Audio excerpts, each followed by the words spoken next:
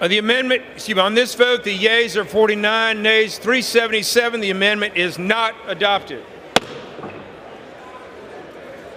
The unfinished business is a request for recorded vote on Amendment 79, printed Part F of House Report 118-216 by the gentleman from Colorado, Ms. Boebert, on which further proceedings are postponed and on which the ayes prevail by voice vote. The clerk will redesignate the amendment. Amendment number 79, printed in Part F of House Report number 118-216, offered by Mrs. Boebert of Colorado.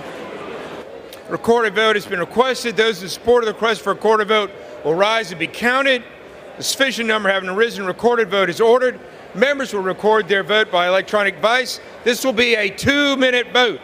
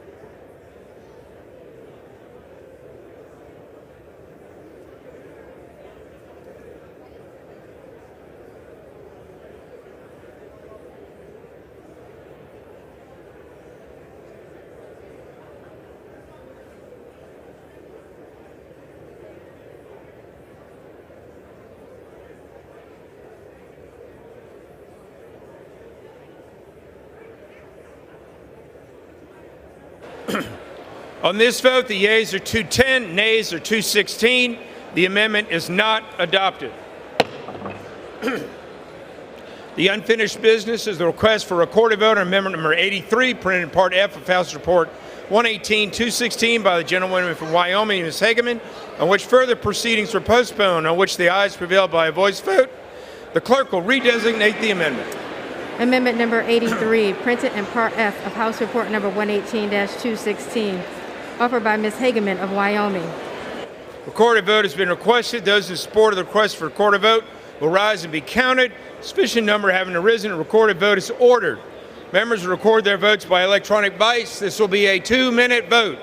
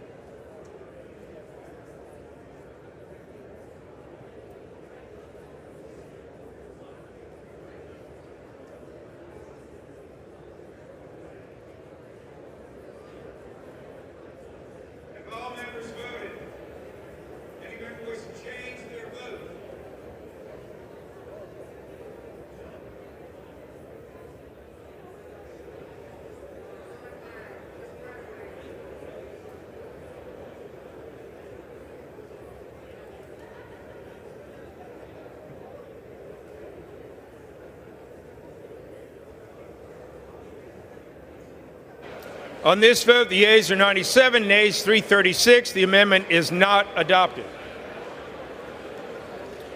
The unfinished business is a request for recorded vote on Amendment 85, printed Part F, House Report 118-216, by the gentleman from Virginia, Mr. Good, on which further proceedings were postponed and on which ayes prevailed by a voice vote. The clerk will redesignate the amendment. Amendment number 85, printed in Part F of House Report number 118-216, offered by Mr. Good of Virginia.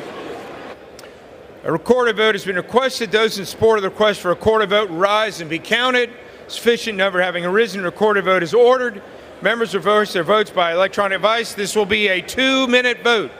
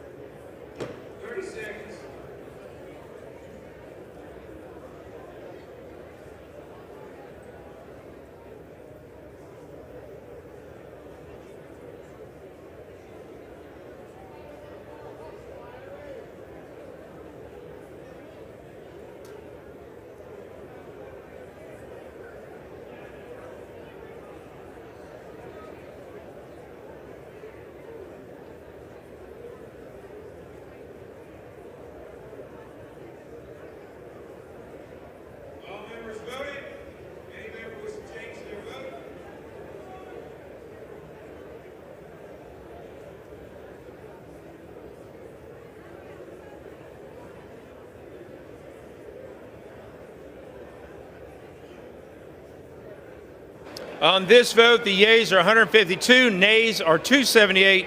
The amendment is not adopted. The unfinished business is the request for recorded vote. Amendment number 89, printed in Part F, House Report 118-216, by the gentlewoman from Colorado, Ms. Boebert, on which further proceedings were postponed, on which the ayes recorded by a voice vote prevail by a voice vote. Clerk will redesignate the amendment. Amendment number 89, printed in Part F of House Report number 118-216, offered by Mrs. Boebert of Colorado. Recorded vote has been requested. Those in support of the request, recorded vote will rise and be counted. A sufficient number having arisen, a recorded vote is ordered. Members will record their votes by electronic device. This will be a 2-minute vote.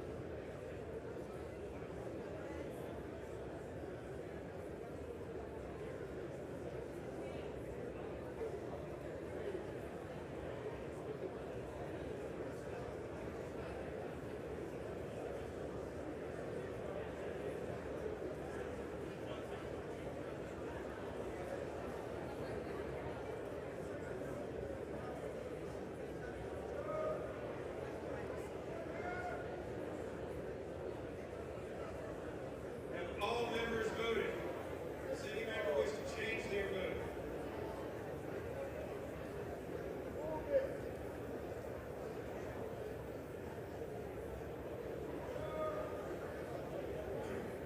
On this vote, the yeas are 217, nays are 214. The amendment is adopted. The unfinished business is the request for recorded vote on Amendment 90, printed in Part F, House Report 118-216, by gentleman from Virginia, Mr. Good, on which further proceedings were postponed and on which the ayes prevailed by a voice vote. The clerk will redesignate the amendment. Amendment number 90, printed in Part F of House Report number 118-216, offered by Mr. Good of Virginia. Recorded vote has been requested. Those in support of the request for recorded vote will rise and be counted. Sufficient number having arisen, recorded vote is ordered. Members will record their vote by electronic device. This will be a 2-minute vote.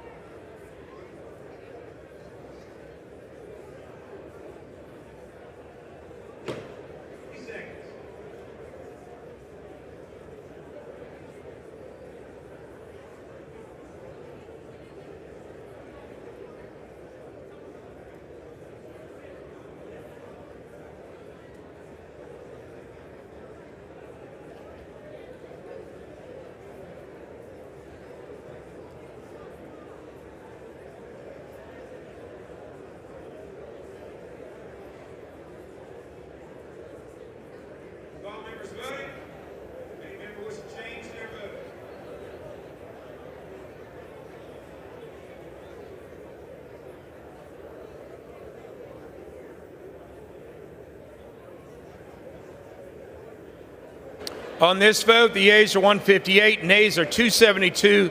The amendment is not adopted. The unfinished business is a request for recorded vote on Amendment 91, printed Part F, House Report 118-216, by the gentleman from Virginia, Mr. Good, on which further proceedings were postponed, on which the ayes prevailed by a voice vote. The clerk will redesignate the amendment.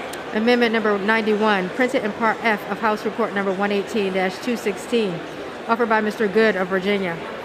A vote has been requested. Those in support of the request for a recorded vote will rise and be counted. Sufficient number having arisen, recorded vote is ordered. Members will vote by the electronic device. There will be a 2-minute vote.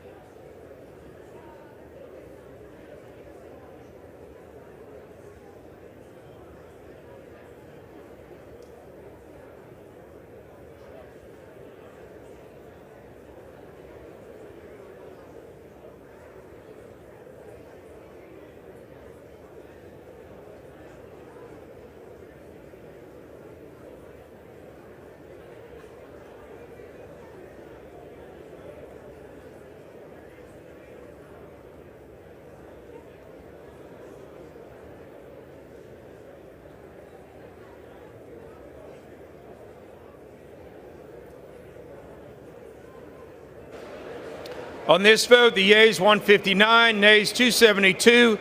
The amendment is not adopted.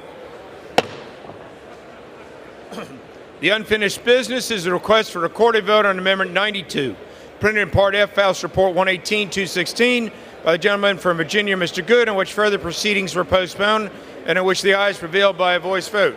The clerk will redesignate the amendment. Amendment number 92, printed in Part F of House Report number 118-216, offered by Mr. Good of Virginia. A recorded vote has been requested. Those in support of the request for recorded vote will rise and be counted. A sufficient number having risen, recorded vote is ordered.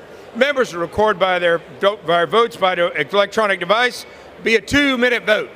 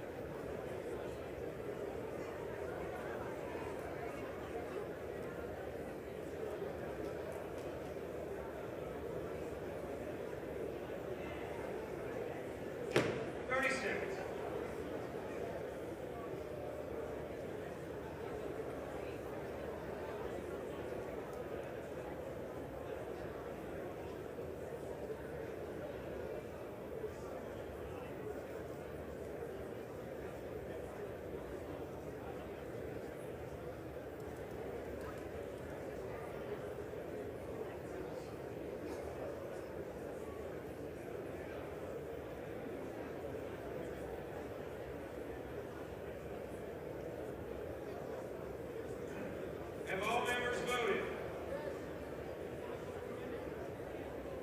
Any member wish to change their vote?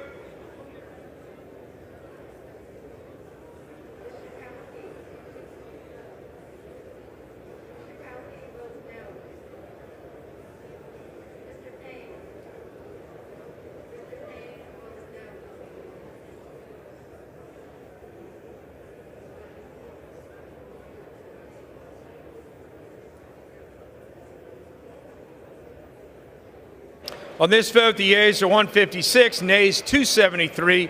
The amendment is not adopted. The unfinished business is a request for a recorded vote on Amendment 93, printed Part F, House Report 118-216 by the gentleman from Virginia, Mr. Good, on which further proceedings were postponed, on which the ayes prevailed by a voice vote. The clerk will redesignate the amendment. Amendment number 93, printed in Part F of House Report number 118-216, offered by Mr. Good of Virginia. A recorded vote has been requested. Those in support of the request for recorded vote will rise and be counted. A sufficient number having risen, a recorded vote is ordered. Members will record their votes by electronic device. This will be a 2-minute vote.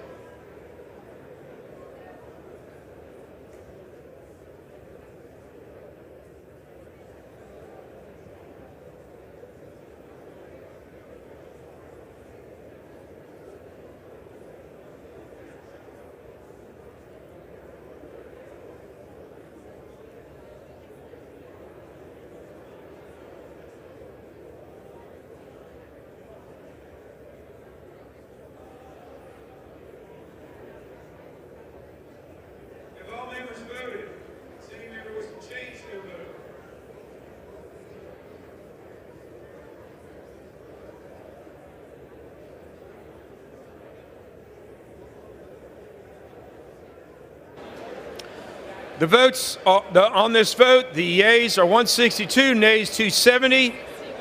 I'm sorry, the yeas are 161, nays 270. The amendment is not adopted. I won't hurt you. The unfinished business is a request for a recorded vote on Amendment 94, printed Part F, House Report 118-216 by the gentleman, Mr. Virginia, Mr. Good, on which further proceedings were postponed, on which the ayes prevailed by a voice vote. The clerk will redesignate the amendment. Amendment number 94, printed in Part F of House Report number 118-216, offered by Mr. Good of Virginia. A recorded vote has been requested. Those in support of the request for recorded vote will rise and be counted. Sufficient number having risen, a recorded vote is ordered. Members record their vote by electronic device. This will be a 2-minute vote.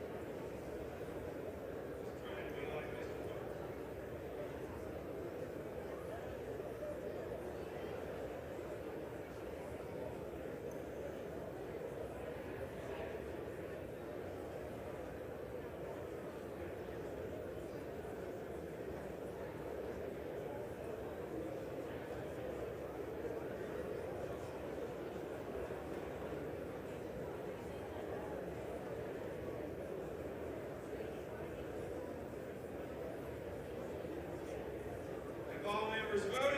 Does any member wish to change their vote?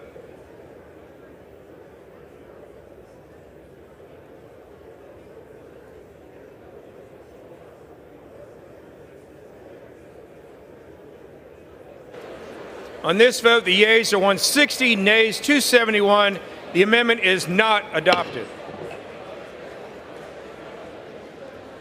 The unfinished business is a request for a recorded vote on amendment number 95, printed in Part F, House Report 118-216 by the gentleman, Mr. Virginia. Mr. Good, on which further proceedings are postponed, on which the ayes prevailed by voice vote. Clerk will redesignate the amendment. Amendment number 95, printed in Part F of House Report number 118-216, offered by Mr. Good of Virginia. Recorded vote has been requested. Those in support of the request for recorded vote will rise and be counted. Sufficient number having risen, a recorded vote is ordered. Members will record their votes by electronic device. This will be a 2-minute vote.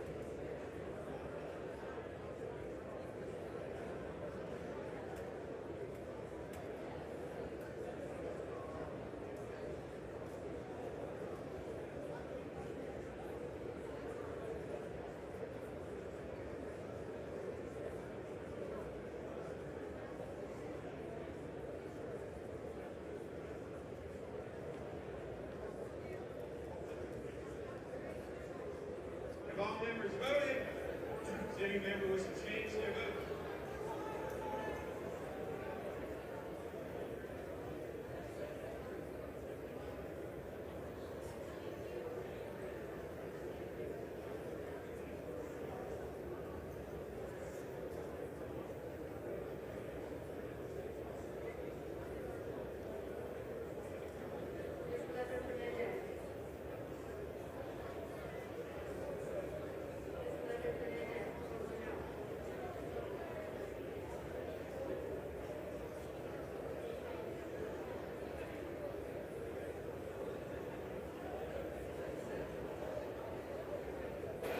On this vote, the yeas 163, nays 267.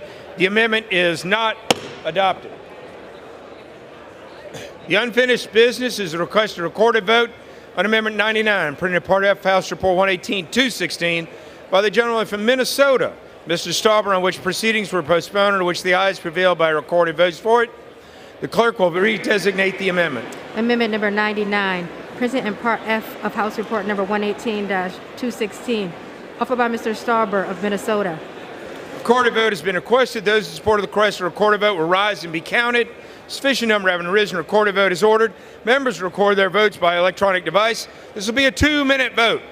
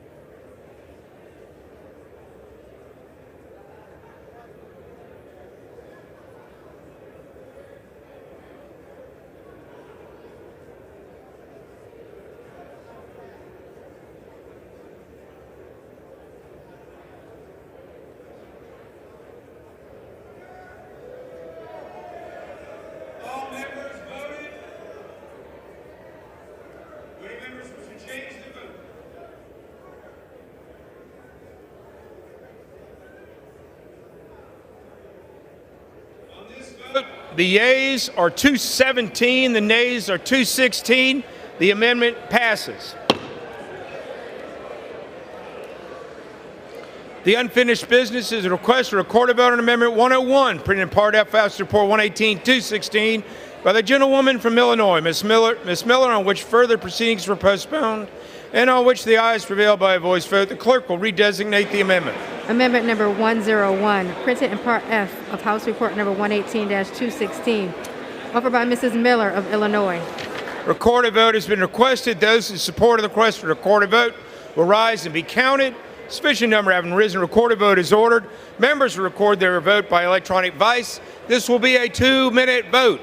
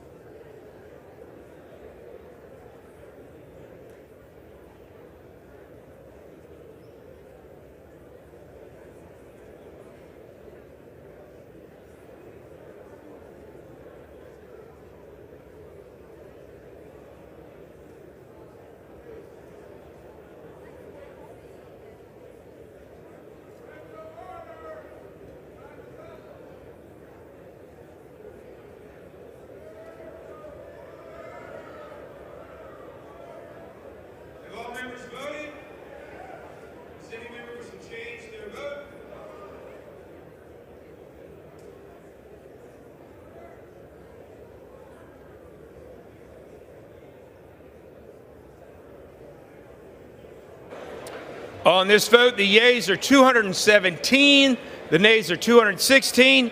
The amendment is adopted. The unfinished business is a request for a recorded vote on Amendment 102, printed in Part F of House Report 118-216, by the gentleman From Montana, Mr. Rosendale, on which further proceedings were postponed, on which the ayes prevailed by a voice vote. Clerk will redesignate the amendment. Amendment number 102, printed in Part F of House Report number 118-216, offered by Mr. Rosendale of Montana. Recorded vote will be requested. Those in support of the request for recorded vote will rise and be counted. A sufficient number having arisen recorded vote is ordered. Members record their vote by electronic device. This will be a 2-minute vote.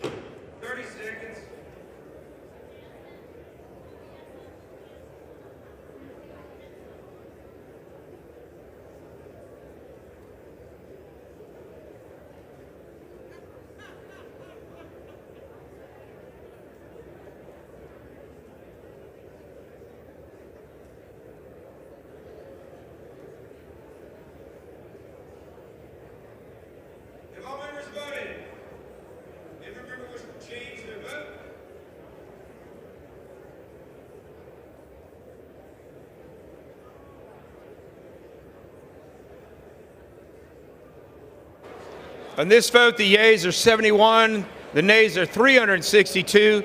The amendment is not adopted.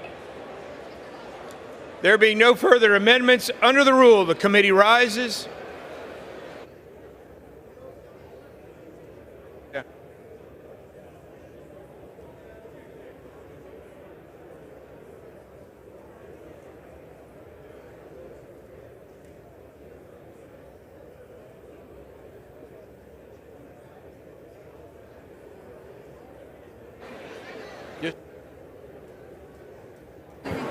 Mr. Speaker, the Committee of the Whole House on the State of the Union has under its consideration H.R. 4368, pursuant to House Resolution 723. I report the bill as amended by that resolution back to the House with sundry further amendments adopted in the Committee of the Whole.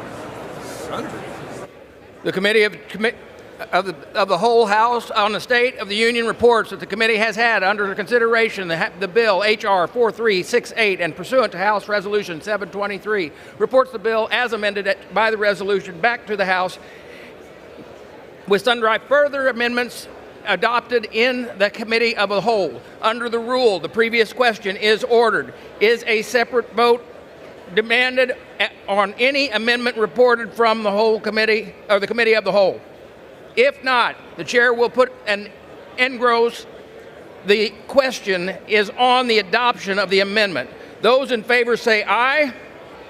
Those opposed, no. In the independent chair, the ayes have it. The amendment is agreed to. The question is on the engrossed and third reading of the bill. Those in favor say aye. Those opposed say no. In the opinion of chairs, the ayes have it. Third reading. A bill making appropriations for agriculture, rural development, food and drug administration, Pursuant related to agencies programs for the fiscal year ending September 30th, 2024, and for other purposes. Pursuant to Clause 1C of Rule 19, further consideration of H.R. 4368 is postponed.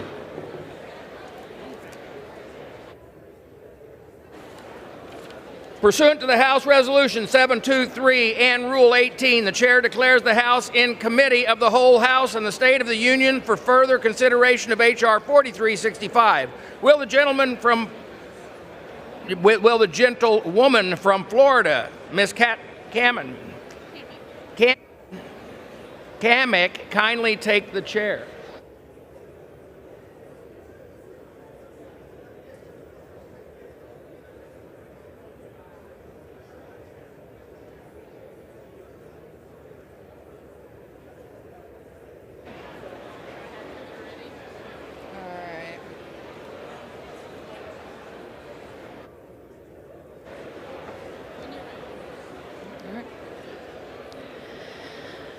The House is in the Committee of the Whole House on the State of the Union for further consideration on H.R. 4365, which the clerk will report by title. For the Department of Defense for the fiscal year ending September 30th, 2024, and for other purposes. When the Committee of the Whole rose earlier today, Amendment Number 180, printed in Part A of House Report 118-216, offered by the gentleman of Montana, Mr. Rosendale, had been disposed of. Pursuant to Clause 6 of Rule 18, proceedings now will resume on those amendments printed in Part A of House Report 118-216, on which further proceedings were postponed in the following order. Amendment 34 by Ms. Houlihan of Pennsylvania. All of them? Amendment 149 by Mr. Biggs of Arizona. Amendment number 151 of Ms. Plaskett of the Virgin Islands. Number 152 of Ms. Boebert of Colorado. Amendment number 153 of Ms. Boebert of Colorado. Amendment number 155 of Mr. Clyde of Georgia. Amendment 156 by Mr. Connolly of Virginia. Amendment 160 of Mr. Gates of Florida. Amendment 161 by Mr. Gates of Florida. Amendment number 166 of Ms. Jayapal from Washington. Amendment number 175 of Mr. Roy of Texas. The chair will reduce to 2 minutes the minimum time for every electronic vote in this series.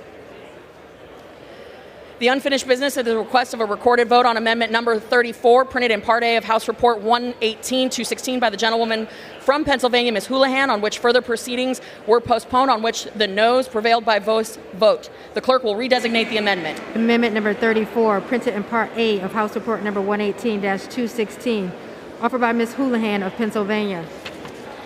A recorded vote has been requested. Those in support of the request for a recorded vote will rise and be counted. A sufficient number having risen, a recorded vote is ordered. Members will record their vote by electronic device. This will be a 2-minute vote.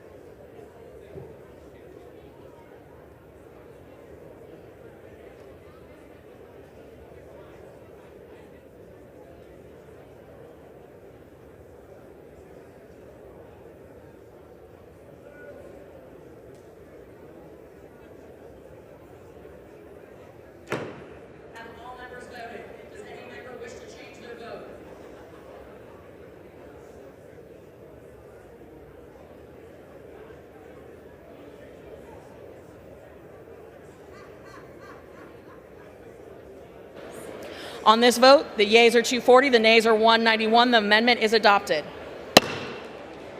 The unfinished business is the request for a recorded vote on Amendment 149, printed in Part A of House Report 118-216 by the gentleman from Arizona, Mr. Biggs, on which further proceedings were postponed and on which the ayes prevailed by voice vote. The clerk will redesignate the amendment. 149, printed in Part A of House Report number 118-216, offered by Mr. Biggs of Arizona. A recorded vote has been requested. Those in support of the request for a recorded vote will rise and be counted. A sufficient number having risen, a recorded vote is ordered. Members will record their vote by electronic device. This will be a 2-minute vote.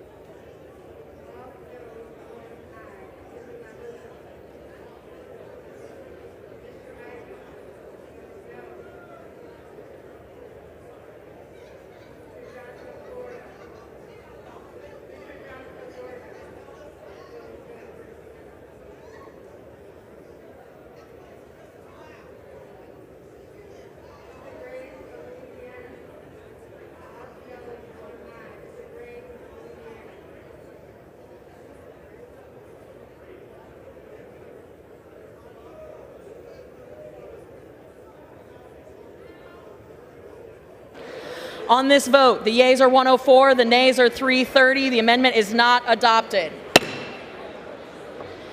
The unfinished business is the request of a recorded vote on amendment number 151, printed in Part A of the House Report 118-216 by the gentlewoman from the Virgin Islands, Ms. Plaskett, on which further proceedings were postponed and on which the noes prevailed by voice vote. The clerk will redesignate the amendment. Amendment number 151, printed in Part A of House Report number 118-216, offered by Ms. Plaskett of Virgin Islands. A recorded vote has been requested. Those in support of the request for a recorded vote will rise and be counted. A sufficient number having risen, a recorded vote is ordered. Members will record their vote by electronic device. This is a 2-minute vote.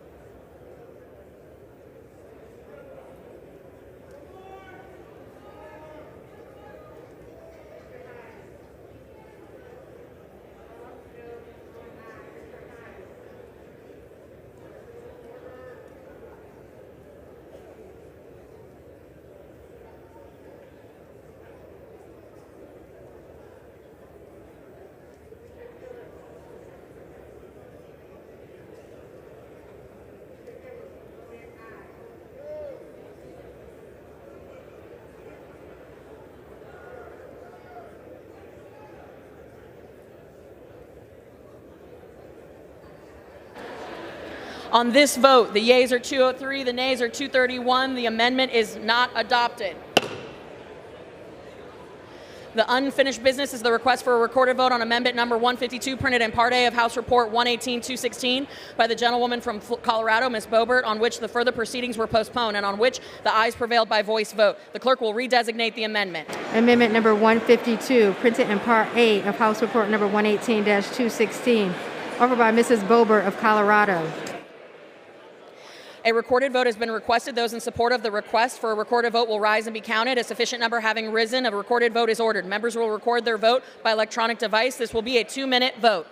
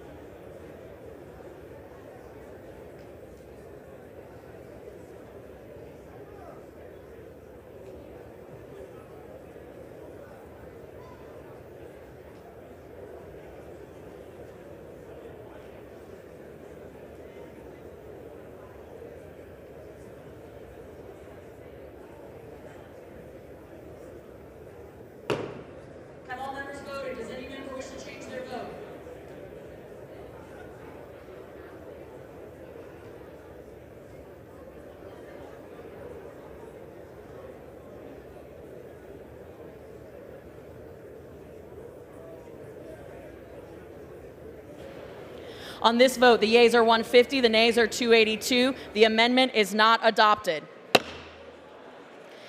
The unfinished business is the request for a recorded vote on amendment number 153, printed in Part A of House Report 118-216 by the gentlewoman of Colorado, Ms. Boebert, on which further proceedings were postponed, on which the ayes prevailed by voice vote. The clerk will redesignate the amendment. Amendment number 153, printed in Part A of House Report number 118-216, offered by Mrs. Boebert of Colorado.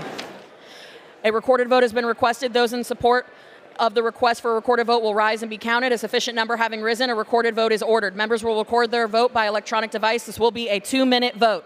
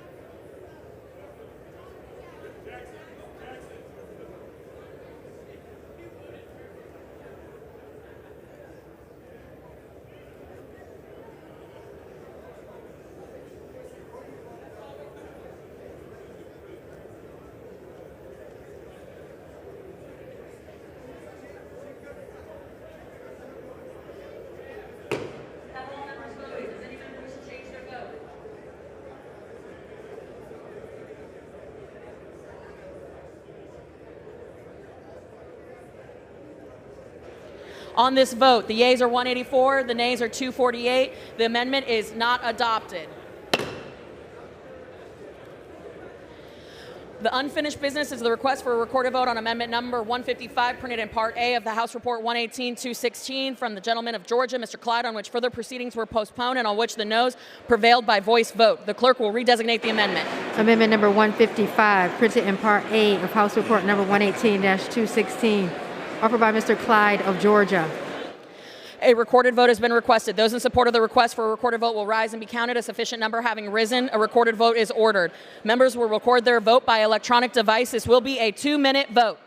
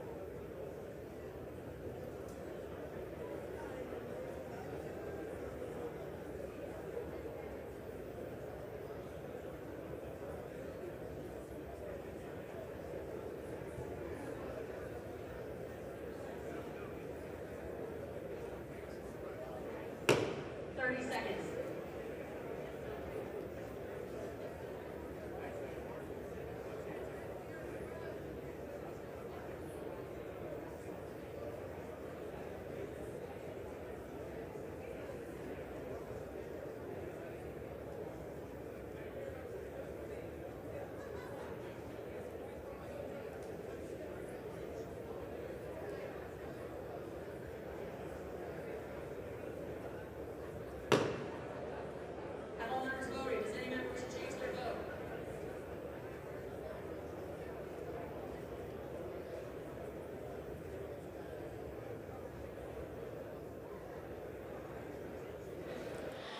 On this vote, the yeas are 172, the nays are 261. This amendment is not adopted. The unfinished business is the request for a recorded vote on Amendment 156, printed in Part A of House Report 118-216 by the gentleman from Virginia, Mr. Connolly, on which further proceedings were postponed, on which the nays prevailed by voice vote. The clerk will redesignate the amendment. Amendment number 156, printed in Part A of House Report number 118-216, offered by Mr. Connolly of Virginia. A recorded vote has been requested. Those in support of the request for a recorded vote will rise and be counted. A sufficient number having risen, a recorded vote is ordered. Members will record their votes by electronic device. This will be a 2-minute vote.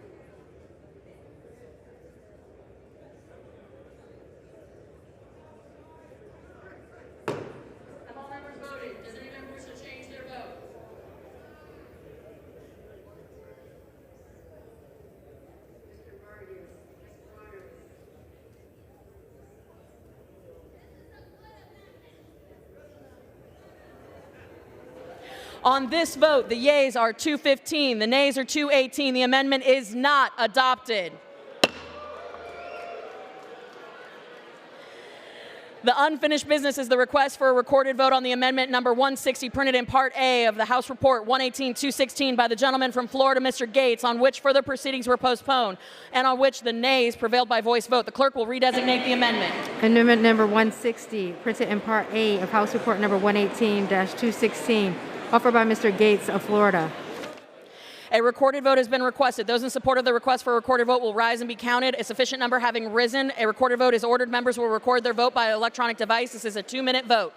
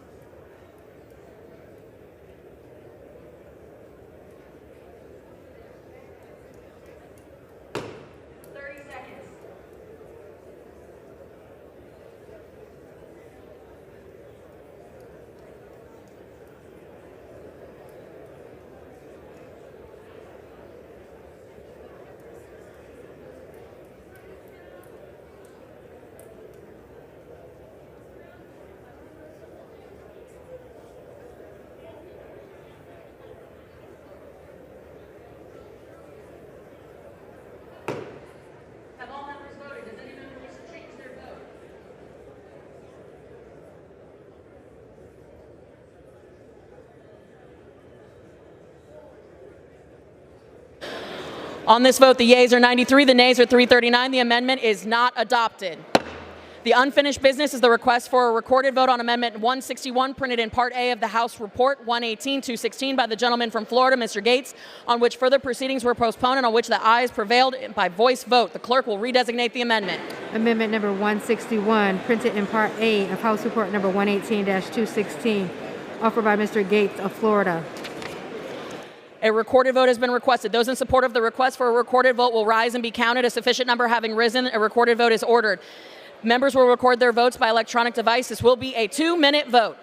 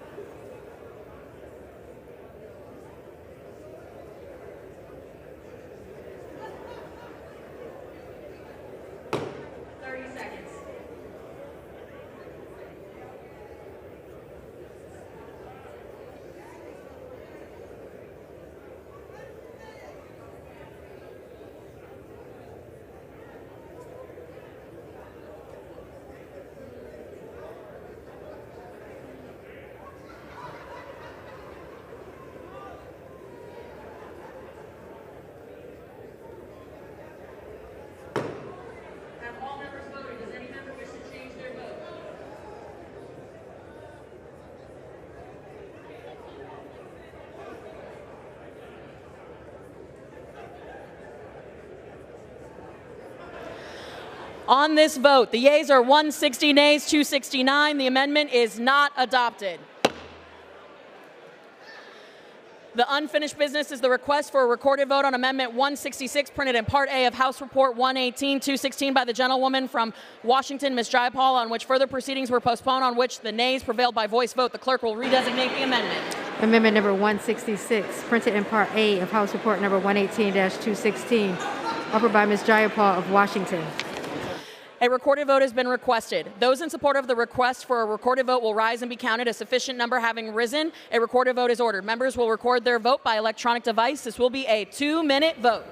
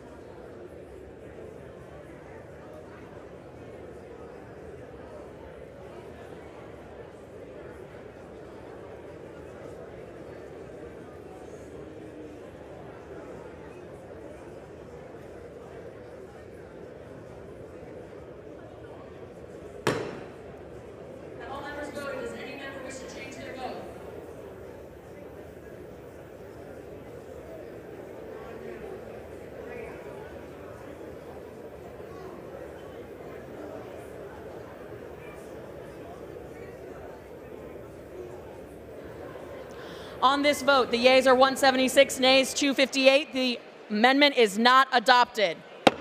The unfinished business is the request for a recorded vote on Amendment number 175, printed in Part A of House Report 118-216, from the gentleman from Texas, Mr. Roy, on which further proceedings were postponed and on which the ayes prevailed by voice vote. The clerk will redesignate the amendment. Amendment number 175, printed in Part A of House Report number 118-216, offered by Mr. Roy of Texas. A recorded vote has been requested. Those in support of the request for a recorded vote will rise and be counted. A sufficient number having risen, a recorded vote is ordered. Members will record their vote by electronic device. This is a 2-minute vote.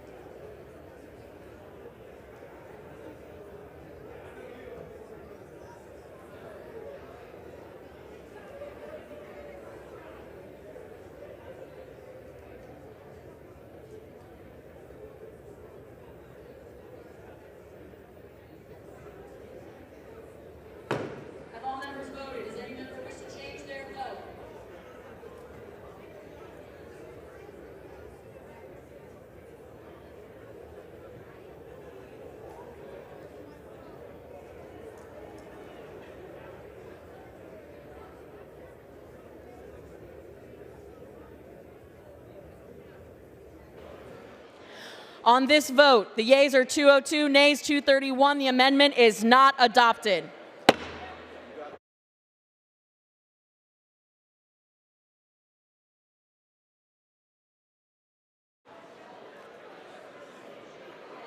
Do I need a gavel? Or no? Right now? Oh. There being no further amendments under the rule, the committee rises.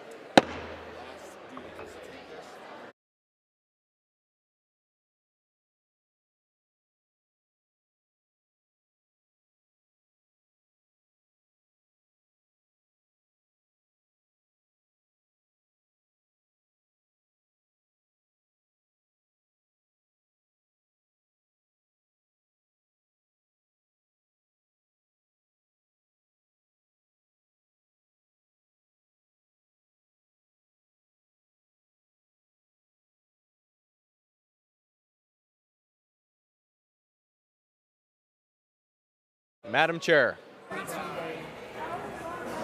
Mr. Speaker,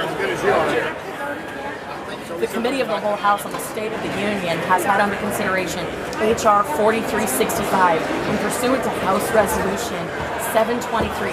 I report the bill back to the House. You, Mr. Speaker, sundry amendments adopted in the Committee of the Whole. What amendment? This is why we don't have nice things.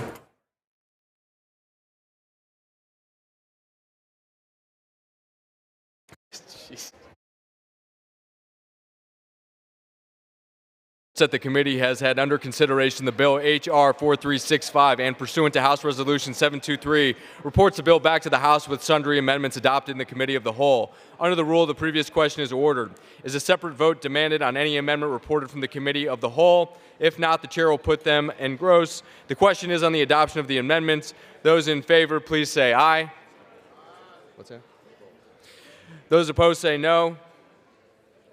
The ayes have it. The amendments are agreed to. The question is on the engrossment in the third reading of the bill. Those in favor say aye. Those opposed say no. The ayes have it. Third reading. Bill making appropriations for the Department of Defense for the fiscal year ending September 30th, 2024, and for other purposes. Pursuant to Clause 1C of the Rule 19, further consideration of H.R. 4365 is postponed.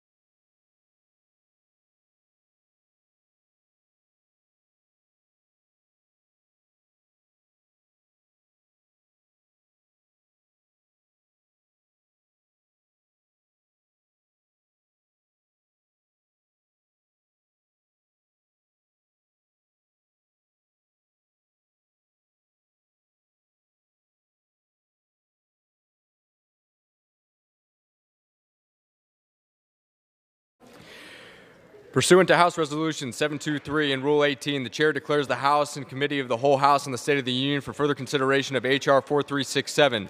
Will the gentleman from Kentucky, Mr. Guthrie, kindly take the chair?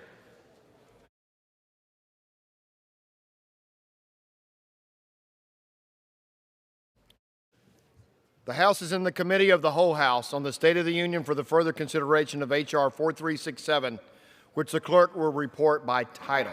A bill making appropriations for the Department of Homeland Security for the fiscal year ending September 30th, 2024, and for other purposes. When the Committee of the Whole House rose earlier today, Amendment Number 11, printed in Part B of House Report 118-216, offered by the gentleman from Texas, Mr. Arrington, had been disposed of.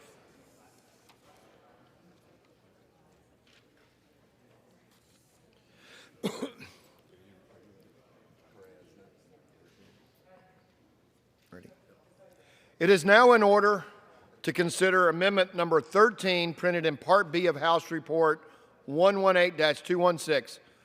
For what purpose? Oh, okay. What purpose does the gentleman from California seek recognition? Mr. Speaker, I have an amendment at the desk. The clerk will designate the amendment. Amendment number 13, printed in Part B of House Report number 118-216, offered by Mr. Correa of California. Pursuant to House Resolution 723, the gentleman from California, Mr. Carrera, and a member opposed will each control 5 minutes. The chair recognizes the gentleman from California. Thank you, Mr. Speaker. And I say to you, if you want to reduce fentanyl on our streets, I ask you to vote for this amendment.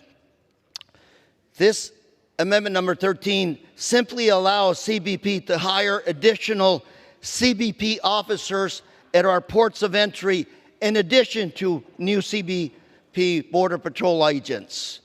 Our ports of entry today are the economic engine of our country.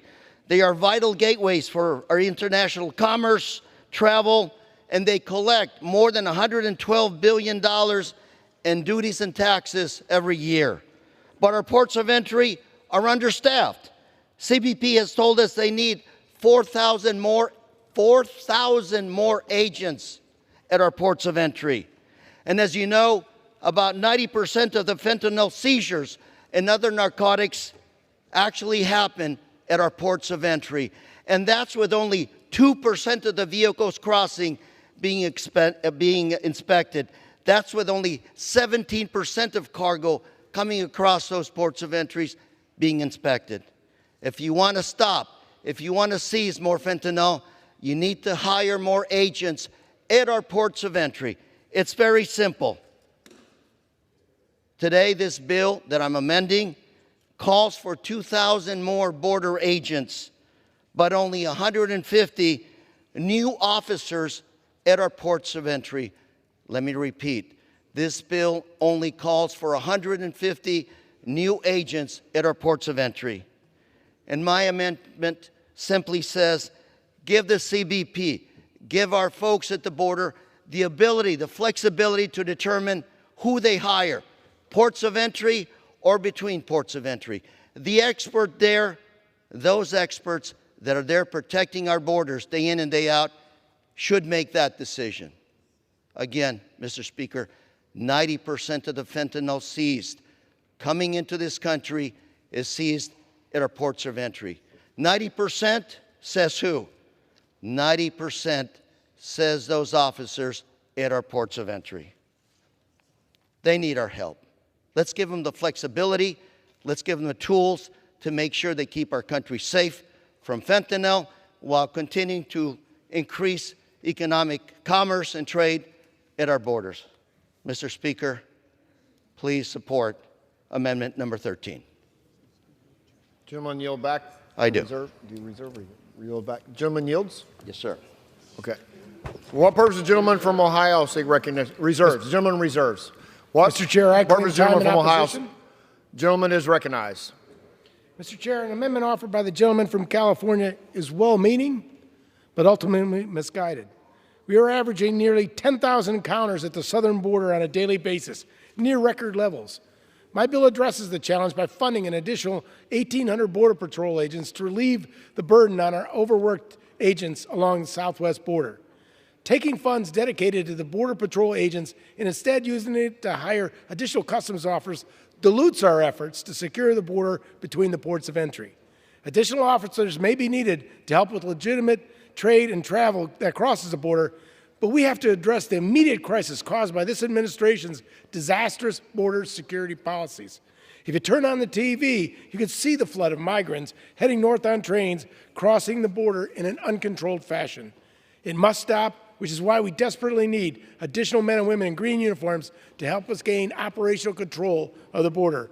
I reluctantly urge my colleagues to vote no on this amendment, and I reserve the balance of my time. Gentleman reserves. Gentleman from California is recognized. Thank you, Mr. Speaker. And I'd say that my colleague on the other side of the aisle is absolutely correct. We need those forces at our border. And I'm just saying to you, sir, that you know most of the drugs, narcotics, fentanyl, comes across the ports of entry. Why not give those ports additional personnel to stop the fentanyl that we know is killing our citizens, our young people in our streets? Give them the opportunity to also hire. Give the Border Patrol, give those agents at our ports of entry the ability to stop these poisons from coming into our country. One death is one death too many from an overdose from fentanyl. Let's stop fentanyl and other narcotics from coming into the country. Again, sir, 90% of the fentanyl and narcotics are actually apprehended at our ports of entry. That's not my statistic. That's not your statistic. That is Homeland Security data, sir. I reserve. Thank you, gentleman. Reserves. I want to remind members that they direct their remarks to the chair. Gentleman from Ohio is recognized. Thank you, Mr. Speaker. I reserve. Gentleman reserves. Gentleman from California is recognized. I reserve. Gentleman from Ohio has the right to close. Again, California is recognized. I think all of us recognize the challenges we have at our border.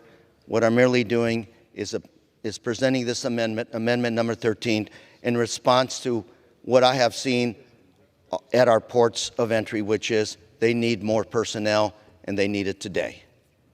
Let's help them at the border keep our country safe. Let's give them the personnel, the resources they need. Thank you very much, and I yield. Gentleman yields back. The gentleman from Ohio is recognized. Thank you. I urge a no vote on this amendment. I yield back. Gentleman yields back. I'm sorry. The question is on the amendment offered by the gentleman from California. Those in favor say aye. Those opposed say no. In the opinion of the chair, the noes have it. The amendment is not agreed to. Pursuant to the Clause 6 of Rule 18, further proceedings on the amendment offered by the gentleman from California will be postponed.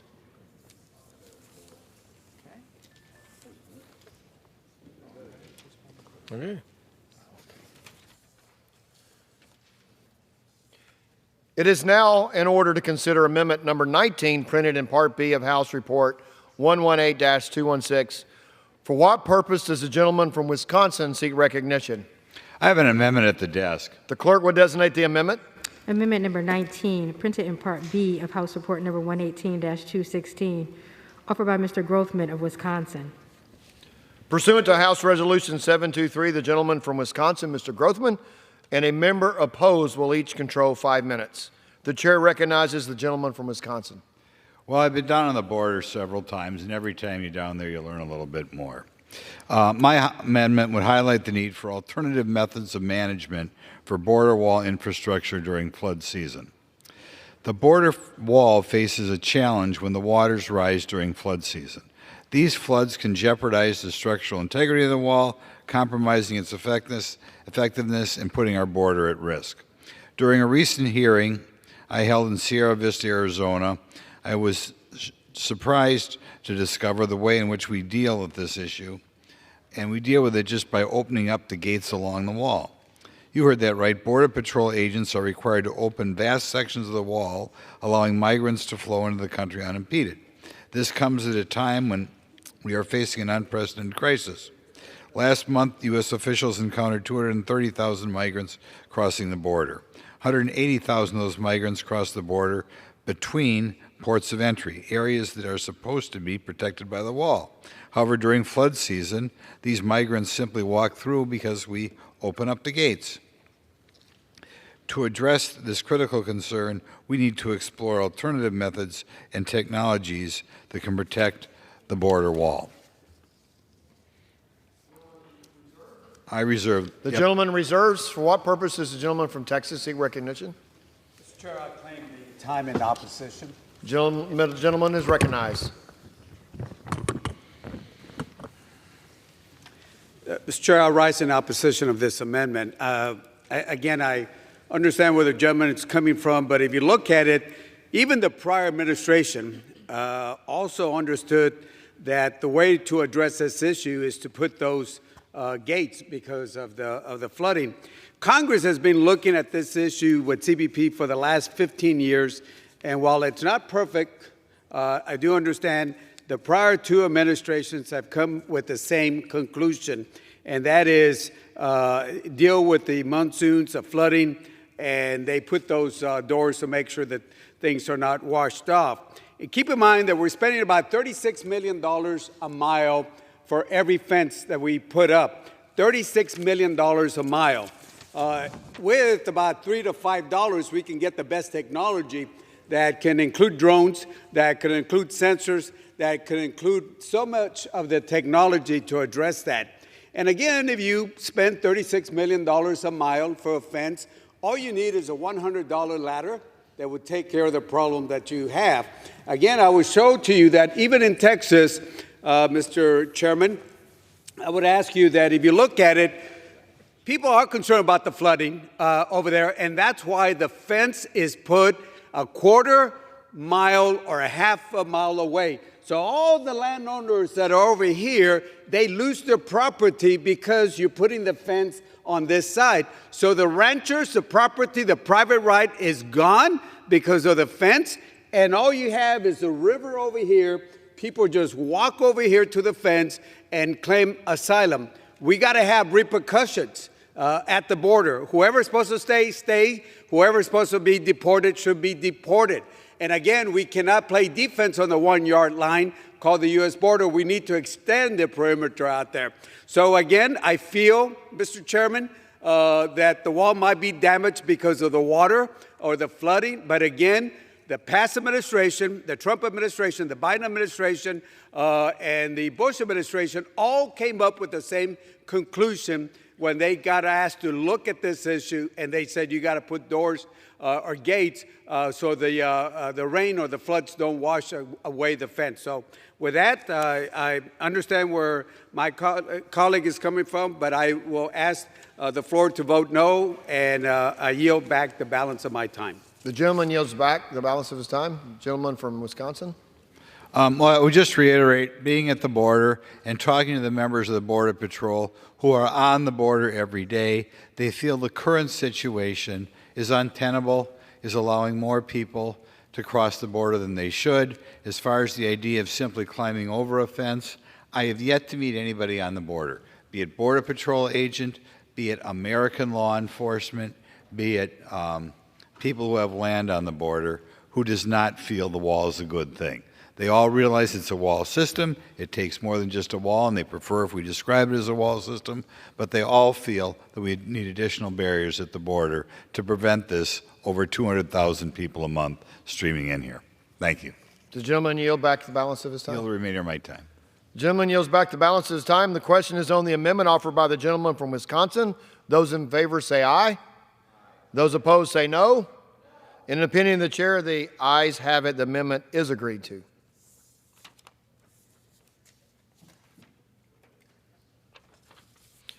It is now in order to consider amendment number 23, printed in Part B of House Report 11-216.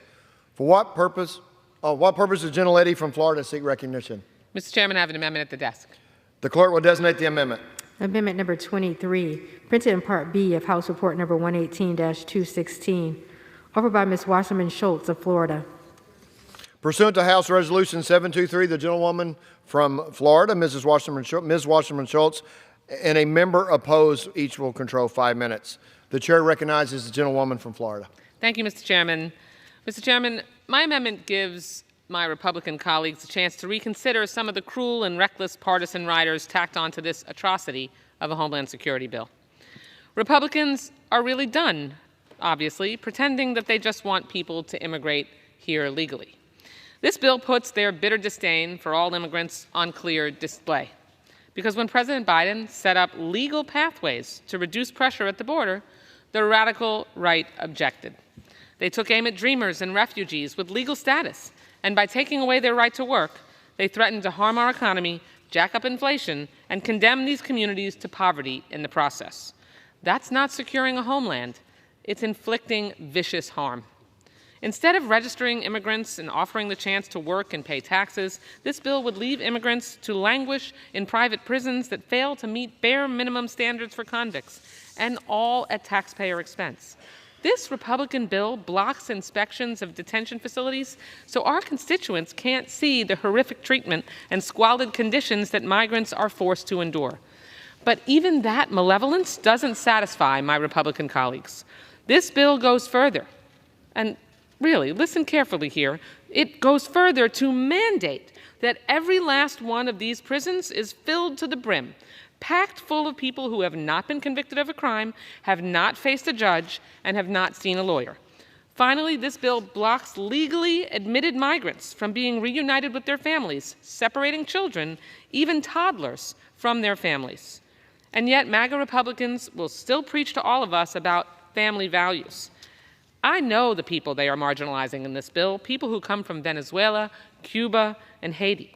They are my neighbors, my friends, my children's classmates. They're like family in my community. None of us are happy with our immigration system. So why not work towards a bipartisan plan that balances legal pathways with unbiased enforcement? Because the secret is out. Republicans don't want a solution. They want more chaos and more heartbreak.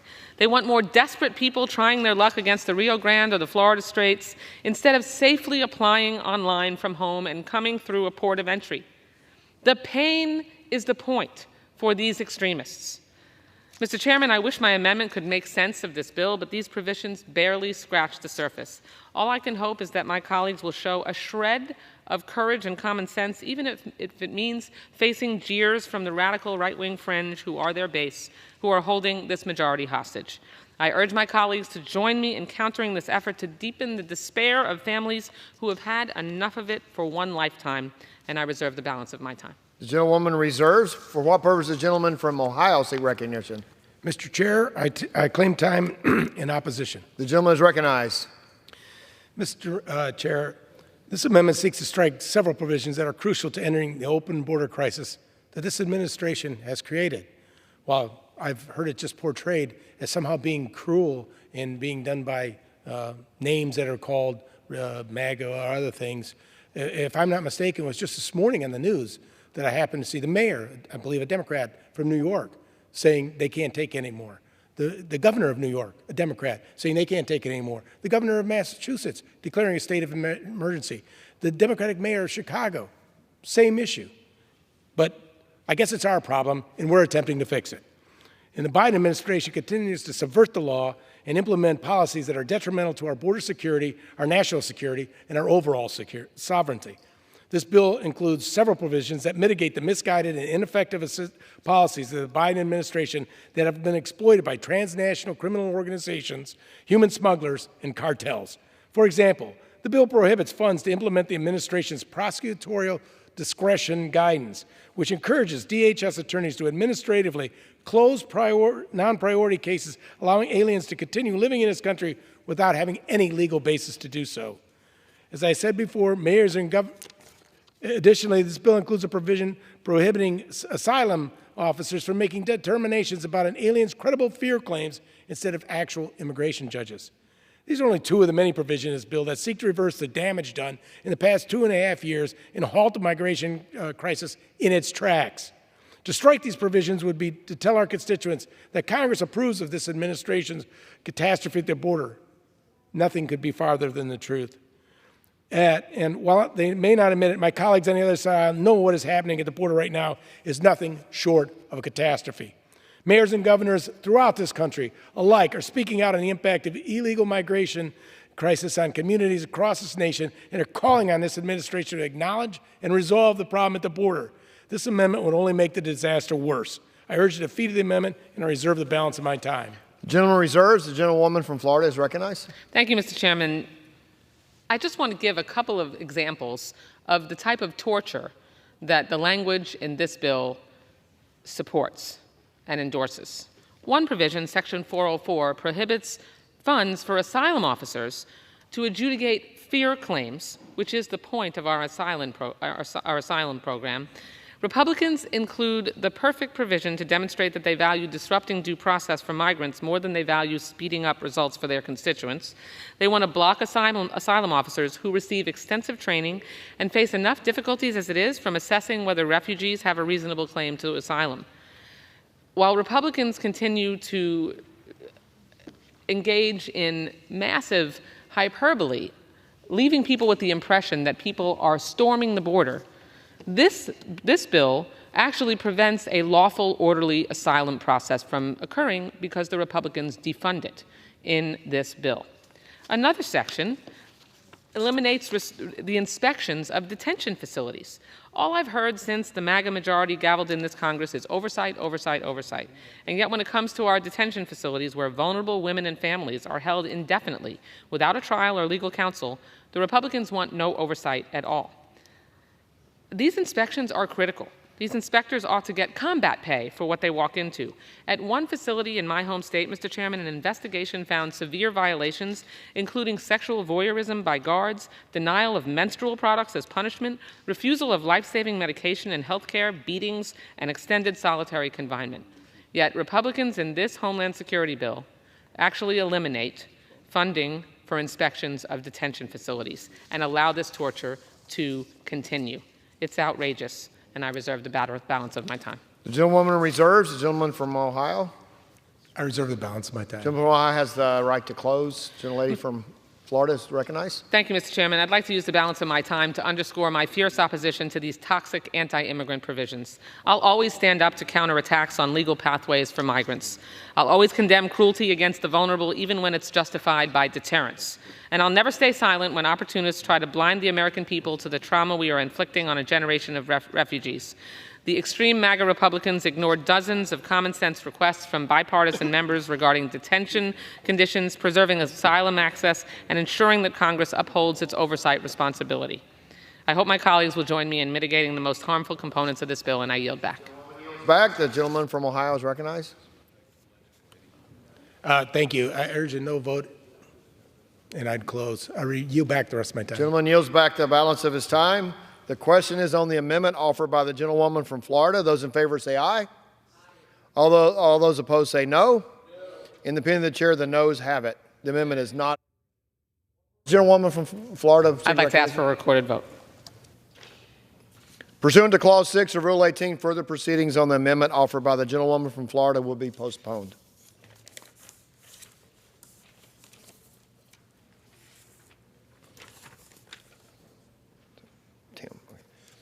It is now in order to consider amendment number 24, printed in Part B of House Report 118-216. For what purpose does the gentleman from Tennessee seek recognition? Mr. Speaker, I have an amendment at the desk. All right. The clerk will designate the amendment. Amendment number 24, printed in Part B of House Report number 118-216, offered by Mr. Burchett of Tennessee. Pursuant to House Resolution 723, the gentleman from Tennessee, Mr. Burchett, and a member opposed each will control 5 minutes. The chair recognizes the gentleman from Tennessee. Thank you, Mr. Speaker. The key to this amendment is just 4 words: or across state lines. I offer this amendment. One of my co-sponsors, Mr. Donalds, I guess it's like football practice this morning, he is absent. But this amendment prohibits federal funds from being used to transport illegal immigrants over the age of 18 across state lines, except for the purpose of removing the individuals from the country. As it currently stands, the bill prohibits funds from being used to transport illegal immigrants into the interior of this country, but fails to recognize there are already folks here illegally. This amendment will cut wasteful and unnecessary spending of taxpayer dollars. It'll get the Biden administration out of the human trafficking business, and it will focus Homeland Security operations on removing the people who enter our country illegally. Mr. Speaker, our border states have been overwhelmed by the Biden administration's pro-illegal immigration agenda since he first came to office. This amendment would help our border agents do what they are supposed to do, and that is protect our border and deport illegal immigrants. Yes. The gentleman reserves. For what purpose does the gentleman for Texas seek recognition? Mr. Chair, I claim the time in opposition. The gentleman is recognized. Mr. Chair, I oppose this amendment. I trust the work of Border Patrol agents. I trust the work of OFO, which are the men and women in blue at our ports of entry. I trust the Air Marine agents, trust the work of ICE agents. I trust the work of HSI, Homeland Security agents. And I trust the work that they do. And what we're looking at, what wants to be changed is Section 221 that says that none, and this is what the law is right now, none of the funds appropriated, otherwise made available by this act, may be made available to transport aliens unlawfully present, parole, or inadmissible to the United States into the interior of the United States, for purposes other than the enforcement of immigration law. It's already here. And again, I don't think we ought to be legislating on the House floor. I think we need to get the input from the agents that I mentioned that I support. Border Patrol, OFO, Air Marine, ICE, HSI. I think we need to ask them, but the law is already there. It says you cannot go into the interior of the U.S. Itself. So with that, I stand in opposition, and I yield back the balance of my time. Gentleman yields back the balance of his time. Gentleman from Tennessee is recognized. Leaving out a key element of this, I too trust our Border Patrol agents. They're underpaid and overworked. I do not trust this White House. This has 4 words added to it, or across state lines. That's currently what is happening. It needs to stop, Mr. Speaker. That's the bottom line. Gentleman yield back the balance of his time. Gentleman yields back the balance of his time. The question is on the amendment offered by the gentleman from Tennessee. Those in favor say aye. Aye. Those opposed say no. In the opinion of the chair, the ayes have it. The amendment is agreed to. Ask for the yeas and nays. Is that what you want? Does anyone seek a recorded vote? Recorded vote. Pursuant to Clause 6 of Rule 18, further proceedings on the amendment offered by the gentleman from Tennessee will be postponed.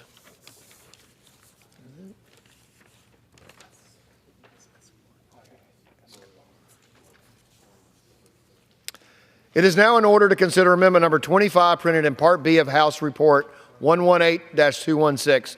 For what purpose does the gentlewoman from Texas seek recognition? Mr. Chair, I have an amendment at the desk. The clerk will designate the amendment. Amendment number 25, printed in Part B of House Report number 118-216, offered by Ms. Escobar of Texas.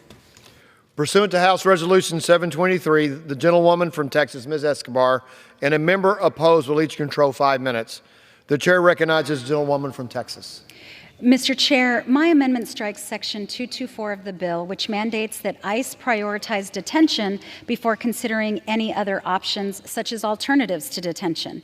This mandate is absurd, and for a party claiming to champion fiscal responsibility, it makes no sense to mandate detention, which is the most expensive option available. We know from previous alternatives to detention, like the case management program run by DHS in 2016, that providing case management services for migrant families costs the department roughly $39 per day. Compare that to the cost of detaining those same families, which is roughly $300 per day. The mandate makes no sense even on the most practical level. The United States simply does not have the capacity to detain every single asylum seeker who arrives at our nation's front door, nor should it. Furthermore, Section 244 of the bill hamstrings DHS's operational flexibility to effectively manage their resources depending on the department's needs at a given time. This could cause a ripple effect of management issues for several agencies within DHS, including ICE, CBP, which would further exacerbate the challenges we see in border communities like mine. I reserve the remainder of my time. Gentlewoman reserves. Did anyone seek time in opposition? For what purpose does the gentleman from Ohio seek recognition? Mr. Chair, I claim time in opposition. Gentleman is recognized. Mr. Chair, the amendment before you seeks to strike a provision in the bill that requires the prioritization of detention and appropriate GPS monitoring technology for aliens going through the immigration proceedings. As we continue to see record levels of migrant encounters under this administration and our non-detained docket continues to grow exponentially, we must use every available tool to compel the department to enforce the law. Striking the provision would give the Biden administration a free pass to continue releasing migrants into the country, a total disregard of the law. We cannot allow the administration to continue the status quo that has ravaged our communities. I urge defeat of the amendment, and I reserve the balance of my time. Gentleman reserves. The gentlewoman from Texas is recognized. Thank you, Mr. Chair. If my colleagues were truly being honest with each other, they'd admit the proposed Homeland Security Appropriations Bill is unworkable and truly will not solve the challenges that we face. For this reason, at the appropriate time, I will offer a motion to recommit this bill back to committee. This bill pulls money from critical DHS functions and improvements, including investing in our ports of entry, the CBP One app, and even endangers public safety by defunding CBP's recently updated vehicle pursuit policy. In short, this bill is filled with unworkable, empty promises Republicans feed their base instead of putting forth real solutions. I have tremendous respect for my colleague, the gentleman from Ohio, and I would implore with him to work with us on a bipartisan solution that is truly workable. I was born and raised in El Paso, Texas, on the U.S.-Mexico border. I live there today. I raised my 2 children there in that beautiful community. No one wants safety and security and order more than those of us who live there and have invested our lives in those communities. But we know that relying on borders, as my colleague has pointed out, Representative Cuellar, they are not the answer. They don't deter, they don't manage, and they don't make migrants go away. All it does is feed cartels so that they can find other routes for migrants. And we share a commitment to wanting to end that. We can find a solution in a bipartisan pathway. My colleague Maria Salazar and I have come together to find compromise, to seek true solutions that uphold our values and actually solve the problems at hand. And I invite my Republican colleagues to join us. There is no doubt that this is a very broken system that puts significant pressure and strain on communities like mine, on NGOs, on local governments, on our federal personnel, and of course, the incredible inhumanity that migrants endure in order to seek an opportunity to live and work in our country. But this broken system is a consequence of Congress's inaction. It's been 37 years since Congress has reformed and passed comprehensive immigration law. There's no better time than the present to do that together in a bipartisan way. But depending on unworkable solutions, expecting that Mexico will accept every migrant, believing we can jail every human being that comes to our border, it's unrealistic and it's not a true solution. My amendment, if the House rules permitted, I would have offered the motion to recommit with an important amendment to this bill.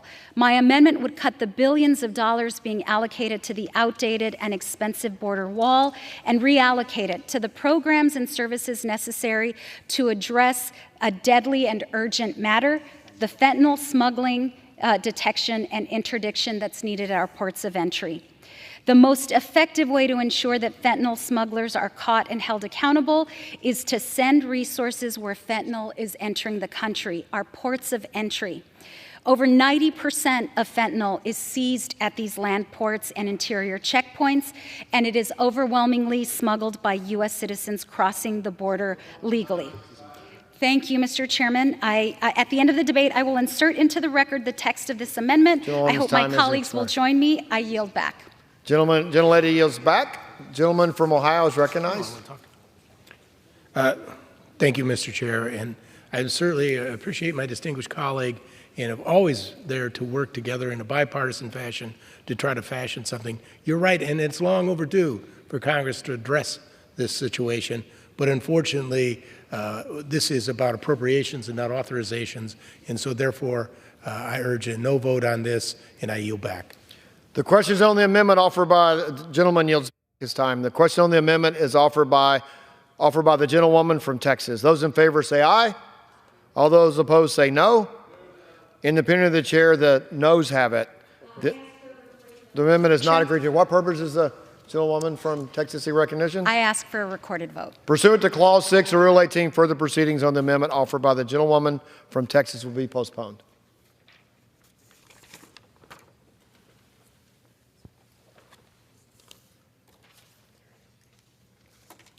It is now in order to consider amendment number 26, printed in Part B of the House Report 118-216. For what purpose does the gentleman from Texas seek recognition? Mr. Chairman, I have an amendment at the desk. The clerk will designate the amendment. Amendment number 26, printed in Part B of House Report number 118-216, offered by Mr. Tony Gonzalez of Texas. Pursuant to House Resolution 723, the gentleman from Texas, Mr. Gonzalez, and a member opposed will each control 5 minutes. The chair recognizes the gentleman from Texas. Thank you, Mr. Chair. I represent a district that is over 42% of the southern border, places that sadly nobody knew very well a few years ago, and now everybody knows. Places like Eagle Pass and Del Rio and El Paso. Right now in my communities, we are completely overwhelmed. In El Paso alone, there's over 11,000 people that are here illegally into the community that has saturated the situation. In Eagle Pass, we've come to beyond a breaking point where over 2,000 people are coming over illegally. In that community, we are beyond a point of return, and we need help. We need assistance. Every instinct in my body is to leave this place and go home and help the people in my district, that it feels as if a Category 5 hurricane has hit the southern border. This is the absolute worst I have seen it, and there is no bottom to it. There is no end in sight. My amendment is simple. My amendment asks to end catch and release, essentially in a humane and orderly way. If there is space, if there is capacity, instead of DHS releasing migrants into a community that is already saturated, this amendment asks that they look for other places where they have capacity. It is humane, it is orderly, and most importantly, it would end the catch and release policies that have turned my communities upside down. And with that, Mr. Chair, I yield back. Reserve? Gentleman reserves? No. Gentleman reserves? So what gentleman from Texas seek recognition? Mr. Chair, I claim time in opposition. Gentleman is recognized. I rise respectfully in opposition against this amendment, but I will say this. My good friend and I share the border, and we will continue working. I do believe in detention beds. I do believe there is a place for them. I do believe that we should best utilize the detention beds for the higher risk detainees. And I believe also that we should give ICE flexibility. I will commit to my good friend, Mr. Gonzalez, and to my other good friend from Ohio, Mr. Joyce, that I will work with them when we get in conference committee, because this is not the final bill, that I will work with them on this particular language. So again, with that, I yield back the balance of my time. Gentleman yields back the balance of his time. The gentleman from Texas is recognized. Thank you, Mr. Chairman. I urge this body to please grant the people in my district, the people in Eagle Pass, the people in El Paso, some relief. We are beyond a breaking point, and we are completely overwhelmed. I am here to urge this body to do something today. Not a week, not a month, not a year, not 10 years from now, today. And ending catch and release is exactly what our communities need to get some relief. With that, I yield back. The gentleman yields back. The question is on the amendment offered by the gentleman from Texas. Those in favor say aye. Those opposed say no. In the opinion of the chair, the ayes have it. The amendment is agreed to.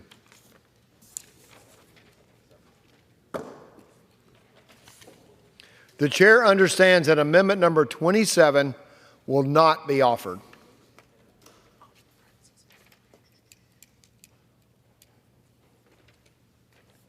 The chair understands that amendment number 28 will not be offered.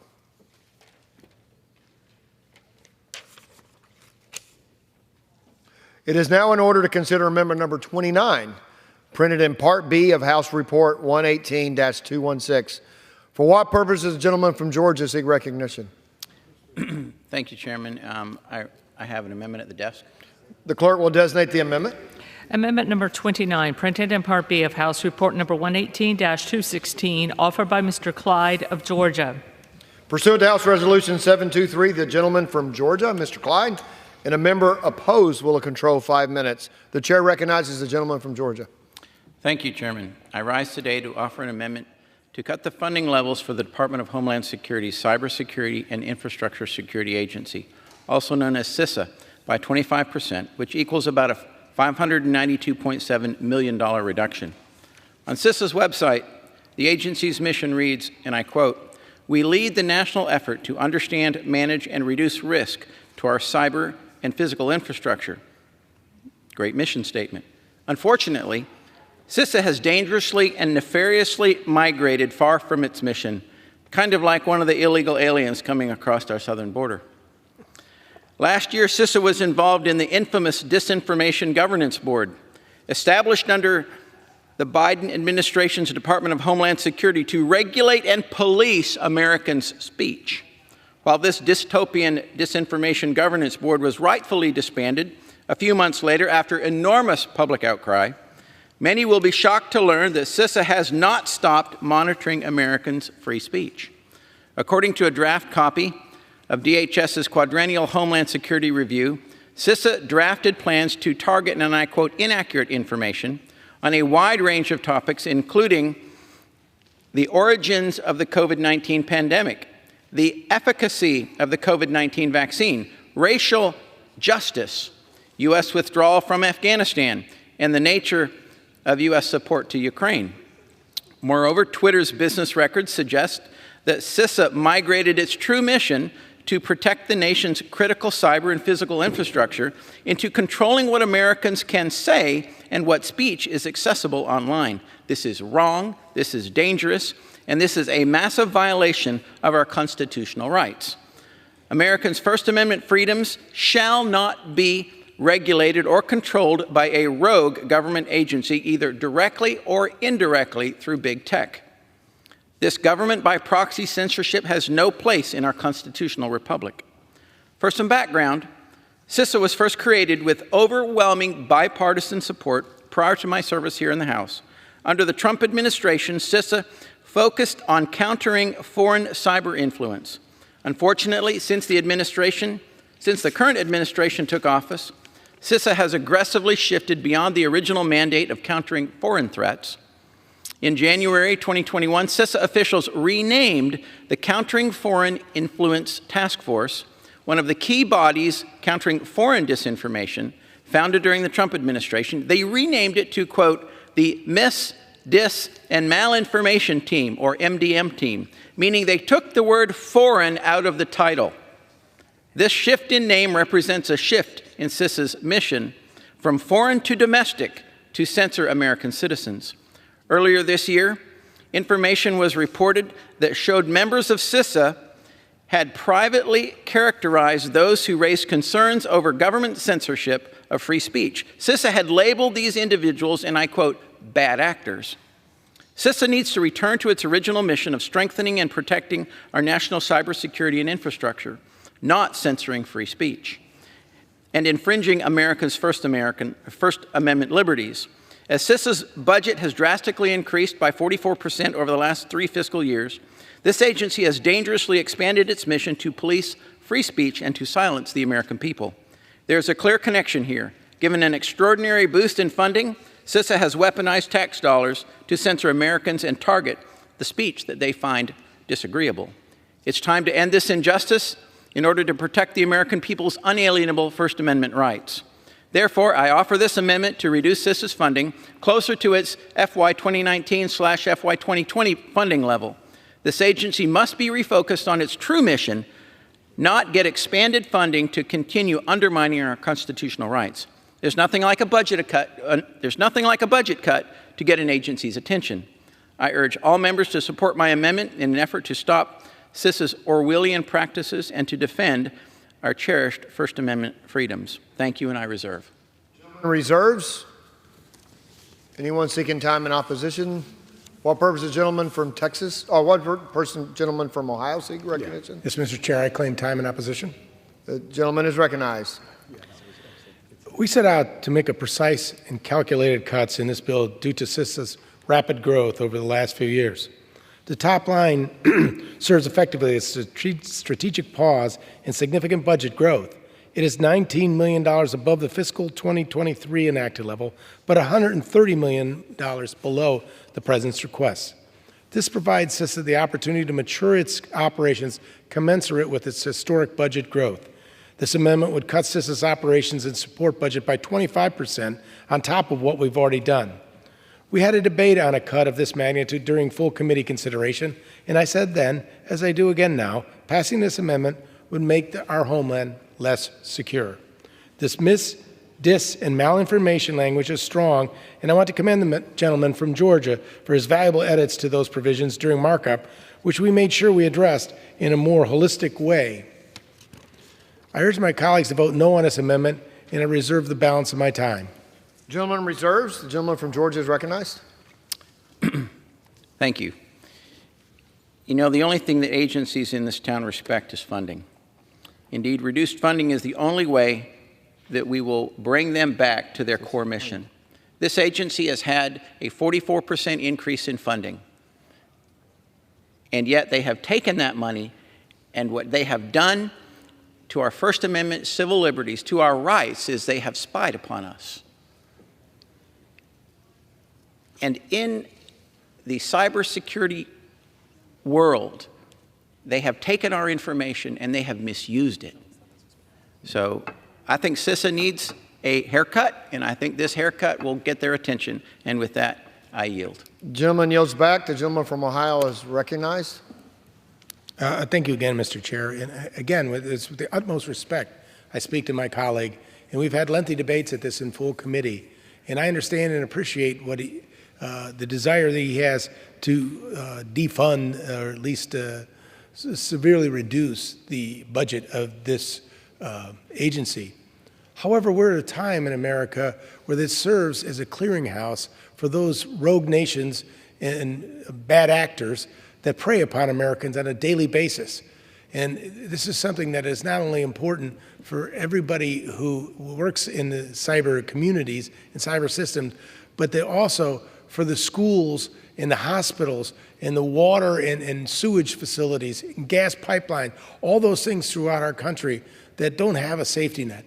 They have to rely on CISA for their information in the hope and support because, unfortunately, the companies that provide the software, but do nothing when it's being hacked by these outside influences and actors.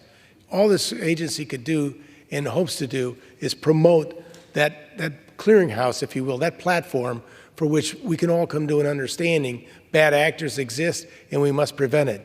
And while I understand and appreciate and will work closely with my colleague to make sure the things he talks about as far as attacks on First Amendment rights never occur in any agency of the United States, that at this time I must urge a no vote, and I yield back. Gentleman yields back. The question is on the amendment offered by the gentleman from Georgia. Those in favor say aye. Aye. Those opposed say no. In the opinion of the chair, the noes have it. The amendment is not agreed to. Recorded vote. Pursuant to Clause 6 of Rule 18, further proceedings on the amendment offered by the gentleman from Georgia will be postponed.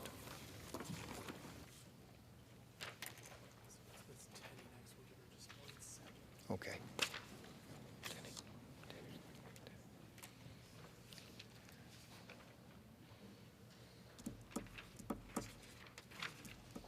All right.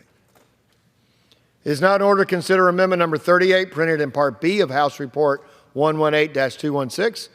For what purpose does the gentlewoman from New York seek recognition? Thank you, Mr. Speaker. I have an amendment at the desk.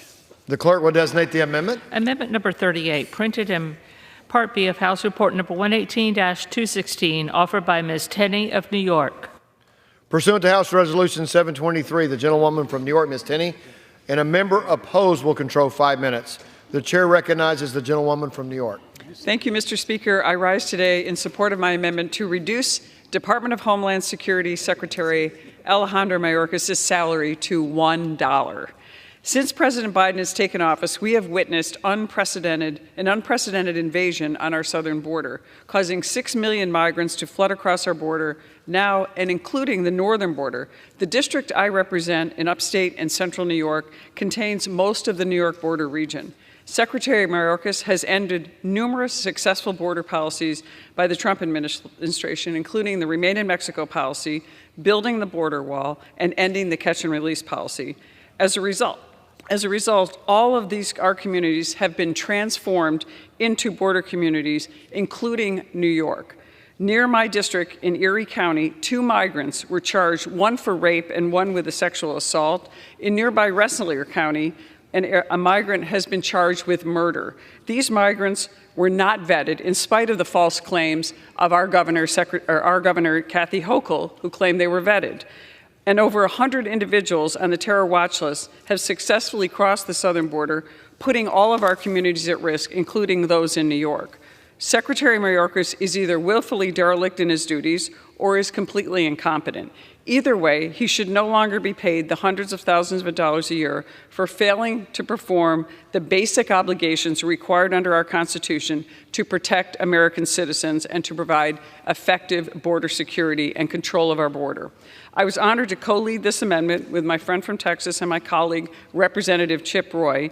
And I also urge my colleagues to join us in support of this amendment and to finally hold Secretary Mayorkas accountable. I'm hoping Mr. Roy will join me and speak on behalf of this. However, until he gets here, I just want to say, Mr. Speaker, just this past month, we hit a record for migrant crossings in American history of over 304,000.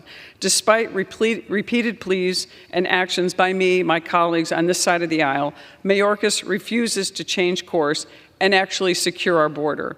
Secretary Mayorkas has completely failed to do his job and has completely doubled down on his failed policies. While Congress ultimately needs to impeach and remove Secretary Mayorkas, defunding his salary is a great first start. I urge my colleagues to support this amendment, and now I would like to reserve and yield some time to my colleague and my co-sponsor of this great amendment, Representative Chip Roy of Texas. Gentlelady reserves. Oh, gentlelady yields the balance of your time? Reserve. Reserve. You reserve. Okay. Gentlelady reserves. What purpose does the gentleman from Texas seek recognition? Mr. Chair, I claim the time in opposition. Gentleman is recognized. Thank you, Mr. Chair. I rise in opposition to this amendment. Look, any Secretary of Homeland plays a very critical role in national security. Secretary Mayorkas has served our country as the U.S. Attorney, Director of USCI, Deputy Secretary of Homeland, and now as Secretary. I know that we hear a lot from the other side of the aisle where they say that the Secretary has not achieved operational control of the border. Operational control of the border was first defined in the Secure Fence Act of 2006, and neither Border Patrol Chief nor the Secretary have yet declared operational control since then. If you look at it, 2 Republican presidents, Bush and Trump, none of them obtained operational control. 2 Democrats, Obama and Biden, also have not obtained operational control. I know how important the Constitution is to my colleagues, and I would ask you to say that if you target salaries, by targeting salaries, it's simply unconstitutional, as pointed out in the United States versus Lovett, a Supreme Court case in 1946. So again, if we're going to uphold the Constitution, the court has said that targeted salaries is not the right way. We all want to secure the border, but targeting somebody's salary does not get to the aim that we want to get to. So I urge my colleagues to vote no, and I yield back the balance of my time. The gentleman yields back the balance of his time. The gentlelady from New York is recognized. Thank you, Mr. Speaker. The Holman Rule still exists, and we're exercising our rights under the Constitution and the Holman Rule. I now would like to yield my time, 1 minute or 2. I don't know what I have remaining, to the representative from Texas, Mr. Roy. Gentlelady has 2.5 minutes. I'd like to yield 2 minutes to Mr. Roy. Gentleman is recognized. I thank the gentlelady from New York, and I have great respect for my colleague on the other side of the aisle from Texas. On this matter, we disagree. The Secretary of Homeland Security has entirely abdicated his responsibility to follow the laws of the United States. He has done so purposefully. He has done so with complete disregard to his constitutional obligation to run the Department of Homeland Security, which by definition means he is supposed to secure the homeland. Having released some 2 million people into the United States, having come before the House Judiciary Committee and literally said, yes, we have operational control of the border, while staring directly at a statute defining operational control of the border under the Secure Fence Act, and then later going back to committees and saying, well, no, that's not the definition that I was talking about. We all know full well what he's doing. He's trying to pull the wool over the eyes of the American people that he is somehow following the laws, that he is somehow following asylum laws and parole laws when he's using parole, which is supposed to be for a case-by-case basis, to literally dump hundreds of thousands of people into the United States. And Americans are dying. Kids are dying from fentanyl poisoning. The very migrants that my colleagues say this is supposed to be helpful for are dying in the Rio Grande, or dying in South Texas ranches, or getting sold into the sex trafficking trade, or dying or getting abused in stash houses. This is a blatant disregard of his duty. He should be removed from office, and we sure as hell shouldn't be funding his salary. The Holman Rule exists for us to exercise our Article 1 authority over an abusive Article 2 executive. It is time for Congress to reassert its authority, to reclaim control, to use the power of the purse to stop the abuse of authority by this secretary, to endanger the American people, to endanger migrants, to undermine our homeland security. I yield back to the gentlelady from New York. How much time do I have? Gentlelady has 30 seconds. Thank you, Mr. Speaker, and thank you, Representative Roy. Let me just be clear to everyone out there. The Democrats in New York are against this policy put in place by Joe Biden and Secretary Mayorkas. Even Mayor Adams of New York City has blamed Joe Biden. Our current governor, Kathy Hochul, has done a 180, and now she blames Joe Biden. Even former Governor Cuomo is now blaming Joe Biden for this migrant crisis in New York. And 82% of New Yorkers have done, in a recent poll, blame Joe Biden and Secretary Mayorkas for this migrant crisis in New York, which is having devastating consequences for our security and is harming our taxpayers. For that reason, I ask my colleagues to join us in this amendment, Congressman Roy and I, in reducing Secretary Mayorkas' salary to $1. And I yield back, Mr. Speaker. Gentlelady yields back. The question is on the amendment offered by the gentlelady from New York. Those in favor say aye. Those opposed say no. In the opinion of the chair, the ayes have it. The amendment is agreed to.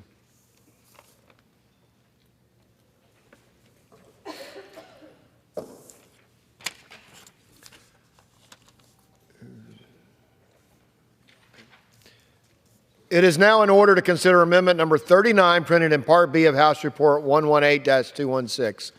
For what purpose does the gentleman from Arizona seek recognition? I have an amendment at the desk. The clerk will designate the amendment. Amendment number 39, printed in Part B of House Report number 118-216, offered by Mr. Biggs of Arizona. Pursuant to House Resolution 723, the gentleman from Arizona, Mr. Biggs, and a member opposed will each control 5 minutes. The chair recognizes the gentleman from Arizona. Thank you, Mr. Chairman. I rise to speak in support of my amendment, which prohibits the use of funds to pay the salary and expenses of CISA Director Jen Easterly. It is no secret at this point that this administration is waging war on conservative voices, and Jen Easterly has been at the tip of the Biden administration's spear to censor American speech. In the recent case decision of Missouri versus Biden, Judge Doughty specifically pointed out Ms. Easterly's targeting of conservative speech for censorship. In fact, Ms. Easterly's censorship efforts were so explicit and pervasive that Judge Doughty believed that the plaintiffs in the case are likely to succeed in their claims against Ms. Easterly and the other Biden administration officials. And this was affirmed recently by the Fifth Circuit. On September 6, 2023, they wrote, quote, CISA did flag content. Beyond holding regular industry meetings with the platform, CISA officials engaged in switchboarding operations, meaning that they acted as an intermediary for a third-party group by forwarding flagged content from them to the platforms. For her part, Ms. Easterly has both worked with and in some cases coerced social media platforms to take down and suppress posts that don't fit into the administration's idea of what the truth is. And we know this because Ms. Easterly herself has said that conservative opinions that question the administration are not truth, but are instead alternative facts, and are dangerous to national security, implying that terms like truth are for her and the administration to define. She and other members of the administration have ordered the removal of posts about Hunter Biden's laptop, the COVID lab leak theory, the ineffectiveness of masks and the vaccine, questions about the security of the 2020 election and future elections, the state of the economy. Most of that has been proven objectively to be true, but she suppressed it, as well as suppressing a variety of other posts which happen to be inconvenient for the Biden administration. With that, I'm going to reserve. Gentleman reserves. For what purpose the gentleman from Ohio seek recognition? Mr. Chair, I claim time in opposition. The gentleman from Ohio is recognized. I understand and join the outrage shared by my colleagues over the CISA mis, dis, and malinformation scandal. No administration and no government should ever be in the business of labeling or attempting to convince social media companies that First Amendment protected speech is or is not disinformation. The government is not the arbiter of the truth, a position that even the ACLU agrees with. That is why we work diligently to address government censorship concerns in this bill, and I stand by our language. However, this amendment is not targeted at the policies of the Biden administration that we disagree with. It's targeted at a person who wasn't in office when CISA engaged in mis, dis, and malinformation activities. And while we might not agree with her policies, the CISA director has a history of dutiful service to this country, including a long career in the military. Director Easterly is a West Point graduate, two-time recipient of the Bronze Star, retiring from the Army after more than 20 years in intelligence and cyber operations. While I empathize with the sponsor on the sentiment behind this amendment, I cannot support it and urge my colleagues to vote no.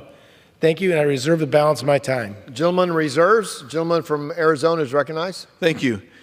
Not only has Ms. Easterly already suppressed many conservative voices, she has stated that she's preparing to do the same thing again for the 2024 election. Not somebody else in the administration, not somebody else in CISA. Ms. Easterly has said this.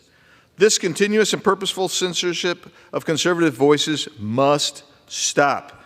And just as we saw in the last one with Secretary Mayorkas, using the Holman Rule does our job, helps us do our job and do our duty.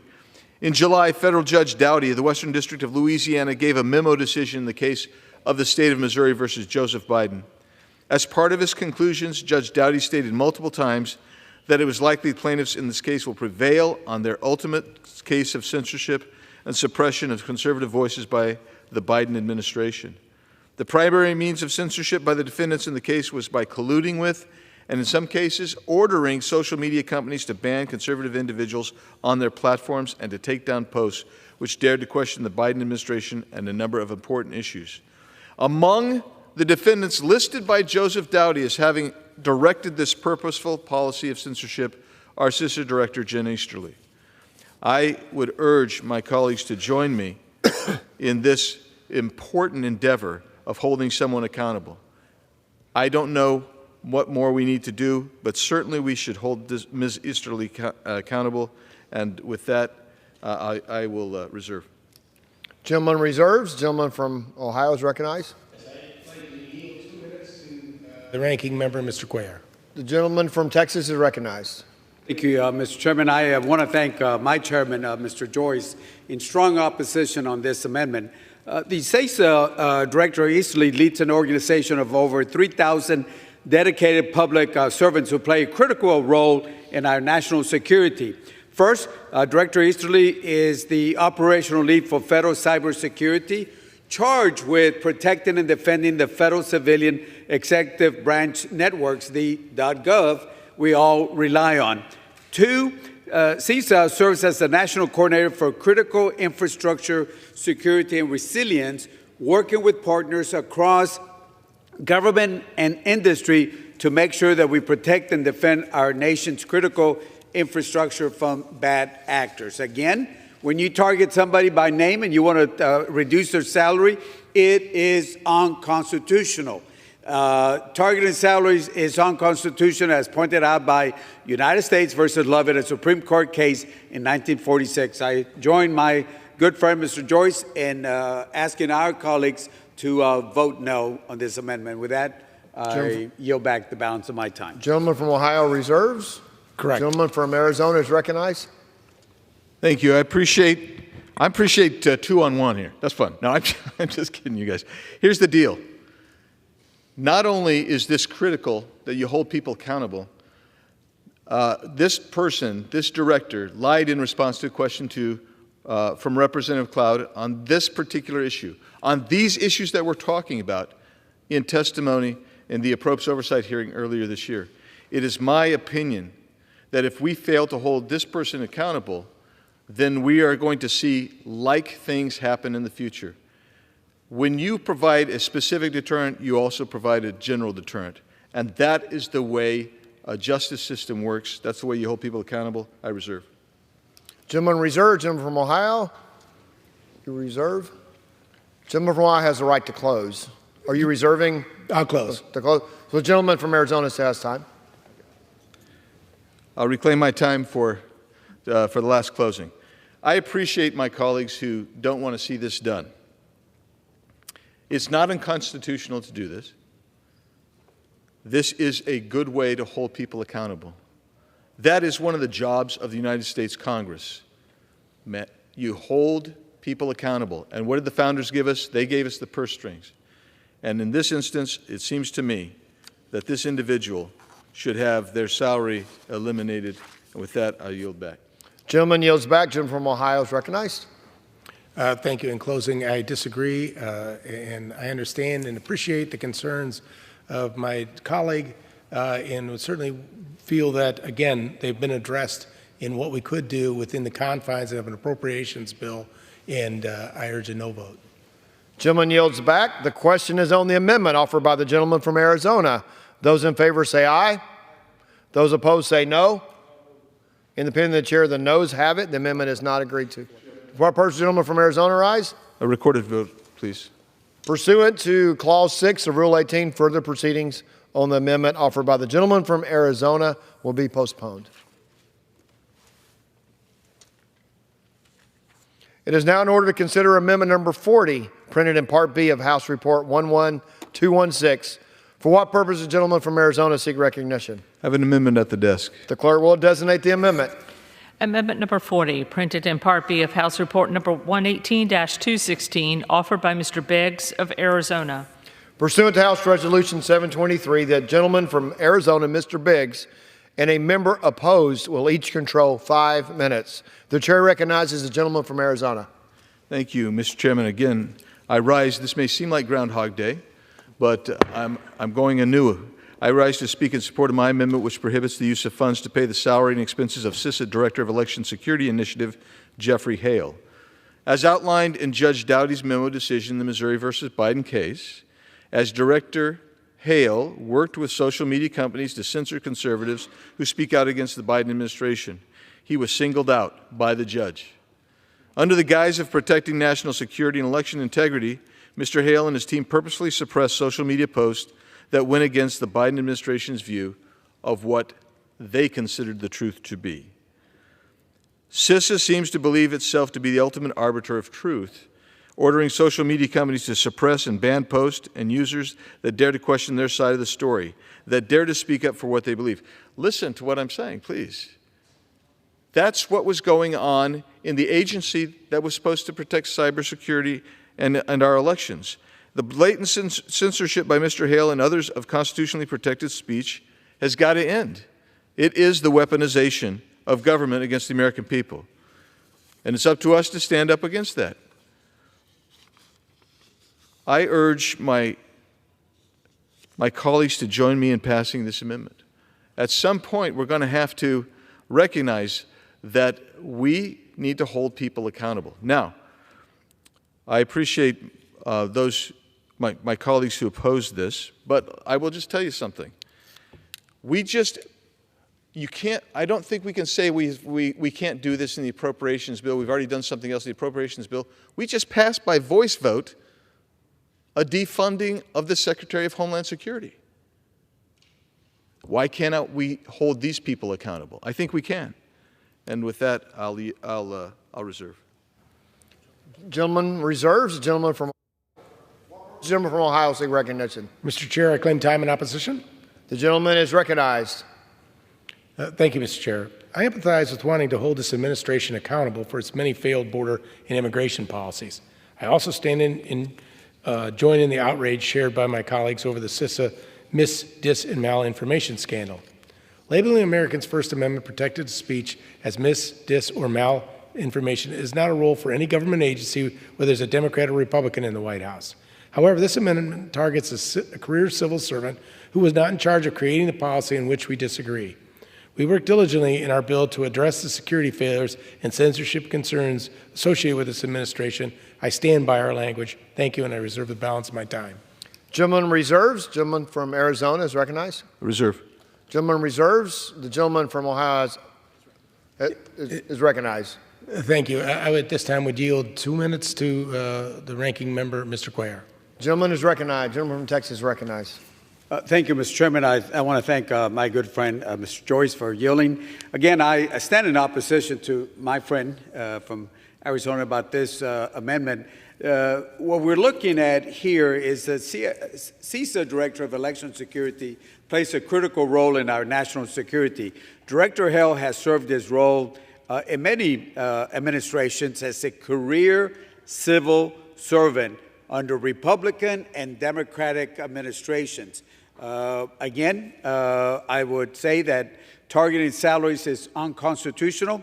As pointed out in United States versus Lovett, a Supreme Court case from 1946, I join my chairman, Mr. Joyce, in urging our colleagues to vote no, and with that, I yield back. The gentleman from Ohio reserves. Gentleman from Arizona is recognized. Thank you. Thank you, Mr. Chairman. I, again, appreciate my colleagues and their position. I fundamentally disagree. When this case came before the court, and this is, you have a heavy burden when you're going to enjoin people. The CISA Director of Election Security Initiative, Jeffrey Hale, was one of the defendants that was found to be one of the officials of this administration that was engaged in a clear and focused policy of using the Department of Homeland Security to stop conservatives from questioning the Biden administration on social media, even if it meant censoring constitutionally protected speech. I guess we're going to have a fundamental difference here, and I appreciate what my colleagues who oppose this measure. I think I appreciate and understand what they're saying, but I'm just not certain what we're going to do then. How are we going to stand up to an administration where every institution of this administration has been weaponized? FBI, DOJ, Department of Education, the border security leadership. Here we are. We have CISA. And the people who are running CISA, leading areas, are systematically suppressing speech and censoring speech. It isn't me saying it. It is a court of law saying it after evidentiary hearings. It is through admissions, through discovery of these individuals. That's why these individuals lost in court. But there is no other way to hold them accountable. Holding an administration accountable is one thing, but holding an individual accountable for violating systematically, participating in violations of our First Amendment rights, this is the way we do it. This is the way we should do it. And I will urge my colleagues to join me, and I'll yield back. The gentleman yields back. The gentleman from Ohio is recognized. Thank you. And not to belabor the Groundhog Day, I don't want to make any arguments further other than to say that I urge a no vote on this, and I yield back. The gentleman yields back. The question is on the amendment offered by the gentleman from Arizona. Those in favor say aye. Those opposed say no. In the opinion of the chair, the noes have it. The amendment is not agreed to. Request recorded vote, please. Pursuant to Clause 6 of Rule 18, further proceedings on the amendment offered by the gentleman from Arizona will be postponed.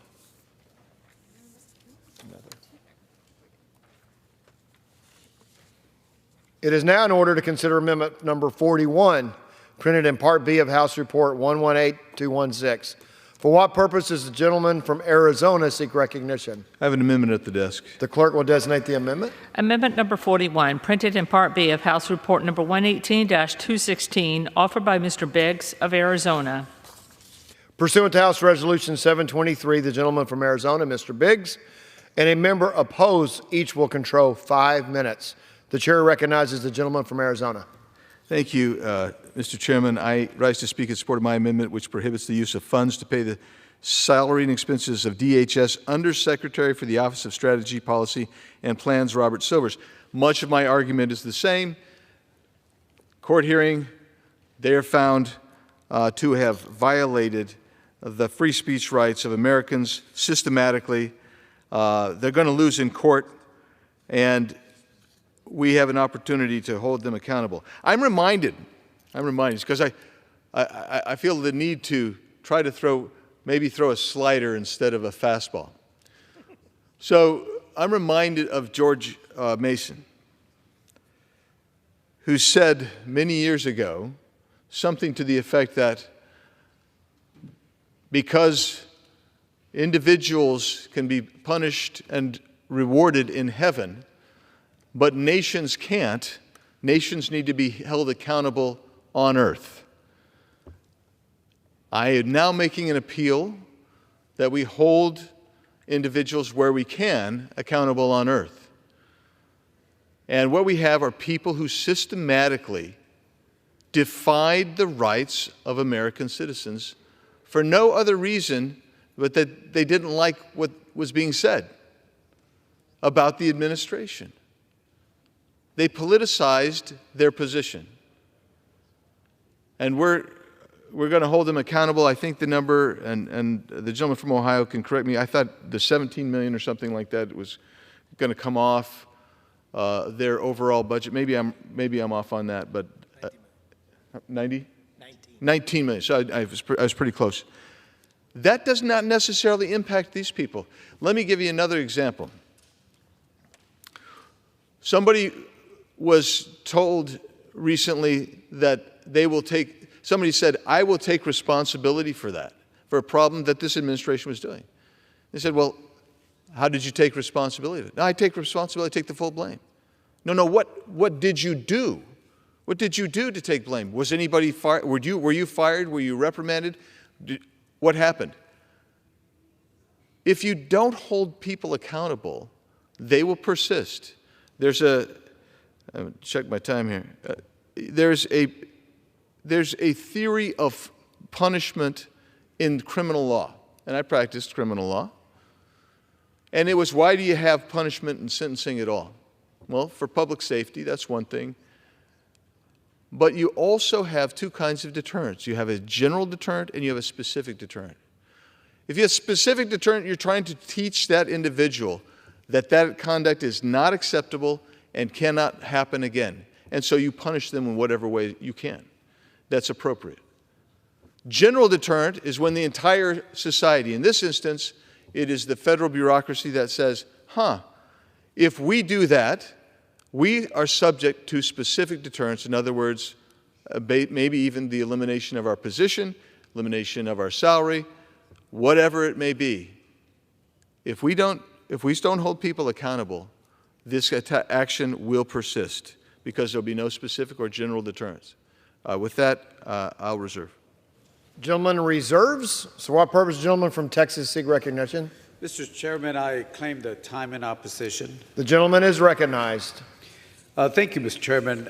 Again, I rise in opposition to this amendment to my friend from Arizona.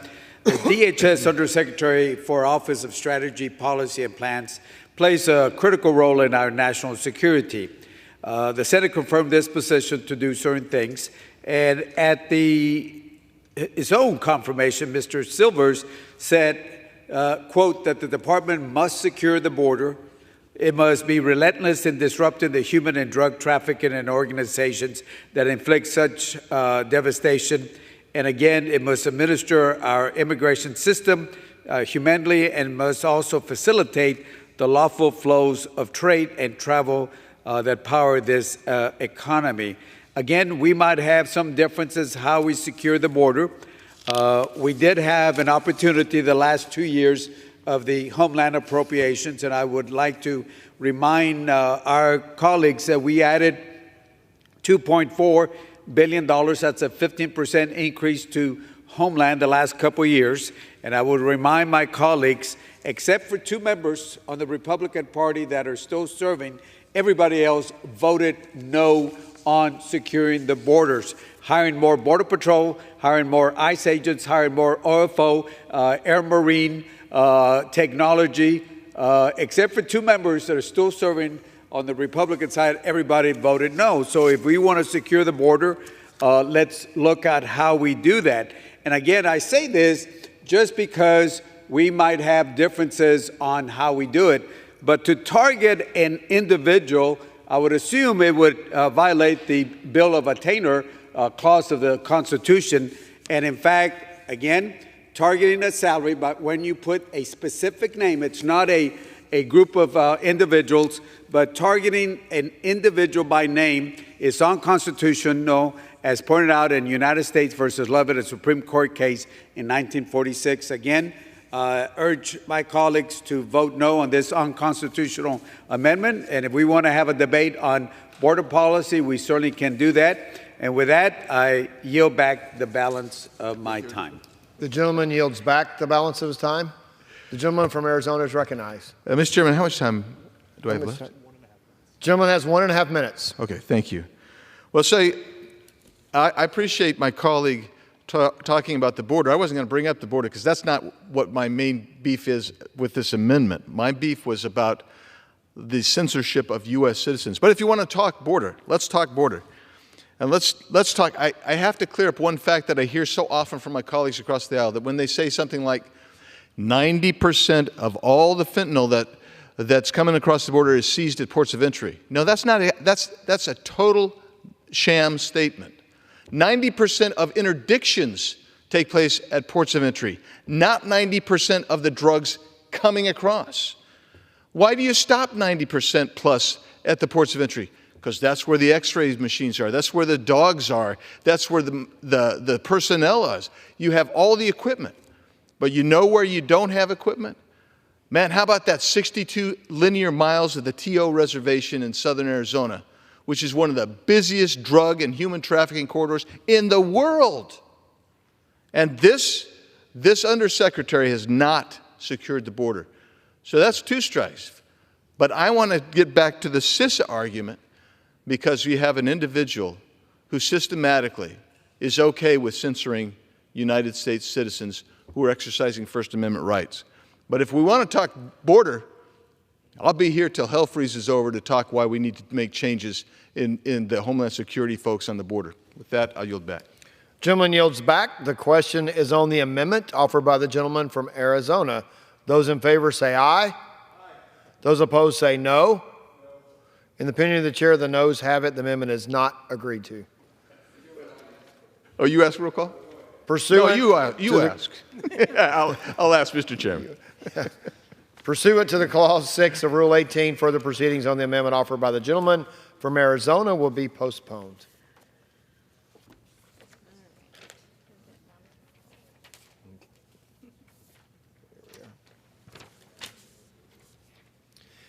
It is now in order to consider amendment number 42, printed in Part B of House Report 118-216. For what purpose does the gentleman from Arizona seek recognition? I have an amendment at the desk. The clerk will designate the amendment. Amendment number 42, printed in Part B of House Report number 118-216, offered by Mr. Biggs of Arizona.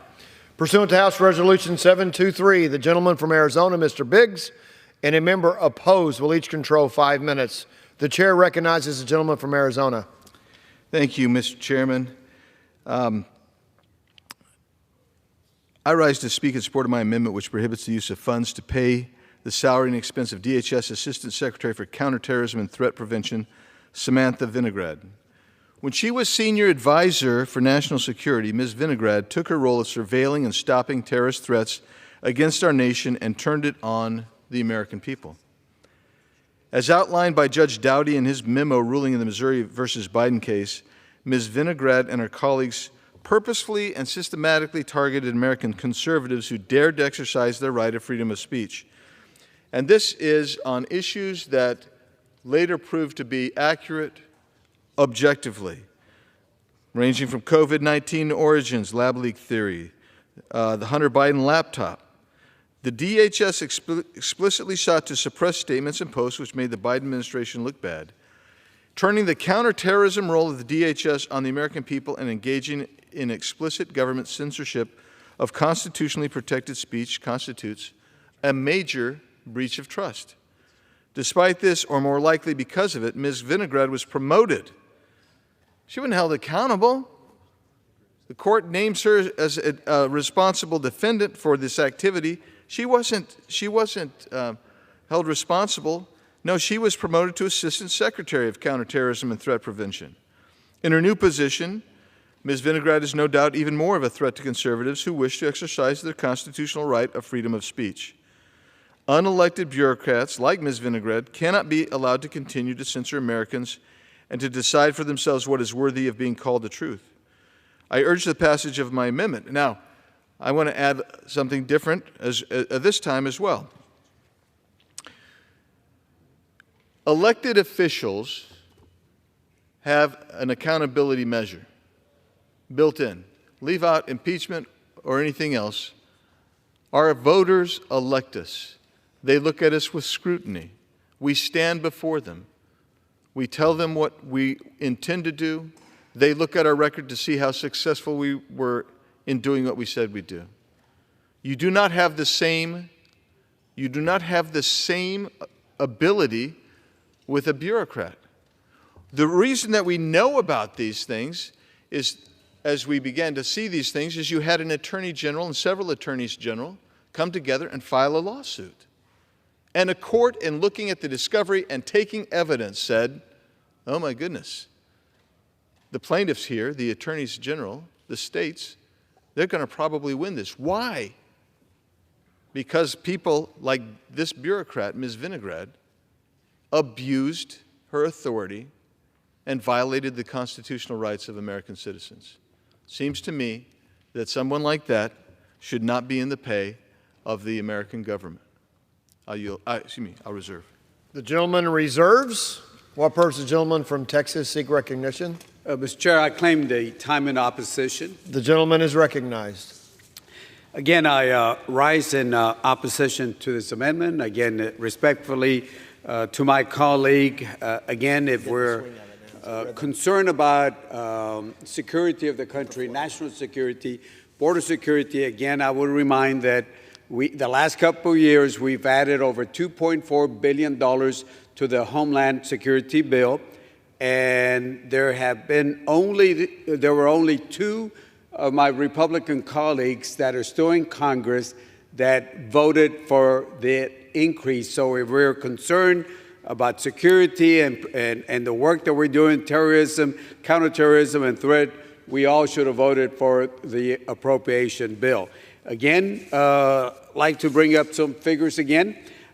We know as of July 2023, July of this year, just a couple months ago, 92.9% of the fentanyl, 93% of the heroin, 94.1% of the meth were seized at the ports of entry and interior checkpoints. And if you look at the U.S. Sentencing Commission, 86 to 87% of the people that were caught with drugs were U.S. citizens. And again, I want to put anybody that brings drugs in, that we go after them. But again, we as members of Congress have a constitutional duty to provide oversight over the budget. And the way we provide oversight is not by targeting somebody by name and going after their salary. Again, this will violate the Bill of Attainder clause of the U.S. Constitution, and it would also be in violation of the Supreme Court that we have mentioned before, the court in 1946. So again, if we want to provide oversight, there's a way of doing it and not targeting somebody without their due process and basically firing that individual. So again, if we want to go ahead and debate how much money we put in, we can do that, but not targeting somebody's against the Constitution. With that, Mr. Chair, I yield back the balance of my time. You yield back your time? I yield back the balance of my time. The gentleman yields back his time. The gentleman from Arizona is recognized. May I ask, sorry to do this, how much time I have left? The gentleman from Arizona has 2 minutes. Okay, thank you. So I want to rebut a couple of things. Again, when you quote statistics saying 94% of all drugs coming into the country are stopped at interior checkpoints or at ports of entry, that is an inaccurate statement. 94% of drugs that are interdicted, that we catch, that's where you catch them. And why do you catch them there? I mean, this is not rocket science. You catch them there because you got personnel there. You've got drug sniffing dogs. You've got X-ray machines that are looking at trucks. You've got personnel there. But I will tell you what you don't have. Come with me to the San Miguel Gate. I've been all over southern Texas. I've been all over southern Arizona, southern California. Come with me to San Miguel Gate. There is nothing near the San Miguel Gate. The nearest town south of the border is Caborca. That's 2 hours away. And you know what happens? You have more gotaways, known and unknown, through that section than anywhere else in the country. Good grief. And they don't want to be caught because they're the ones that are bringing in drugs and human trafficking. So that's just a kind of a fallacious argument. Next thing is, when you say only 2 people voted to increase Homeland funding, it's because it was an omnibus bill. You had every Christmas tree ornament in the world on that puppy. Just enough to drive every Republican off but 2. Yeah. If we would have done 12 bills like so many of us advocate, you might have seen a different thing. You might have seen a kind of a joinder of stuff. But here we have an individual, and this does not violate the Bill of Attainder provision of the Constitution, doesn't violate a court decision. What this is adherence to the Holman Rule. I urge adoption. Thank you. The gentleman yields back. The question is on the amendment offered by the gentleman from Arizona. Those in favor say aye. Aye. Those opposed say no. In opinion of the chair, the noes have it. The amendment is not agreed to. Pursuant to Clause 6 of Rule 18, further proceedings on the amendment offered by the gentleman from Arizona will be postponed. I'm working, man. These are good arguments.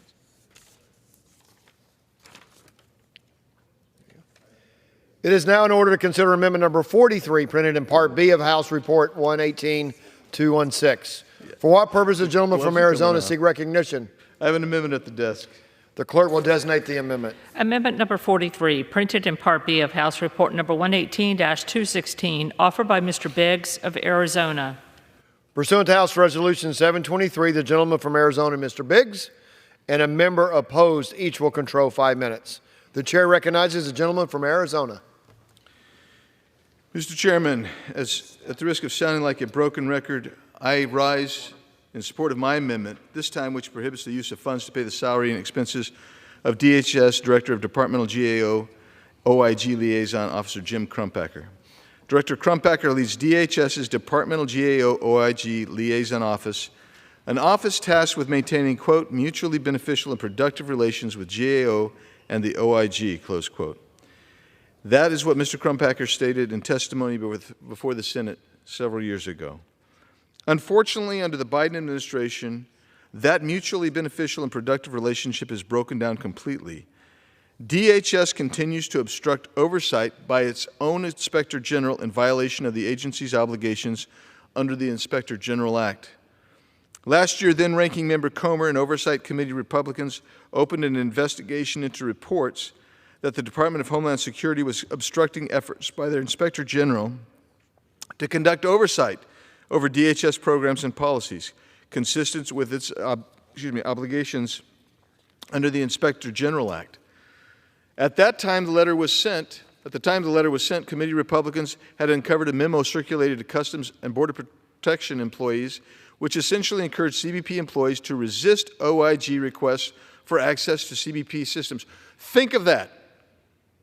You got a memo going out to CBP employees saying, don't cooperate with the OIG.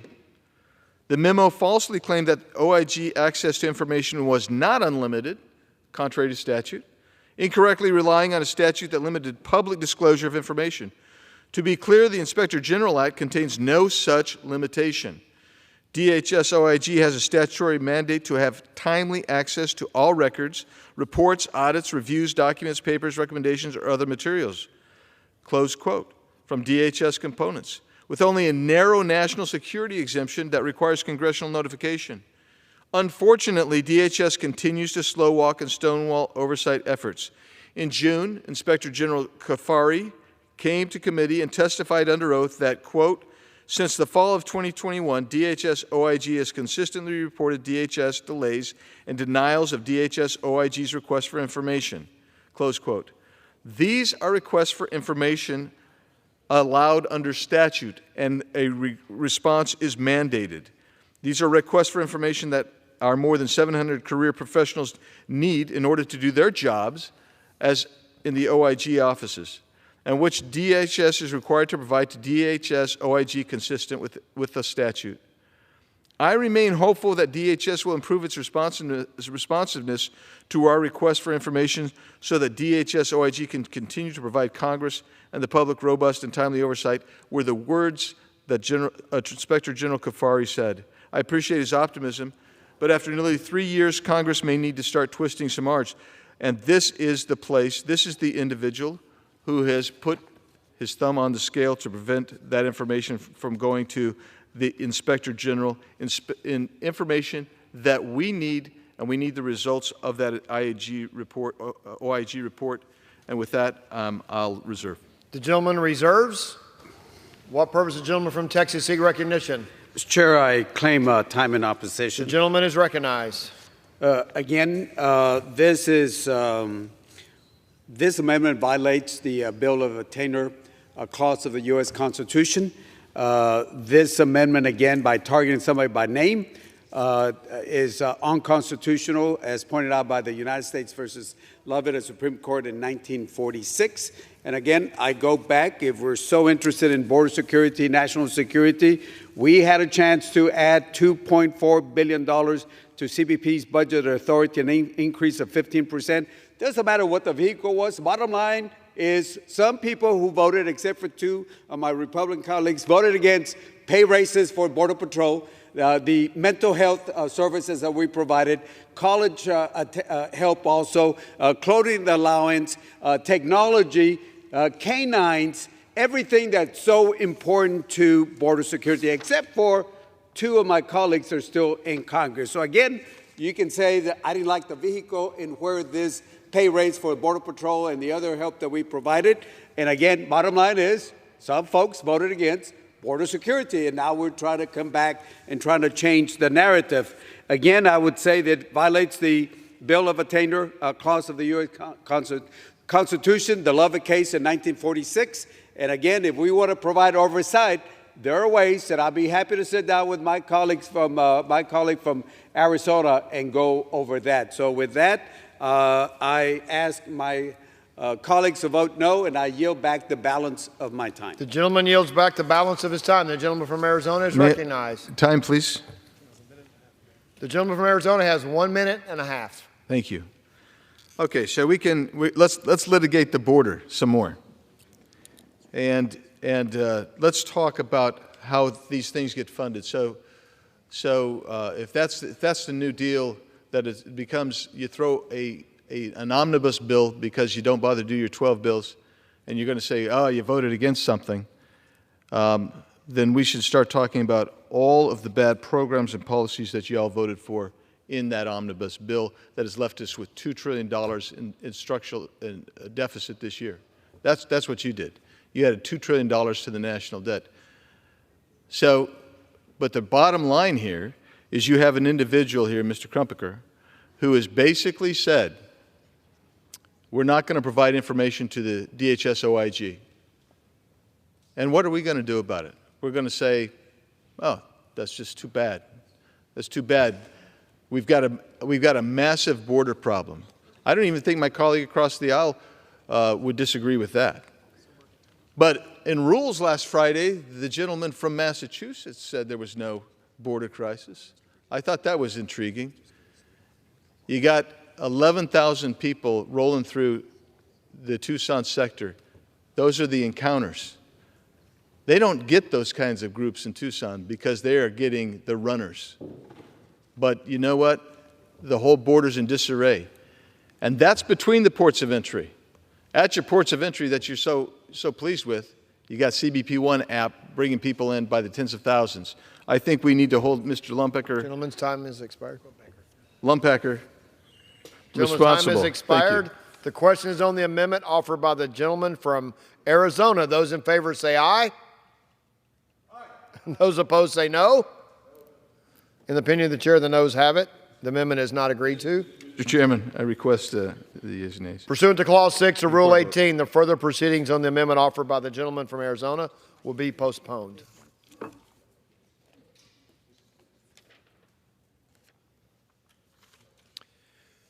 It is now in order to consider amendment number 44, printed in Part B of House Report 118-216. For what purpose does the gentleman from Arizona seek recognition? I have an amendment at the desk. The clerk will designate the amendment. Amendment number 44, printed in Part B of House. What purpose does the gentleman from... Point of inquiry. Didn't we address this amendment already, passed by voice vote? Gentleman State's parliamentary inquiry. That's what I'm reading. We're currently on amendment number 44.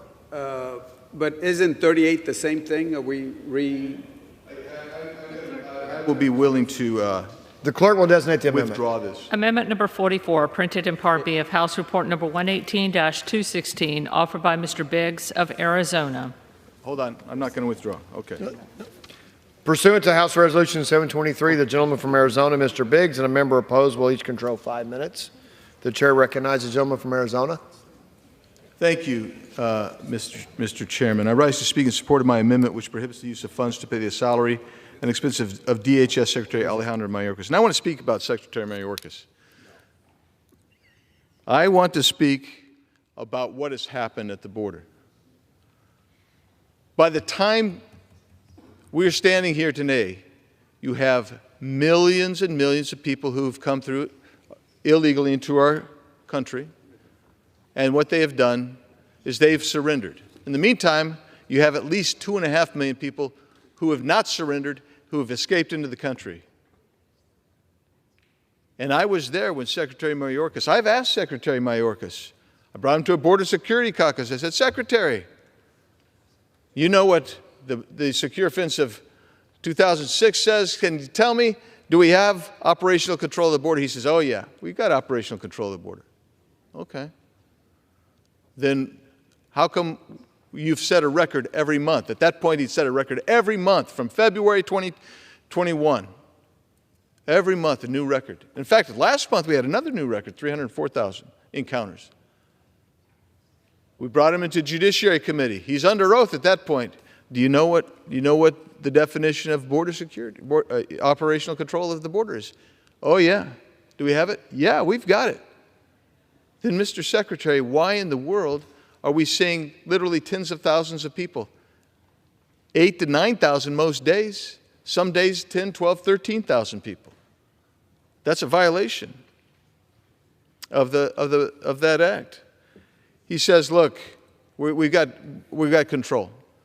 So the last time we had him in, just what, a month and a half ago, Secretary, Mr. Secretary, hey, do you have operational control? And he says, yeah. So we bring out the poster with the statute again, say, hey, take a look at the statute. He says, oh, no, we don't have operational control with that. We've defined our own operational control. That's the kind of person that needs to be held accountable.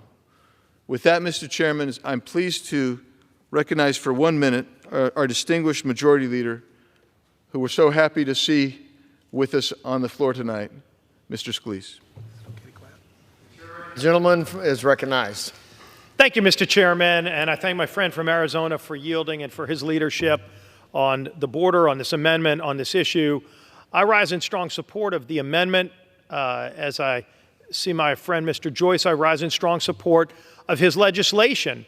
And frankly, Mr. Chairman, all of us here in the House and Senate, as we talk about the necessary funding of government, should be talking about what we need to do to secure America's border. And it should start with the Secretary of Homeland Security, who has been derelict in his job, and this is the most important job that he has. Not only has he gone before committees and says, yes, the border is secure, as Mr. Biggs talked about, says there's operational control. You know who has operational control of the border? The drug cartels have operational control of the border. It's become a multi-billion-dollar industry for the drug cartels to bring people across our border, not just from South America, Central America, from all over the world, over 140 countries, millions of people. He can't even tell you what the real number is. Is it 5 million? Is it 8 million? This Department of Homeland Security won't even tell you what that number is of how many millions of people have come into our country illegally since he took this job, since Joe Biden became President of the United States and systematically destroyed the things that were working to secure America's border. More people than live in my home state of Louisiana have entered our country illegally since Joe Biden became President of the United States. They can't even tell you where they're going. We see mayors all around the country, livid, Republican mayors, Democrat mayors. It doesn't matter what your party affiliation is. It's wrecking cities. Read comments from the mayor of New York City himself, Mayor Adams. The cost of migrants will destroy New York City. You've got people, leaders, Republican, Democrat, all across America pleading with President Biden to address this problem, and he refuses. He doesn't want to solve this problem. Secretary Mayorkas doesn't want to do his job and solve this problem. The tools are there. The ability is there. They dismantled the things that were working day one. And so what we have done as House Republicans is brought legislation, not just today in Mr. Joyce's bill, but we brought H.R. 2, the border security package that we passed months ago to take necessary steps to secure America's border. It's been sitting over in the Senate. They don't want to take action on this. The United States Senate has sat back and done not a single thing to secure the border. They want to pass a CR over here that continues the open border policy, meaning millions more people coming across our border illegally to communities all across America. I've gone to our border. I've embedded with our Border Patrol agents. You don't need to reinvent the wheel to know how to fix this problem. Our Border Patrol agents will tell you what needs to happen to fix this problem. They've told the president he doesn't want to take those steps. So this House took those steps. But more of those steps need to be funded, and that's what Mr. Joyce did in his bill that the Appropriations Committee put together, to fund actually more Border Patrol agents, to give them more technology, to build the wall. Yes, walls work, technology works. Border Patrol agents want to do their job because they don't want the drug cartels having operational control like Secretary Mayorkas has allowed them to have. And if he's going to be derelict in his duty, we're not going to be derelict in ours.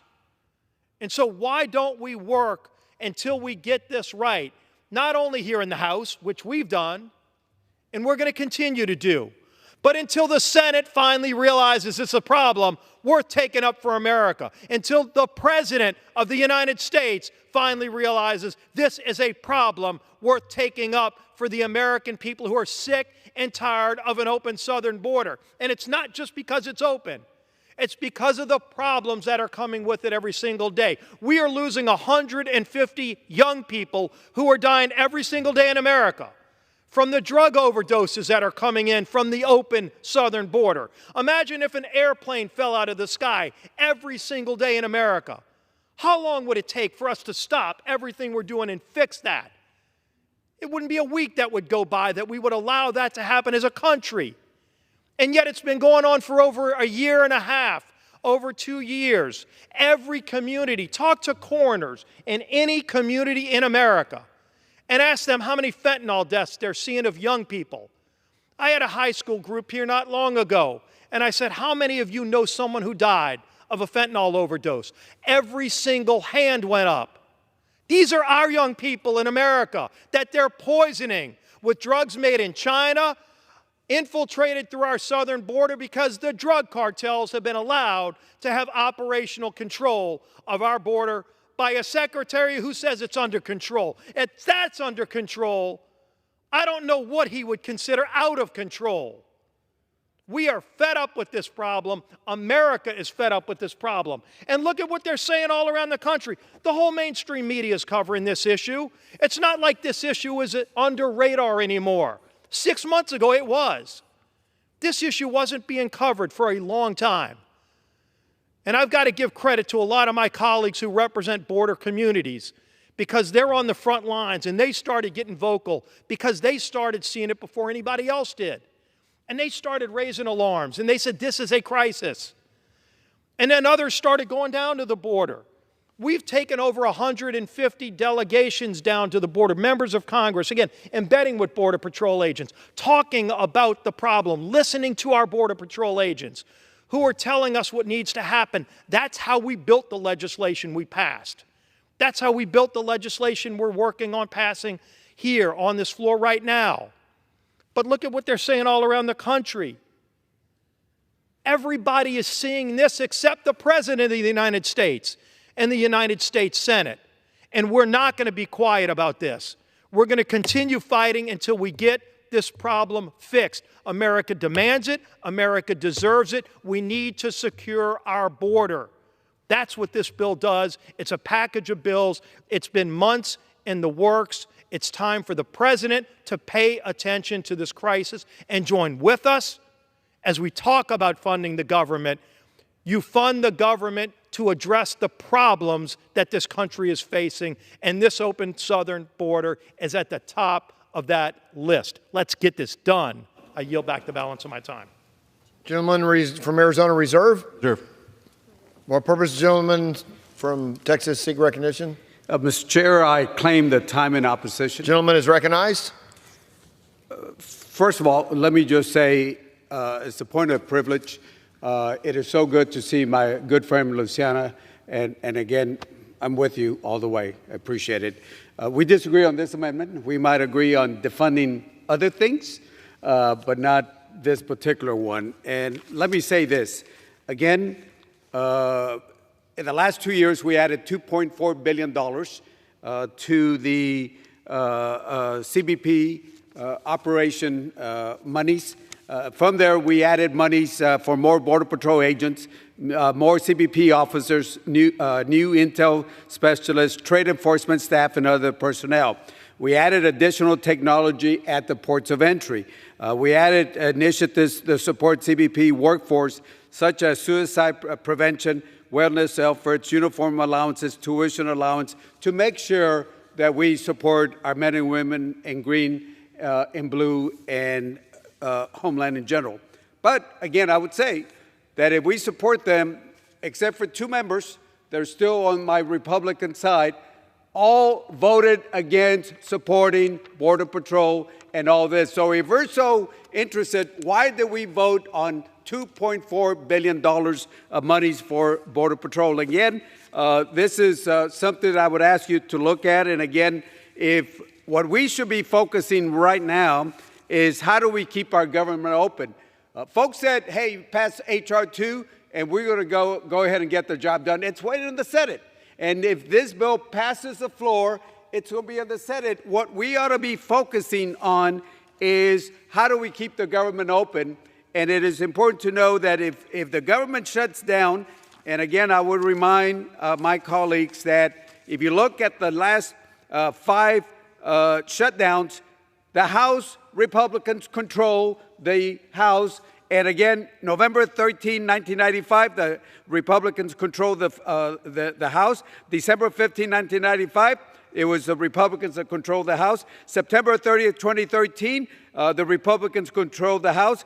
January 19, 2018, the Republicans controlled the House. December 21st of 2018, again, the Republicans controlled. We had shutdowns. And again, if we're not careful, the Republican-controlled House will have another shutdown at 12:01 this coming Sunday. So again, we want to work with you. We want to sit down. You know my position. I've always said that I don't like open borders, and we got to make sure that we secure the border. But again, people talk about crime. I can pick any city. I'll say New Orleans.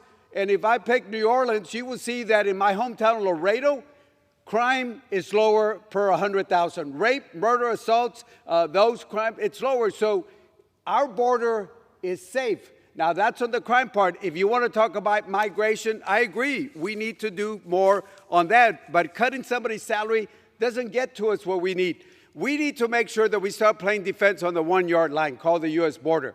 What we need to do is to do what happened in 2015 and 2019. President Barack Obama sat down with the Mexicans and said, hey, you got to stop people from coming to the border. And guess what? The numbers went down. In 2019, President Trump did the same thing and asked the Mexicans, hey, stop the people from coming in. And guess what? The numbers came down. We need to make sure that we put authorities, and I emphasize authorities for Homeland, where they can do more outside the U.S. border, because otherwise, we're not going to see the same thing we saw in 2015 and 2019. We keep playing defense on the 1-yard line. And again, I want to secure the border. But again, if you want to stop drugs, I'll say it again, most of the drugs will be coming in. Again, the latest numbers from July of 2023, 92.9% of the fentanyl, 93% of the heroin, 94.1% of the meth were seized at the ports of entry and interior checkpoints. And again, I would say that if you look at the U.S. Commission on Sentencing, 86 to 87% of the people that were caught with drugs were U.S. citizens. Again, I don't care who brings in drugs. I want to make sure that they are put behind a jail. So again, I would say this. I know that a lot of y'all believe on the border wall. But again, I would say that if you look, this is fencing all here, and this is where the heat map shows. Why? Because the border fence is a quarter mile to a mile away from the river where the international border. So if we are going to do our job, and keep in mind, I agree with you, 89 to 90% of the people asking for asylum don't get granted asylum officers. So what we ought to be doing is setting judges, asylum officers down here to make sure that we do our job over here. And if we need to deport somebody, I'll be the first one to say deport that individual. But again, put in a wall, $36 million a mile when you can get $3 to $5 million for the gentleman's time has expired. With that, I say thank you, and I yield back the balance of my time. The gentleman's time has expired. The gentleman yields. Members are reminded to direct their remarks to the chair. The gentleman from Arizona is recognized. Please.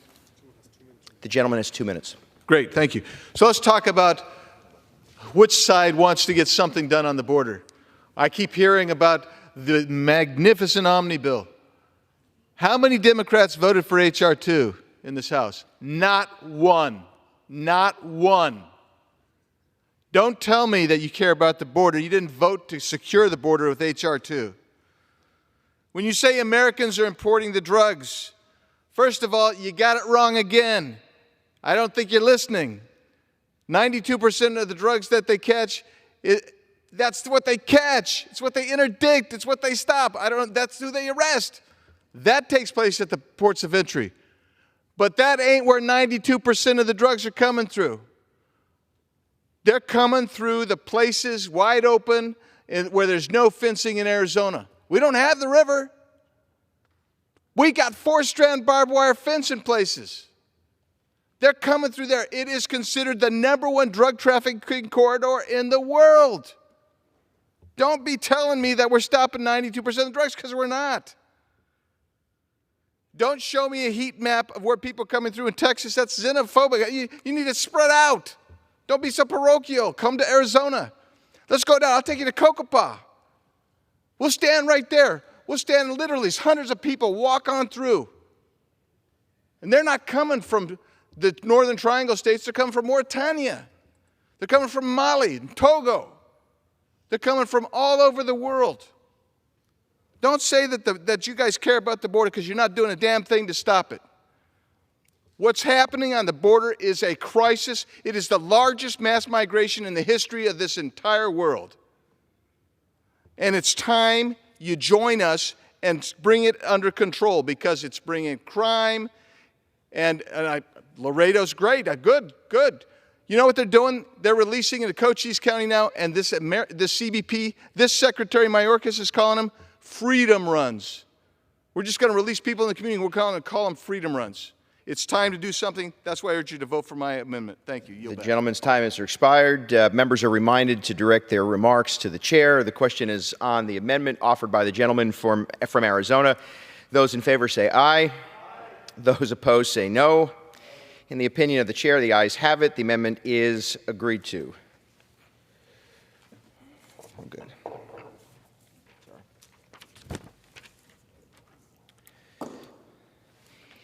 It is now in order to consider amendment number 45, printed in Part B of House Report 118-216. For what purpose does the gentleman from Arizona seek recognition? I have an amendment at the desk.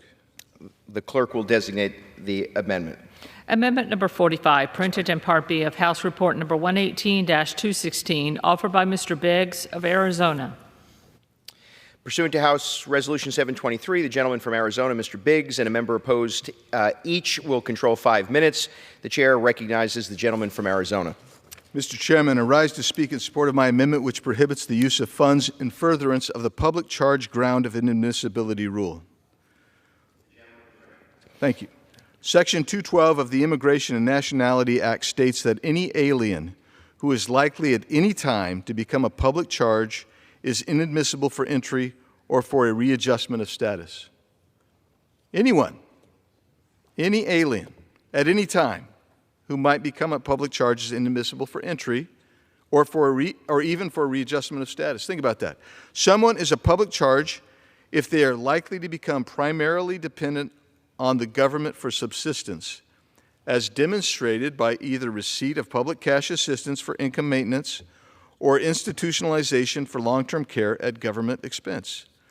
The primary factor that the DHS is supposed to look at when determining if someone is or will likely be a public charge is the likelihood that the person will be reliant on government benefits and services, such as Medicaid and SNAP.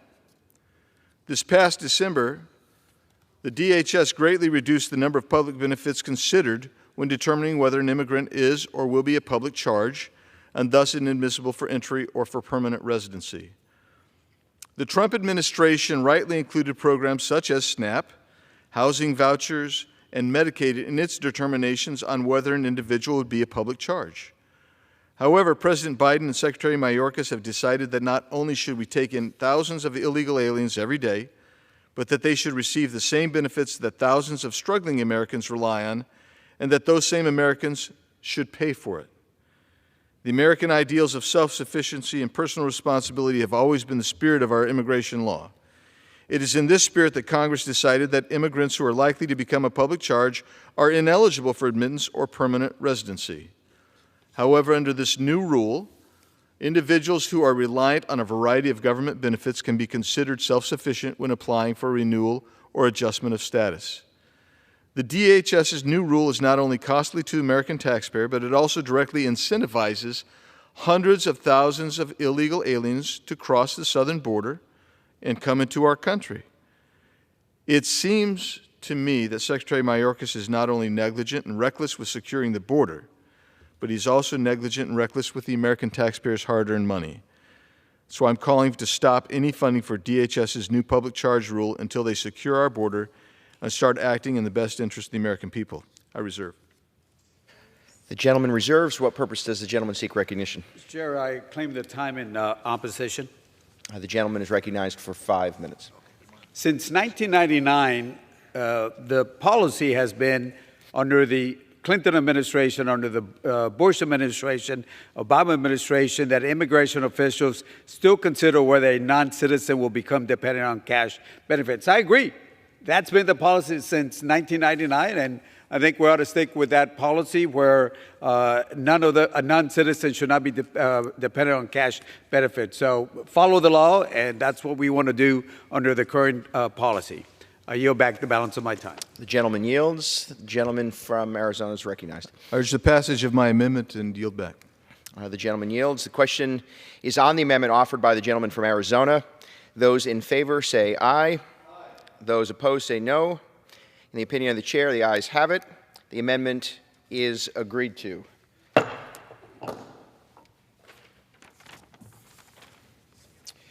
It is now in order to consider amendment number 46, printed in Part B of House Report 118-216.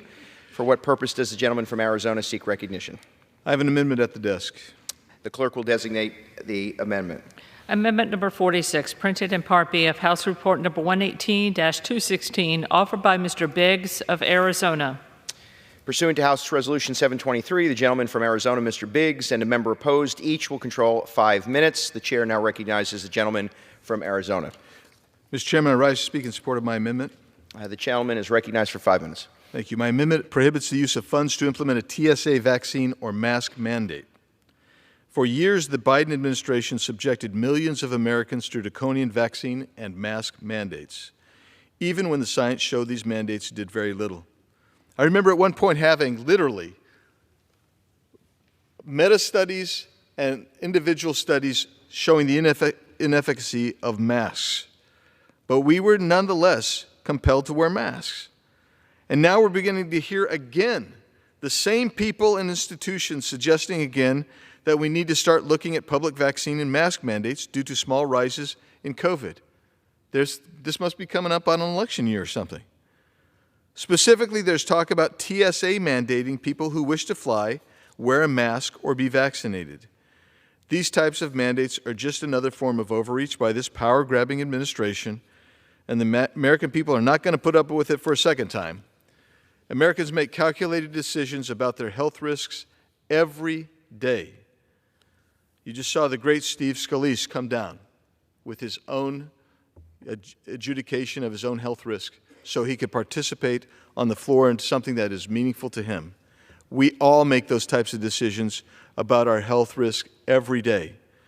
The last thing they need is for unelected bureaucrats to tell them once again when they can and cannot fly, especially since we now know the actual efficacy, or I should say, ineffectiveness of the vaccine and masks. These calls to renew vaccine and mask mandates are coming from the same people, such as Anthony Fauci, who relish controlling the day-to-day lives of Americans and profited off it. Americans have had enough. So we must ensure that neither President Biden, Anthony Fauci, or any other bureaucrat can force Americans to get a vaccine or wear a mask just to exercise their right to travel. I reserve. Gentleman reserves. For what purpose does the gentleman seek recognition? I claim time in opposition. The gentleman is recognized for 5 minutes. This policies, in my opinion, should be debated in a different bill. DHS's role is here guided by the Centers for Disease Control and Prevention, the CDC. DHS doesn't come up with policies. They don't develop their independent policies on these issues. Rather, they implement policies that originate with the CDC. Again, we can get into a debate about wearing masks or having vaccines. But again, I think we need to concentrate this on another bill and not on Homeland. So for that reason, I oppose this amendment. I yield back the balance of my time. Gentleman yields. The gentleman from Arizona is recognized. Thank you, Mr. Chairman. I think this does belong in this bill. TSA is in this bill, and this is an important policy. I urge the passage of my amendment to stop any funds from being used to implement a TSA vaccine or a mask mandate. With that, I yield back. The gentleman yields. The question is on the amendment offered by the gentleman from Arizona. Those in favor say aye. Those opposed say no. In the opinion of the chair, the ayes have it. The amendment is agreed to.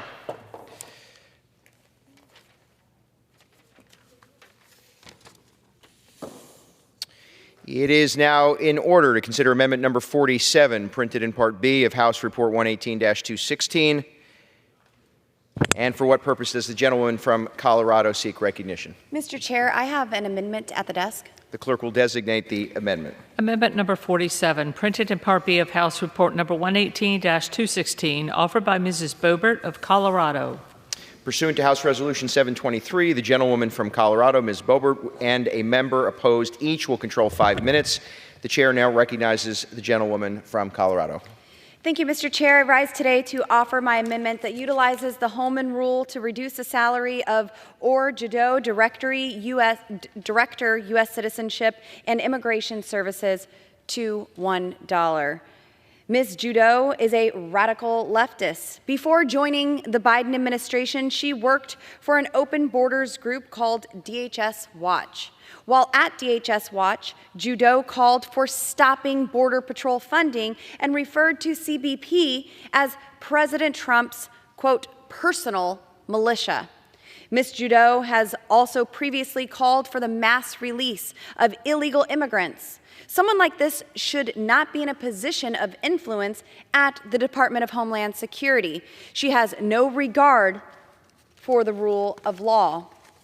Ms. Judeau proposed and finalized the rule, quote, procedures for credible fear screening and consideration of asylum, withholding of removal, and cat protection claims by asylum officers, end quote, which removed ICE attorneys and the adversarial process from the credible fear asylum application process. The rule violates the jurisdiction of Department of Justice immigration judges, as stated by Section 103 of the Immigration and National Act and the Homeland Security Act. Ms. Judeau also heavily prioritizes USCIS resources to adjudicate and issue employment authorization documents for millions of illegal aliens, parolees, and ever-expanding populations of temporary protected status instead of adjudicating lawful non-immigrant and immigrant applications.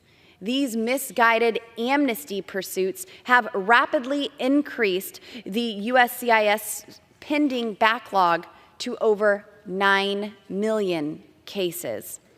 Judeau previously pushed other amnesty policies in her role as USCUS during the Obama administration. Specifically, she aggressively tried to expand parole in place in order to bypass Congress and implement mass amnesty. Judeau has also defended the unconstitutional Deferred Action for Childhood Arrivals program, falsely claiming this is a permissible exercise of discretion by the Secretary of Homeland Security. As an attorney, she should know only Congress has the authority to authorize this type of program, and with that, Obama and DHS should have never unilaterally created this amnesty program.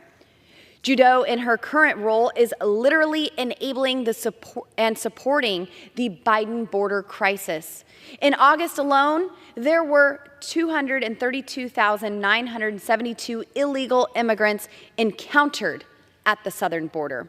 Customs and Border Patrol has seized 25,500 pounds of fentanyl so far in fiscal year 2023. Of course, that is only what has been seized, not what we know is coming into our country illegally and killing Americans, at least 300 a day. Biden's bureaucrats like Judeau are literally allowing deadly fentanyl to easily flow into our communities and kill our children. My amendment is supported by the National Immigration Center for Enforcement, Numbers USA, and the American Accountability Foundation. I urge my colleagues to support my amendment and hold Ms. Judeau accountable for her blatant disrespect for the law of our nation. And Mr. Chair, with that, I reserve. Gentlewoman reserves. For what purpose does the gentleman seek recognition? Mr. Chair, I claim the time in opposition. The gentleman is recognized for 5 minutes. We support border security. We also support the U.S. Citizen Immigration Service, where they have asylum officers. And one of the things we ought to be doing is adding more money supporting the asylum officers so they can be at the border and they can make a decision whether somebody stays or has a credible fear. We know the numbers. 90% of the people who ask for asylum will be denied. Because the law is very specific on what asylum is. It's got to be persecution by the state based on religion, based on political beliefs. If you're coming in because you want a job, or you're coming in for a better life, or you're coming in for because of drought, or you're hungry, or because your country is falling apart, it's not allowed under the law. So what we ought to do is make sure that the Homeland has the monies to support border security. Again, remind my friends that the last 2 years we added $2.4 billion to CBP budget authority, a 15% increase, except for 2 members from the Republican side. Everybody voted no on it. And again, we want to support border security. If you want to look at fentanyl, the fentanyl will come in through 2 ports in Mexico, legal precursors, then they come up here, and we got to make sure that we add money for technology to make sure that we stop the drugs coming in. So again, I am for border security, and I want to work with y'all to get to border security. But again, this Congressman rule, Congressman Holman in 1876, the Holman rule, keep in mind that the Bill of Attainder Clause says no punishment without a trial. I believe this is in violation. The United States Court, Lovey versus Supreme Court in 1946 says this type of action is unconstitutional. Again, if we want to have a debate, let's go ahead and have a debate, but to target somebody's salary is unconstitutional. I agree. We need to do more to secure the border, and I certainly want to work with my colleagues from Colorado, Ohio, and wherever you might be at. Certainly want to work with you. With that, I yield back the balance of my time, Mr. Chairman. The gentleman yields. The gentlewoman from Colorado is recognized. Thank you, Mr. Chair. And I do appreciate my colleague on the other side of the aisle and his efforts to promote border security. He and I have had conversations about the border. I realize that he represents a district on the border, and I appreciate his sincere concern for what is taking place. Unfortunately, we do have an invasion. My colleague mentioned that much of the fentanyl that is coming into our country is being found at the ports of entry, and we know that it is being found at the ports of entry, but unfortunately our Border Patrol agents are overrun, they're overworked, and there is just too large of a surge for them to handle everything that is happening at the border. Certainly we want more funding to secure the border, but we don't want more funding for our Border Patrol agents to simply be process agents and bringing people into our country in these mass amounts that we are seeing. So I do appreciate my colleague and his efforts to work with us to secure the southern border, and I look forward to future conversations as well. Mr. Chair, I yield. The gentlewoman yields. The question is on the amendment offered by the gentlewoman from Colorado. Those in favor say aye. Those opposed say no. In the opinion of the chair, the ayes have it. The amendment is agreed to.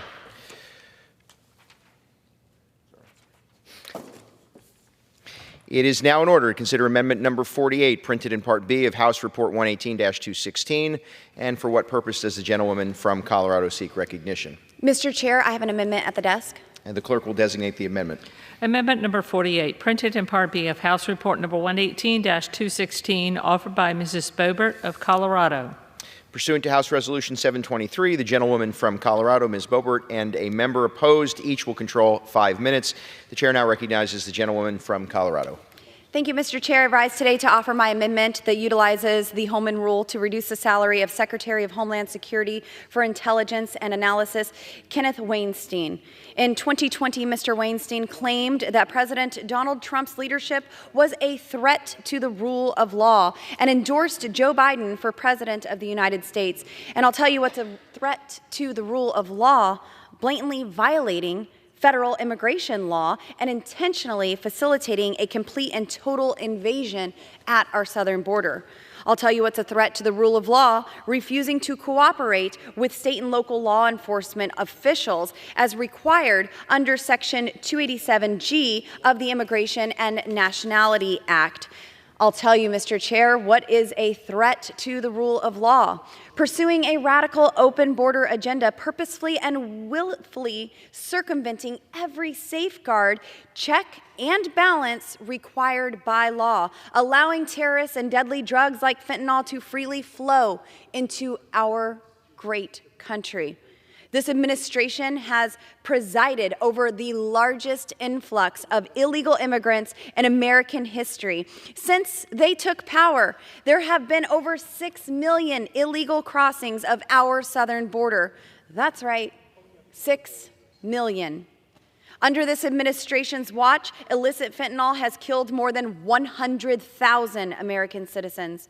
Furthermore, 151 people whose names appear on the terrorist watch list were stopped, and I applaud our brave men and women who serve in our Customs and Border Patrol agents who were able to detain these 151 people who were on the terrorist watch list. But they were trying to cross our southern border, an all-time record of known terrorists on the watch list crossing into our country, beating the previous record also held by the Biden administration in fiscal year 22.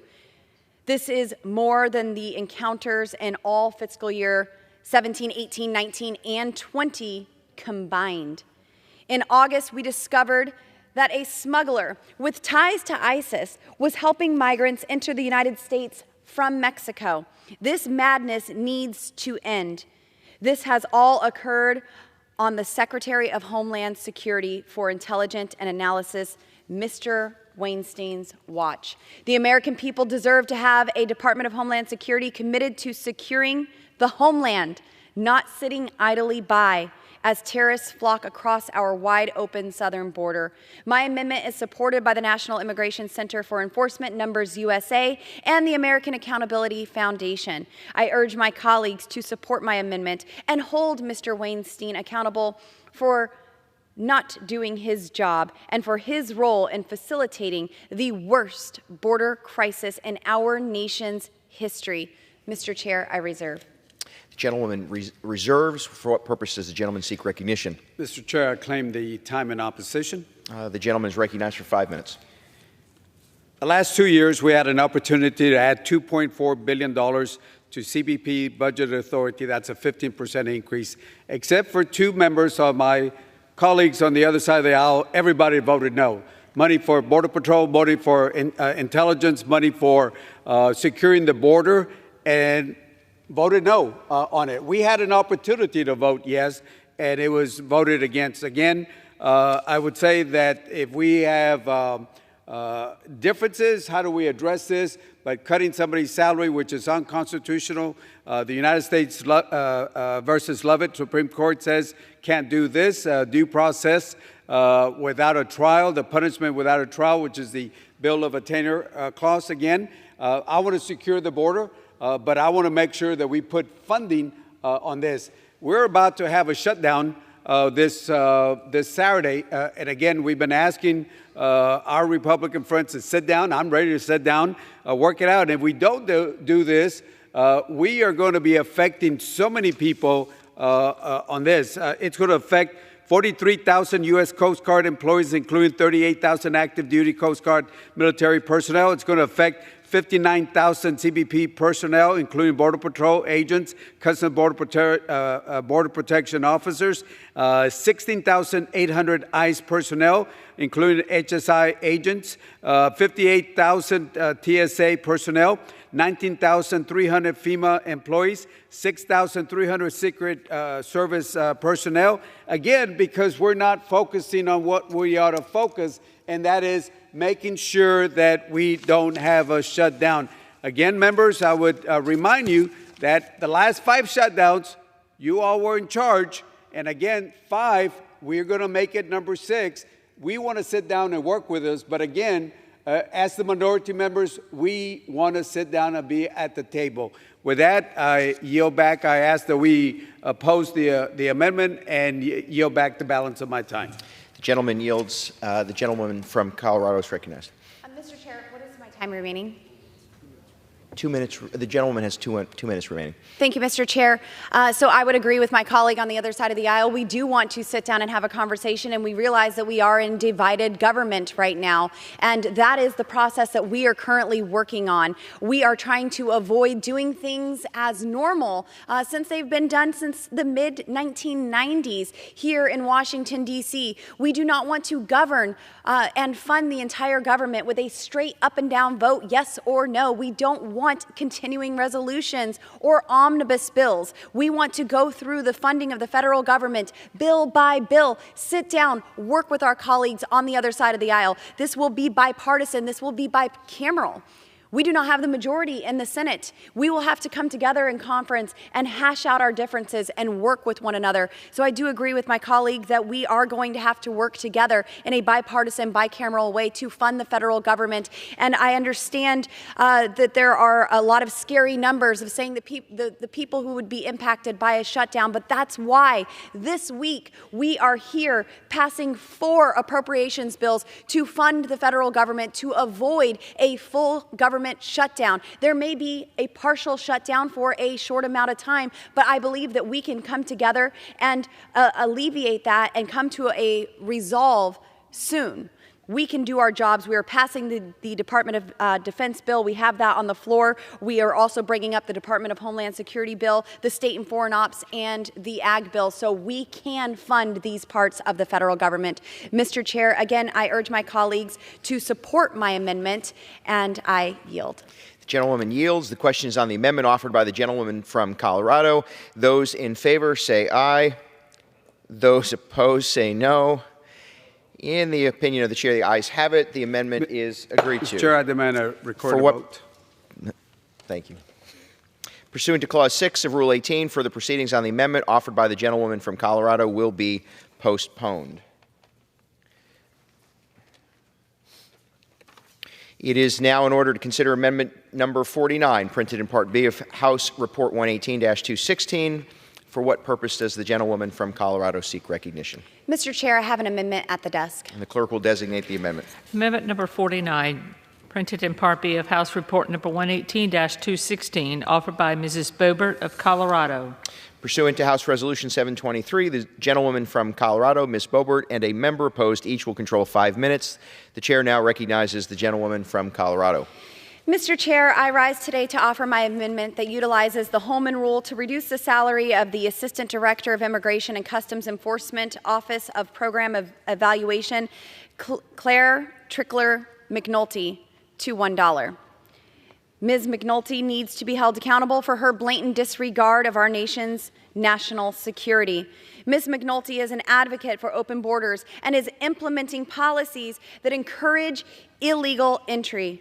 Ms. McNulty admitted publicly that she stayed at the Department of Homeland Security during the Trump administration to sabotage border enforcement. Ms. McNulty worked for an organization known as KIND, where she provided legal services for illegal aliens to fight deportation and stay in the country even though they broke our laws and entered America illegally. Now this open borders advocate is supposed to help protect America's cross-border crime and illegal immigration that threaten national security when she clearly has no interest in following the law and doing either of these things.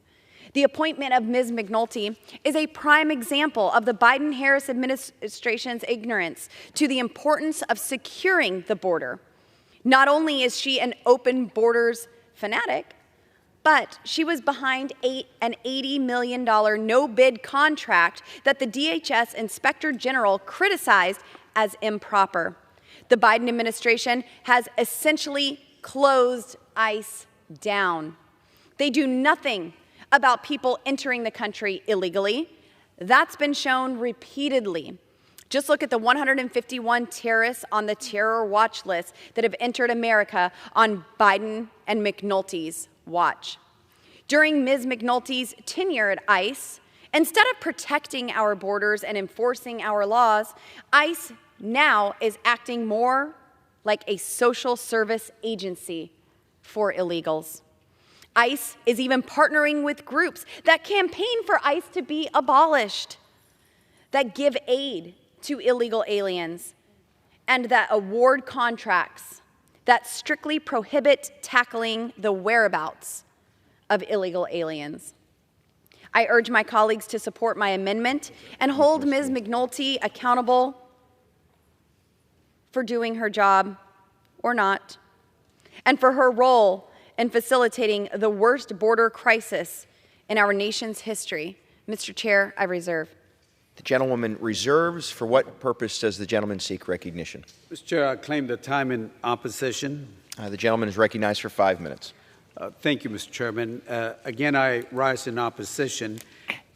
This particular individual has served in senior roles through DHS, including as a career official under Republican and Democratic administrations. As a career official, she led the initial implementation of the Prison Rape Elimination Act standards for ICE during the Trump administration, and she was not fired under the Trump administration.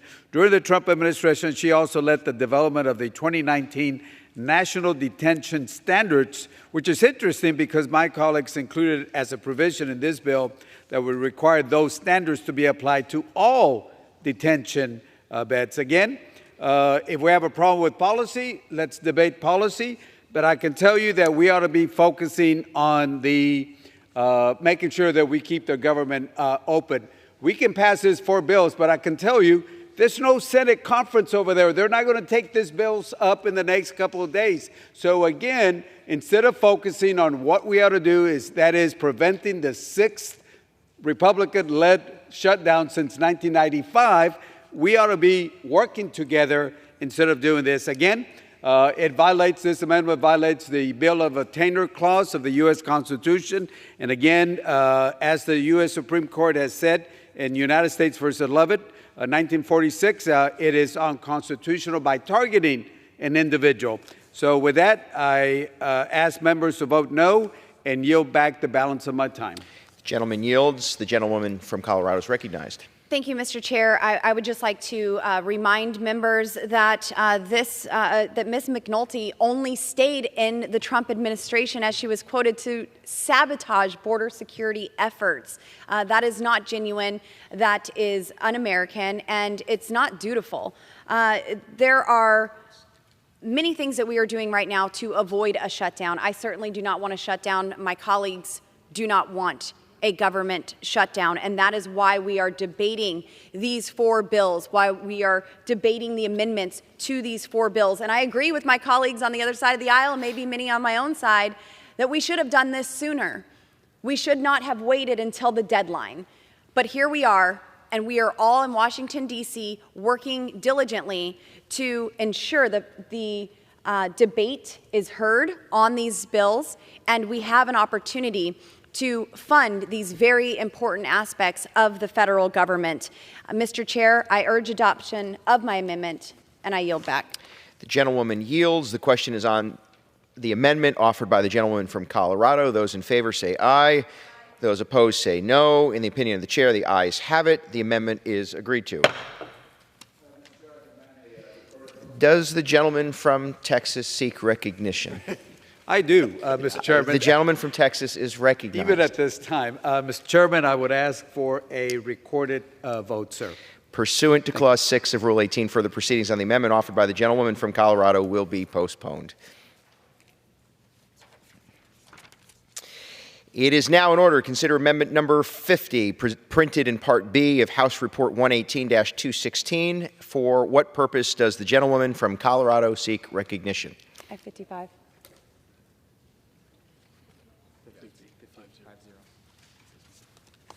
Praise the Lord. Mr. Chair, I have an amendment at the desk. The clerk will designate the amendment.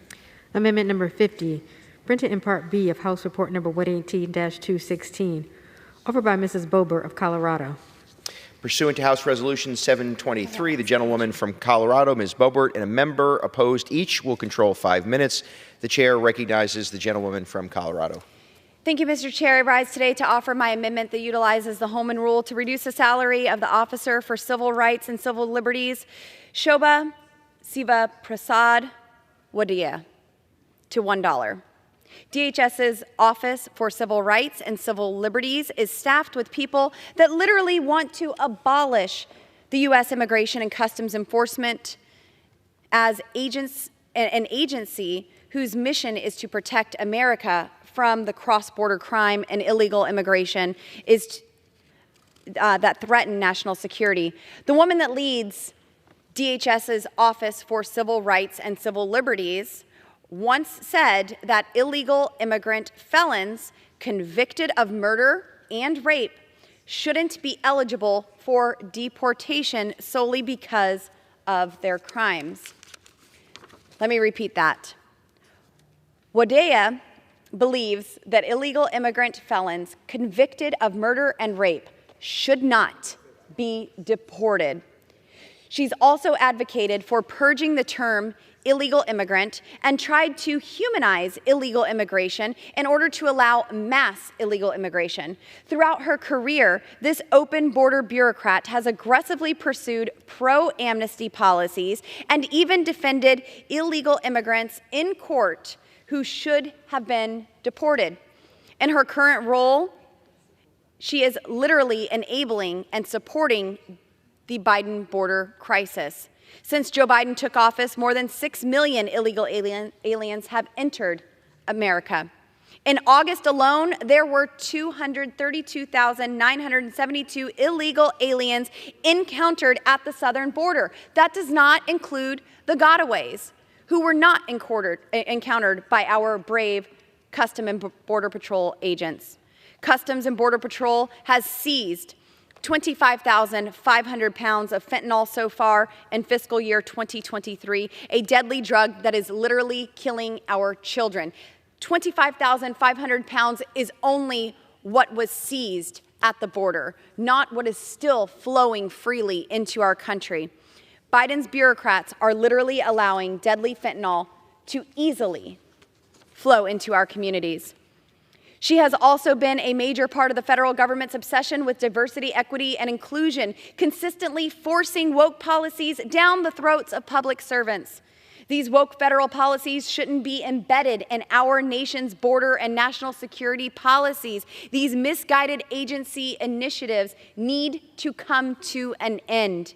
My amendment is supported by the National Immigration Center of Enforcement Numbers USA and the American Accountability Foundation.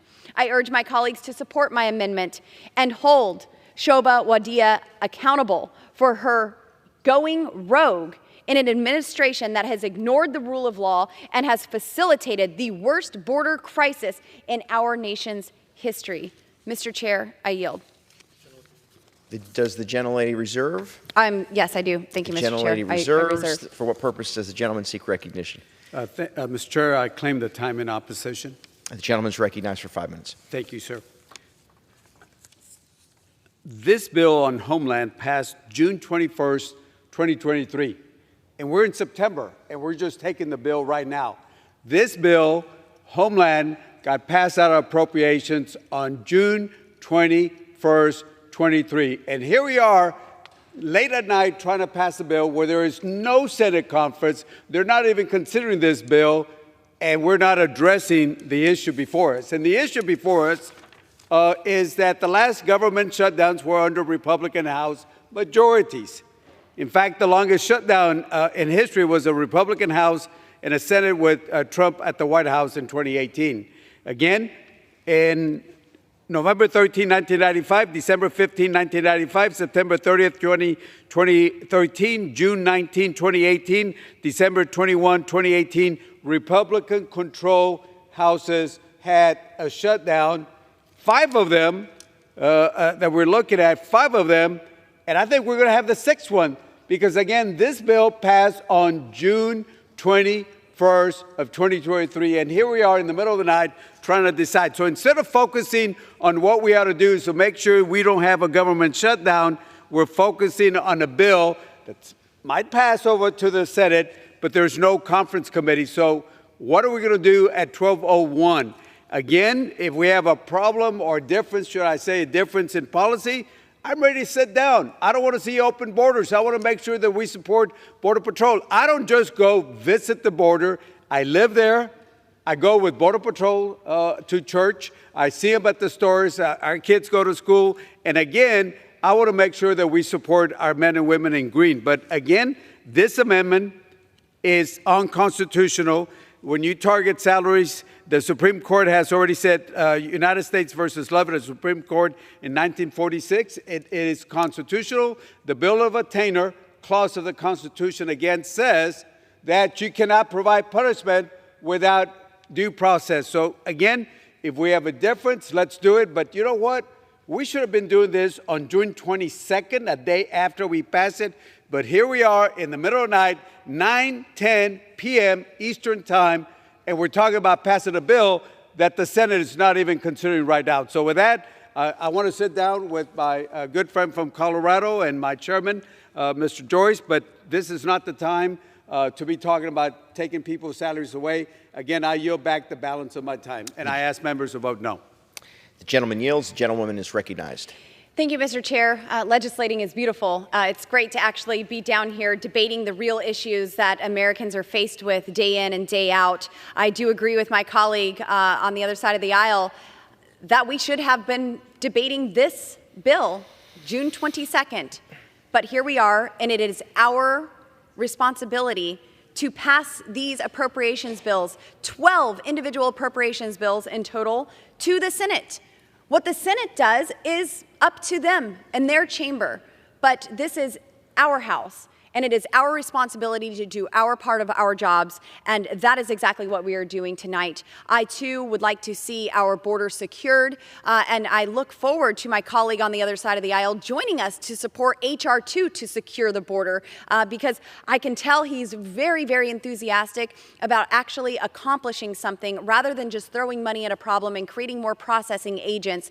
I can see the sincerity, hear the sincerity in his voice that he wants a secure nation and secure borders, especially since he represents a district on the southern border and encounters our brave Border Patrol agents each and every day. And my colleague has brought up several times tonight that you cannot have punishment without a trial. Well, this Holman Rule is part of our House rules. We are a self-governing majority rule body. The Holman Rule is here in place to hold unelected bureaucrats accountable. And if my colleagues on the other side of the aisle have any sort of qualm with punishment without trial, I would encourage them to visit our January 6 prisoners in the D.C. jail. Thank you. I yield. The gentlewoman yields. The question is on the amendment offered by the gentlewoman from Colorado. Those in favor say aye. Aye. Those opposed say no. In the opinion of the chair, the ayes have it. Ask for a recorded vote. Pursuant to Clause 6 of Rule 18, further proceedings on the amendment offered by the gentlewoman from Colorado will be postponed.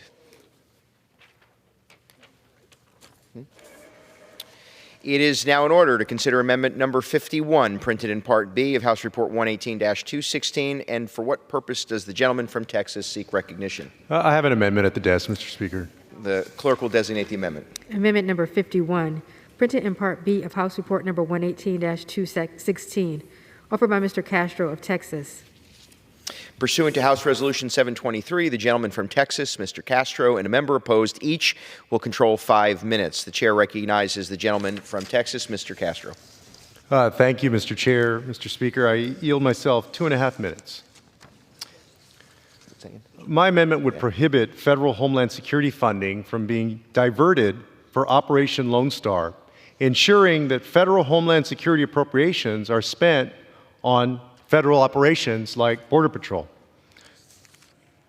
Operation Lone Star, unfortunately, has been defined by corruption, incompetence, and cruelty. 2 years ago, the governor of my state of Texas launched Operation Lone Star, a destructive $4.5 billion political stunt that has led to a federal civil rights investigation, the tragic deaths of 8 National Guard service members, and a formal diplomatic complaint from our nation's and Texas's largest trading partner. Under the guise of border security, Governor Greg Abbott has embarked on an unprecedented campaign of government overreach, seizing private property, destroying livelihoods, and turning American border cities and towns into war zones, where helicopters buzz overhead and armed troopers pull over American citizens for looking too much like immigrants. At the beginning of the summer, Governor Abbott installed invisible razor wire in the middle of the Rio Grande and built a 1,000-foot string of floating death traps that are separated by serrated blades and secured to the riverbed with a net that is designed to catch and drown the families who reach it. During the August recess, I went down to Eagle Pass, Texas, to see the impact of Operation Lone Star for myself. Standing on the banks of the river, I could see scraps of clothing and shoes stuck in the razor wire mesh that Governor Abbott's troops have installed on the border. The wire isn't tall enough or strong enough to stop anyone who's desperate enough to cross, but it's sharp enough to leave them bloodied and broken. When families finally make it to the U.S. soil, Operation Lone Star troopers have been arresting the fathers and sons on trumped-up trespassing charges and locking them up for months at a time, some without the ability to reach their families, while busing their wives and children to cities that are thousands of miles away, and other states, including New York, Colorado, California, and Illinois. Mr. Chair, Americans want border security. They also want an efficient and orderly immigration process. Operation Lone Star interferes with that. It hurts the federal government's effort, and it damages Border Patrol's efforts. When Democrats were in the majority, we voted for billions of dollars in funding for Customs and Border Protection and Immigrations and Customs Enforcement, and we fought to rebuild a functioning immigration system. I'll take 30 more seconds, Mr. Speaker. And we fought to rebuild a functioning immigration system from what had been left behind by the Trump administration. But Operation Lone Star isn't border security. It's just plain out brutality. There's a difference between treating people like human beings and treating them like animals. I reserve the balance of my time. The gentleman reserves. For what purpose does the gentleman from Ohio seek recognition? Mr. Chair, I claim time in opposition. The gentleman is recognized for 5 minutes. Thank you, Mr. Chair. Texans have every right to defend and secure their borders, particularly during a time when the White House has abandoned attempts to secure the border and enforce our immigration laws. Because of the Biden administration's failed policy, states along the border, including Texas, are seeing their resources being severely depleted. They are overrun, so Governor Abbott did what most responsible, reasonable public servants would do and launched Operation Lone Star. The goal of Operation Lone Star is to stop cartels and criminals from smuggling deadly drugs and weapons and people into Texas. As of last week, the multi-agency effort resulted in 457,500 apprehensions and more than 34,400 criminal arrests, with more than 31,300 felonies reported. In the fight against fentanyl, Texas law enforcement has seized over 429 million lethal doses of fentanyl. Due to the rapid and dangerous migrant street releases in Texas, the governor has recently had to deploy additional buses to Eagle Pass and El Paso to assist those border communities overwhelmed by the influx of migrants. This is a constantly compounding issue that gets forgotten in the Beltway because it's out of sight and out of mind. This administration is putting politics over people and it's completely abandoned these areas along our southwest border. If this was happening in my backyard, I want my state to step up too. I urge my colleagues to vote no on this amendment, and I reserve the balance of my time.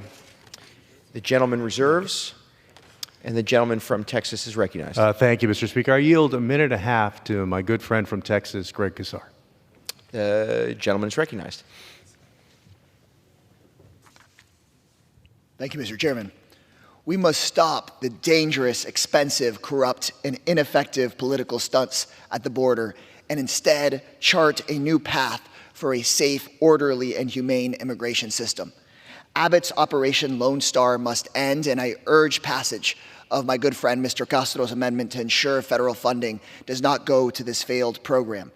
Every day, Texas Governor Greg Abbott violates the rights of asylum seekers and violates the rights of our border communities, all to score political points against President Biden. We have seen these inhumane policies in action that have taken the lives of children at the border, and we have lost National Guardsmen to death. This is not only inhumane, but Operation Lone Star is not effective. Abbott is lighting $25 million on fire every week to cause suffering instead of creating solutions. Why do my colleagues across the aisle not want solutions? Because they have no interest in a functioning immigration system. They thrive off of keeping the immigration system broken so they can continue to stoke anti-immigrant fears for their own politics. Operation Lone Star, furthermore, is also unconstitutional. In Arizona versus the United States, the Supreme Court ruled the federal government, not people like Governor Abbott, have supremacy over the immigration system. Abbott's unconstitutional, abusive, wasteful, and inhumane Operation Lone Star is a disgrace to our state and to our nation.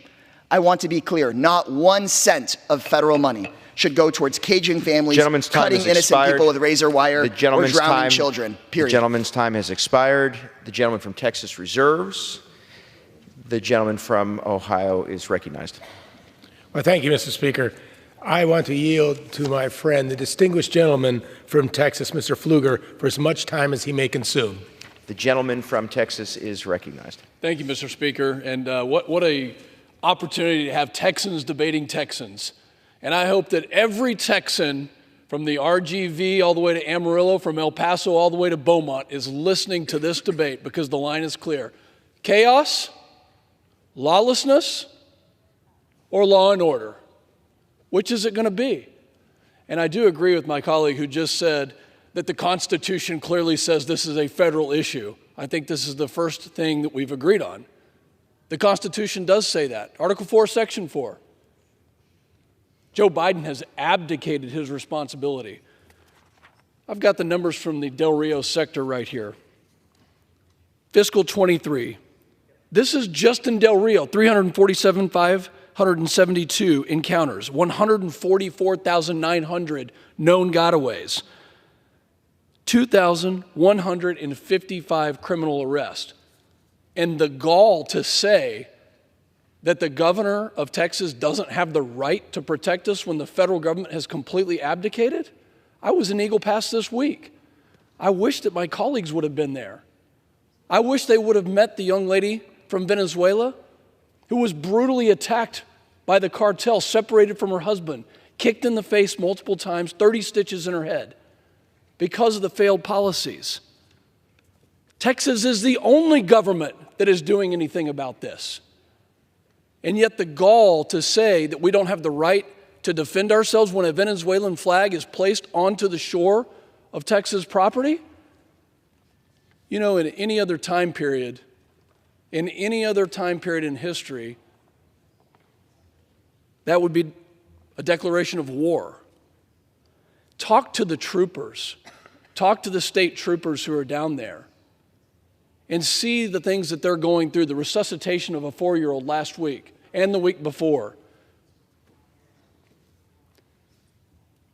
I've had multiple Border Patrol agents tell me that the reason we have 2.3 million people who've entered this country illegally this year is because we have no consequences. 2.2 million last year. Every year since Joe Biden has been president, this chaos has gotten worse and worse. Enough is enough. I'm so glad that we are sitting here having a Texas versus Texas debate, because I hope that Texans are looking at this for what it is. The reason that this is an issue is because the President of the United States, Secretary Mayorkas, and others throughout the administration, on day one in January of 2021, reversed every single policy that worked. No more MPP, no more border wall. And to hear the falsehoods that are coming out of my colleagues about not funding Border Patrol agents, take a look at H.R. 2. Take a look at what that does to fund more agents, to put more technology into place. It's time for a shutdown of the southern border. And that's what we're calling on the president to do.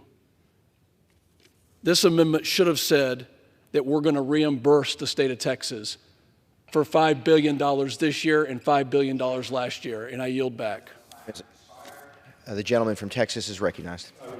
The gentleman from Texas has the only time. The gentleman is recognized. Thank you. Cruelty, incompetence, These are what define Operation Lone Star. Unfortunately, the era that we're in American politics, for those across the aisle, is marked by fear-mongering because they have no solutions to the real issues that confront Americans: education, health care, jobs. Can't even get a budget together. So they try to scare everybody. They try to use these brown-skinned immigrants to scare everybody. That's what this is about. You're either going to send this money to Border Patrol, or you're going to send it to Greg Abbott so he can go on Fox News and be celebrated. I yield. The question is on the amendment offered by the gentleman from Texas. Those in favor say aye. Those opposed say no. In the opinion of the chair, the noes have it. The amendment. Recorded vote. The gentleman is recognized. Thank you, Speaker. I ask for a recorded vote. Pursuant to Clause 6 of Rule 18, further proceedings on the amendment offered by the gentleman from Texas will be postponed. The chair understands that amendment number 52 will not be offered. It is now in order to consider amendment number 53, printed in Part B of House Report 118-216. For what purpose does the gentlewoman from Georgia seek recognition? Mr. Chair, I have an amendment at the desk. The clerk will designate the amendment. 53, printed in Part B of House Report number 118-216, offered by Ms. Green of Georgia. Pursuant to House Resolution 723, the gentlewoman from Georgia, Ms. Green, and a member opposed, each will control 5 minutes. The chair recognizes the gentlewoman from Georgia, Ms. Green. Thank you, Mr. Chair. My amendment will prohibit the Department of Homeland Security from implementing any mask mandate for the employees of the department. This is an extremely important amendment. Our current appropriation bills completely stops the mandates for vaccines, but does not stop the mandates for any future mask mandates. We need to recognize as a country what Americans have already recognized. COVID is over. This is something that we even passed a resolution on, and the president himself signed it, declaring COVID is over. We all know something to be very, very true. Masks don't work. They did not stop the spread of COVID. They were really a violation of people's rights. Even Dr. Anthony Fauci himself said that masks do not prevent the spread of COVID, and he said so in a personal email to one of his friends, advising her not to wear a mask when she flew on an airplane. But yet the Biden administration forced our TSA agents, forced everyone to be masked every single time they flew and every single time TSA agents showed up to work. This administration insisted that illegal aliens pose no threat to spreading COVID, yet treated Border Patrol agents as if they were the COVID super spreaders. We saw many migrants come up illegally invading our country with no mask on. A constant, steady stream of thousands and thousands of people coming into our country from countries all over the world, bringing all kinds of diseases, but yet Homeland decided that it was Border Patrol agents and ICE agents that had to be masked, not the people coming into our country illegally, bringing all kinds of diseases with them. They weren't worried about COVID. It was about control. Border Patrol agents and all DHS employees were required to wear masks when fulfilling a number of official duties at a time when there was almost no enforcement of these same mask requirements for these same illegal aliens coming across the border. In light of Democrats' attempts to manufacture the resurgence of COVID, my amendment will protect employees at the Department of Homeland Security against all tyrannical mask mandates. Mr. Chair, I reserve. The gentlewoman reserves. The gentleman from... Sorry, for what purpose does the gentleman seek recognition? Mr. Chair, I claim time in opposition. The gentleman is recognized for 5 minutes. Mr. Chairman, I rise in opposition to this amendment because I think this is a policy that should be debated in a different context on a different bill. DHS role here is guided by the Centers for Disease Control and Prevention, the CDC. DHS does not develop independent policies on these issues, but rather implements policies that originate within the CDC. So again, we can have this debate, but I think we're in the wrong jurisdiction of the bill. This is the Department of Homeland Security bill, not the Labor HSS bill. But if we're talking about things that are important, I would respectfully ask that we look at the date that this Homeland bill was on June 21st, 2023. We should have taken this bill on June 22nd, 23. But here we are at 9:30 on September 27, looking at trying to pass one of 4 bills to a Senate that has not taken H.R. 2. And certainly they're not in conference ready to take any of our bills up here. What we ought to be focusing is on the shutdown. That's what we ought to be focusing on. And again, I'll remind my friends that the last 5 government shutdowns were under a Republican House majority. We're again under a House Republican majority. And again, whether it was on November 13, 1995, Republican-controlled House, 5 days shutdown. December 15, 1995, Republican-controlled House, 21 days of a shutdown. September 30th, 2023, Republican-controlled House, 16 days of a shutdown. January 19, 2018, 2 days, and of course December 21st, 2018, Republican-controlled House, 34 days. Again, we're under Republican-controlled House on Sunday, 12:01. I hope we're not talking about a shutdown because, again, members, we can pass this bill over there.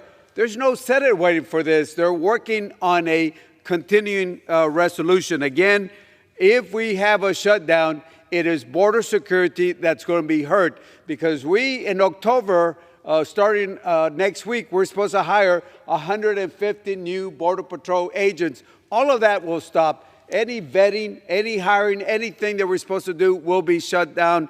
And again, members, we should have done this on June 22nd, 2023, but here we are at 9:33 p.m. Eastern Time, where we're debating a bill and an amendment that has nothing to do with this. It's on the wrong jurisdiction. I say that respectfully, that we ought to be focusing on trying to keep the government open. With that, I respectfully ask members to vote no on this, and I yield back the balance of the time, Mr. Chairman. The gentleman yields his time. The gentlewoman from Georgia is recognized. Mr. Chair, this is laughable. This is absolutely pathetic. All the whining and complaining about shutdowns coming from Democrats who force shutdowns on Americans, shutting down their businesses, shutting down their freedom of speech, shutting down their churches, shutting down their playgrounds, shutting down beaches, shutting down every human right that Americans possessed, shutting down their freedoms. Listen to Democrats whining and complaining about working late at night. Americans wanted to work late. They wanted to work all the time, but Democrats forced shutdowns. Do you know how many small businesses closed? You want to know? We don't know the actual number, but it's a casualty to the American dream. Businesses were forced to shut down, and they went out of business. Children are behind in schooling because their schools shut down and they were forced to stay home doing virtual schooling. We have kids all over America who can't read, can't do math. And this happening under the Biden administration that want to use all of our hard-earned taxpayer resources to pay for migrant children in our taxpayer-funded schools.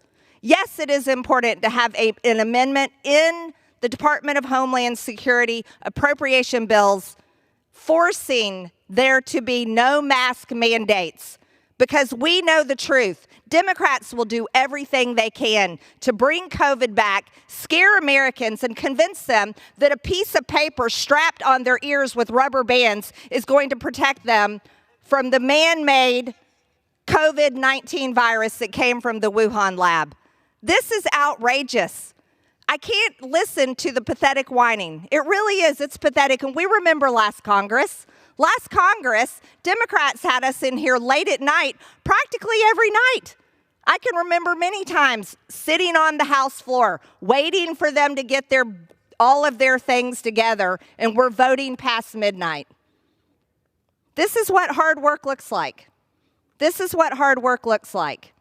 So we don't want to hear government employees getting a taxpayer-funded paycheck whining about a shutdown when this comes from the very party that shut down America and we haven't recovered yet. I reserve, Mr. Chair. The gentlewoman's time has expired. The question is on the amendment offered by the gentlewoman from Georgia. Those in favor say aye. Those opposed say no. In the opinion of the chair, the ayes have it. The amendment is agreed to.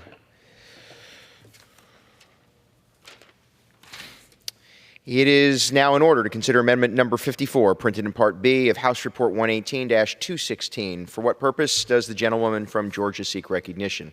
Mr. Chair, I have an amendment at the desk. The clerk will designate the amendment. Amendment number 54, printed in Part B of House Report number 118-216, offered by Ms. Green of Georgia. Pursuant to House Resolution 723, the gentlewoman from Georgia, Ms. Green, and a member opposed, each will control 5 minutes. The chair now recognizes the gentlewoman from Georgia. Thank you, Mr. Chair. My amendment will prohibit funding for the Uniting for Ukraine program. This is a streamlined categorical parole process that allows an unlimited number of illegal aliens into our country from Ukraine. There have been over 9 million illegal aliens who have invaded our country since Joe Biden took office. It's unprecedented. Just last month, over 300,000 illegals invaded our country, the most ever recorded in a single month. Over this past weekend, Border Patrol reported there were over 11,000 illegal alien encounters in just a 24-hour period. I deeply sympathize with the innocent people in Ukraine, especially since our government is forcing a proxy war there by funding and fueling a war instead of pushing peace in this country. However, America is facing our own war at our southern border, and we cannot stand to address every global crisis when our own house is not in order, yet safe. We cannot afford to violate our own immigration laws on behalf of a global crisis, especially a global crisis that the United States government is fueling and funding. The United States is fueling the war in Ukraine by sending tanks, ammunition, F-16s, and over $113 billion taxpayer dollars and counting, especially when the debate in Washington and the argument is about more money for Ukraine. The Uniting for Ukraine process grants mass categorical parole to these individuals, which is a complete violation of our own immigration laws. Parole is to be granted on a case-by-case basis as required by the law. Although many claim this specific process is granting parole on a case-by-case basis, based on a proven track record, this administration doesn't even know what case-by-case means. They just know mass migration into the United States. Joe Biden and Secretary Mayorkas continue to abuse our immigration laws and grant categorical parole for illegal aliens into our country. Secretary Mayorkas has already granted temporary legal status to 75,000 Ukrainians under the temporary protected status designation, which includes benefits such as work permits, social security numbers, and driver's license. This Uniting for Ukraine process has no numerical cap, which means an unlimited number of illegal aliens from Ukraine can come and displace American workers. Our country needs to put American citizens first for once. We need to win the war at the southern border that the Mexican cartels are waging on our country before granting parole to an unlimited number of individuals and allow them to remain here for an indefinite amount of time. Mr. Chair, I reserve. Members are reminded to refrain from engaging in personalities toward the president. For what purpose does the gentleman from Texas seek recognition? Mr. Chair, I claim the time in opposition. The gentleman is recognized for 5 minutes. I rise in strong opposition that prohibits funding for Uniting for Ukraine program. In life, we have to make a decision. Either we're for good or for evil. Either we're for democracy or we're for dictatorships.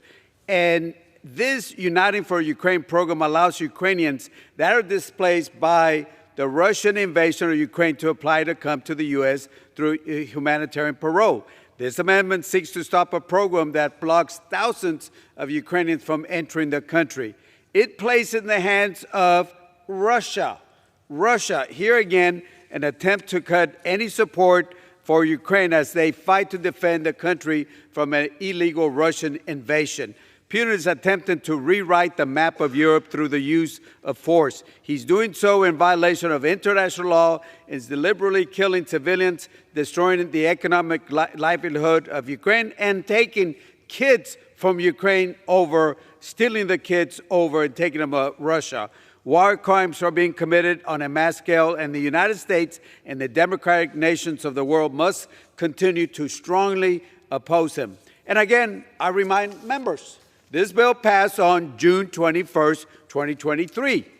Here we are at 9:40 p.m., and we're going to be here till about 2, 3 o'clock in the morning. I don't mind working. My parents were migrant workers, and they worked hard, so we can work, and we'll stay here to whatever time. But the point I'm trying to make is that instead of looking at this bill on June 22nd, 2023, here we are a few days before the shutdown. And again, I remind, the last 5 shutdowns have been by Republican-controlled houses. This Saturday or this Sunday at 12:01, we will see probably the 6th Republican-controlled shutdown that we have. Again, we want to work with you. I want to work with my good friend, who's always in a good mood, Mr. Joyce again. I want to work with him on this. But again, you can't say, we're the majority, you're the minority, you're not going to have a say-so.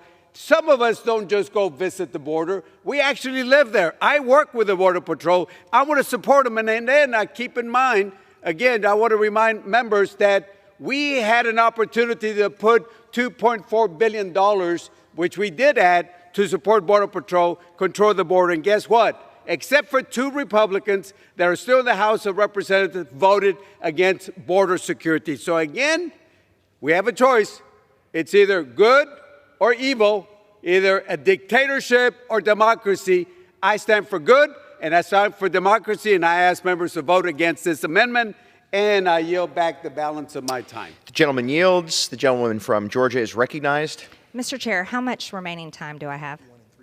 The gentlewoman has 1 3/4 minutes. Thank you, Mr. Chair. Again, I'll remind the House and the American people watching at home, Democrats aren't worried about shutdowns. They love shutdowns. They shut down America for almost 2 years. People are still suffering from the Democratic communist shutdowns.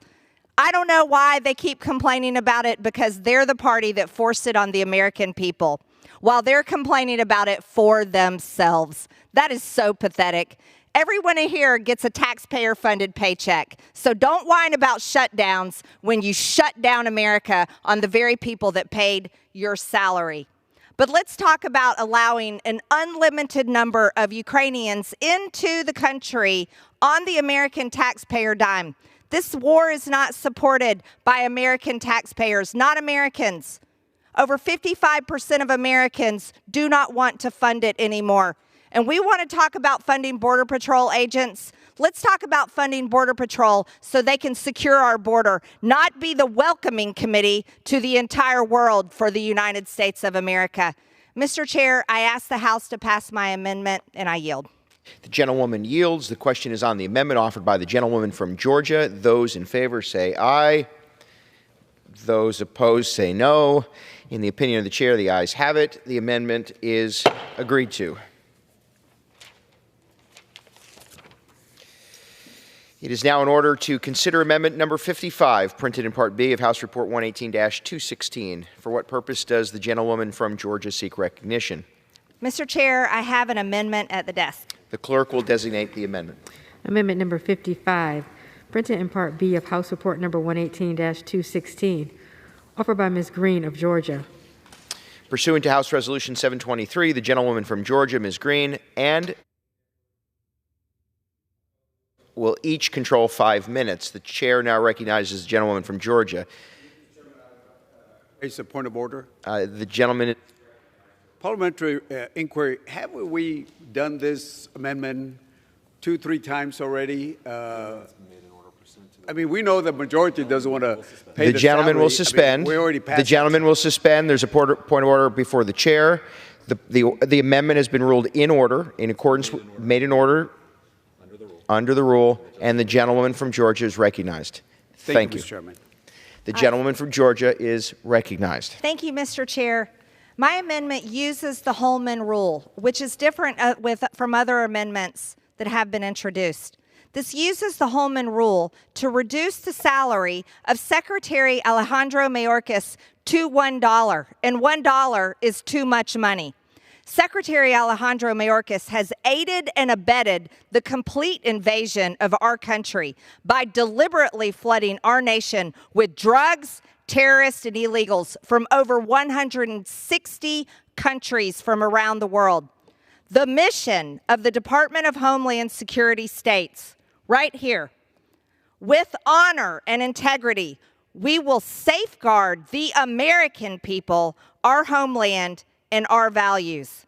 Being that Secretary Mayorkas has direction, authority, and control over the entire department, he has failed in his duties to safeguard the American people and our homeland, and he deserves to be fired and impeached. His job is to protect our homeland and strengthen the national security of our country.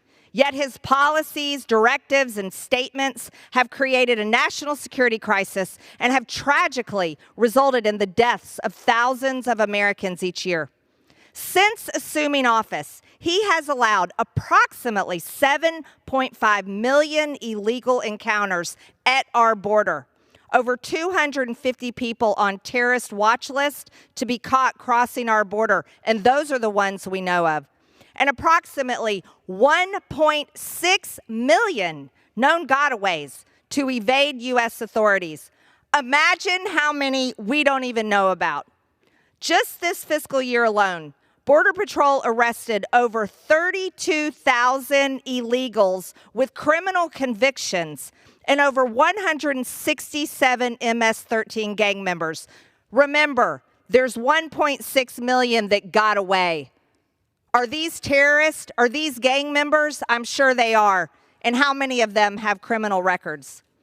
Secretary Mayorkas has allowed fentanyl, the #1 killer of Americans between the ages of 18 and 45, to overwhelmingly flood into our country and kill around 300 Americans every single day.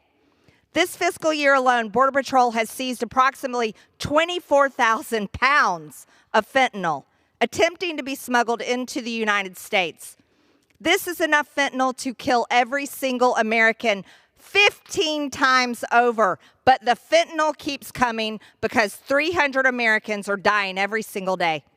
His open border policies have allowed unaccompanied children to be exploited, and now over 85,000 of them are unaccounted for. Where are these children?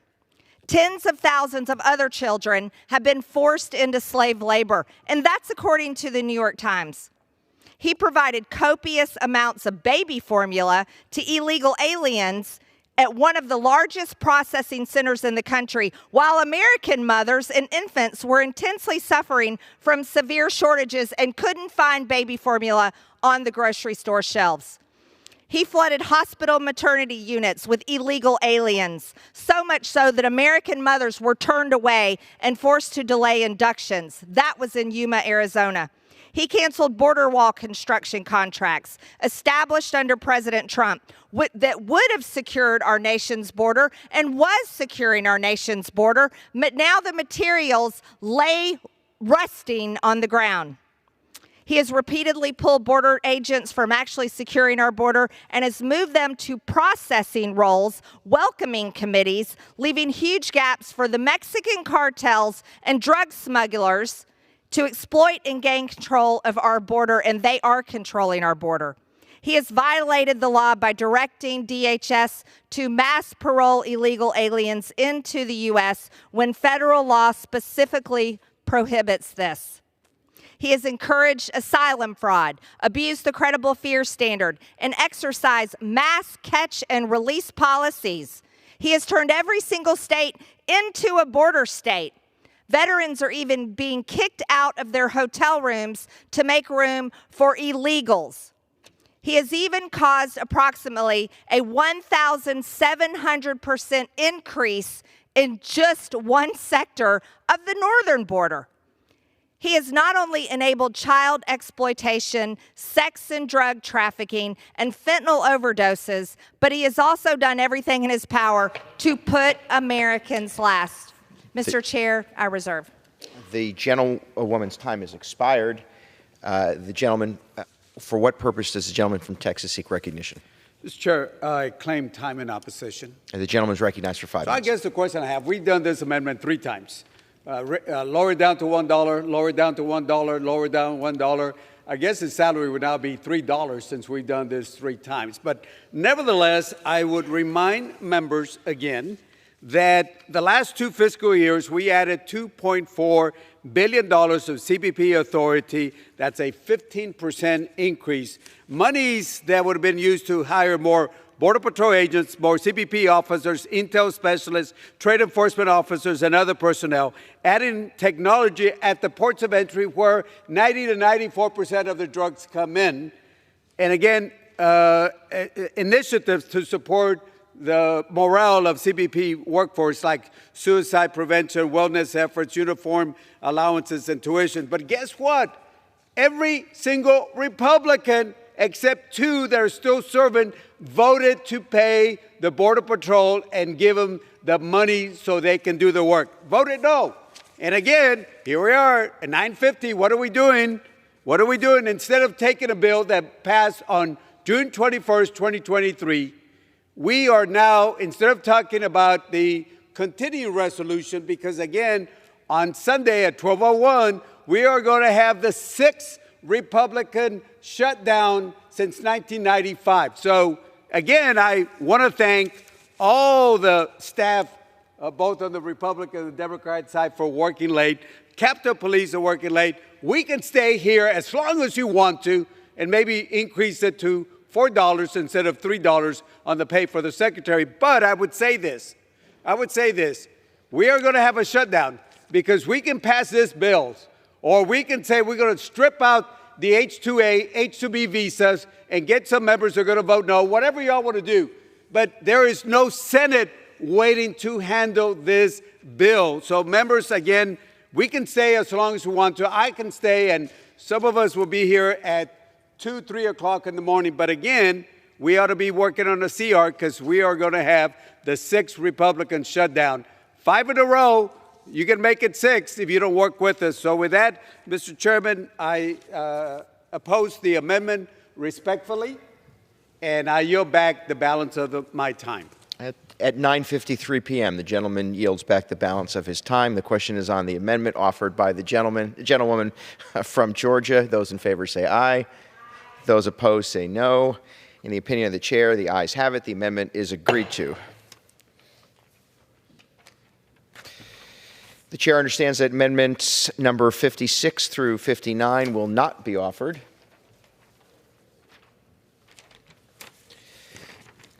It is now in order to consider amendment number 60, printed in Part B of House Report 118-216. For what purpose does the gentlewoman from Wyoming seek recognition? Mr. Chairman, I have an amendment at the desk. The clerk will designate the amendment. Amendment number 60, printed in Part B of House Report number 118-216, offered by Ms. Hageman of Wyoming. Pursuant to House Resolution 723, the gentlewoman from Wyoming, Ms. Hageman, and a member opposed each will control 5 minutes. The chair recognizes the gentlewoman from Wyoming. Thank you, Mr. Chairman. I rise in favor of my amendment number 60, which would prohibit the Secretary of Homeland Security from traveling outside of the United States. Mr. Chairman, under Mr. Mayorkas, the Department of Homeland Security is a disaster by every single metric, and he has utterly failed at protecting our country, securing our borders, adhering to the rule of law, and protecting the constitutional rights of the citizens of this country. The southern border is in chaos. We are being invaded by military-aged men from hostile countries around the world, and our cities are being overwhelmed by a mass of humanity and level of migration most likely not seen in world history. At the same time, the Judiciary Committee continues to expose Mayorkas's role in creating, implementing, and enforcing the censorship industrial complex. And the list of failures goes on and on and on and on.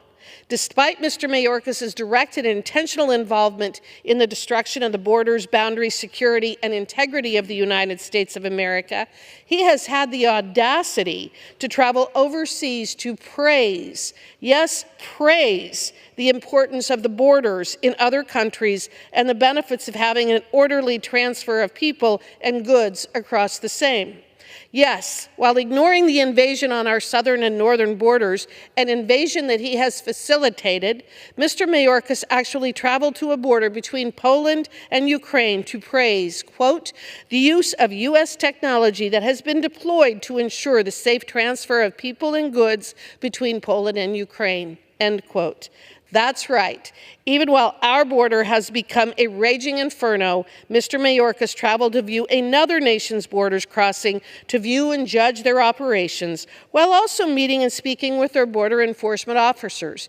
If only he had the same such care for what is happening right here in the United States of America.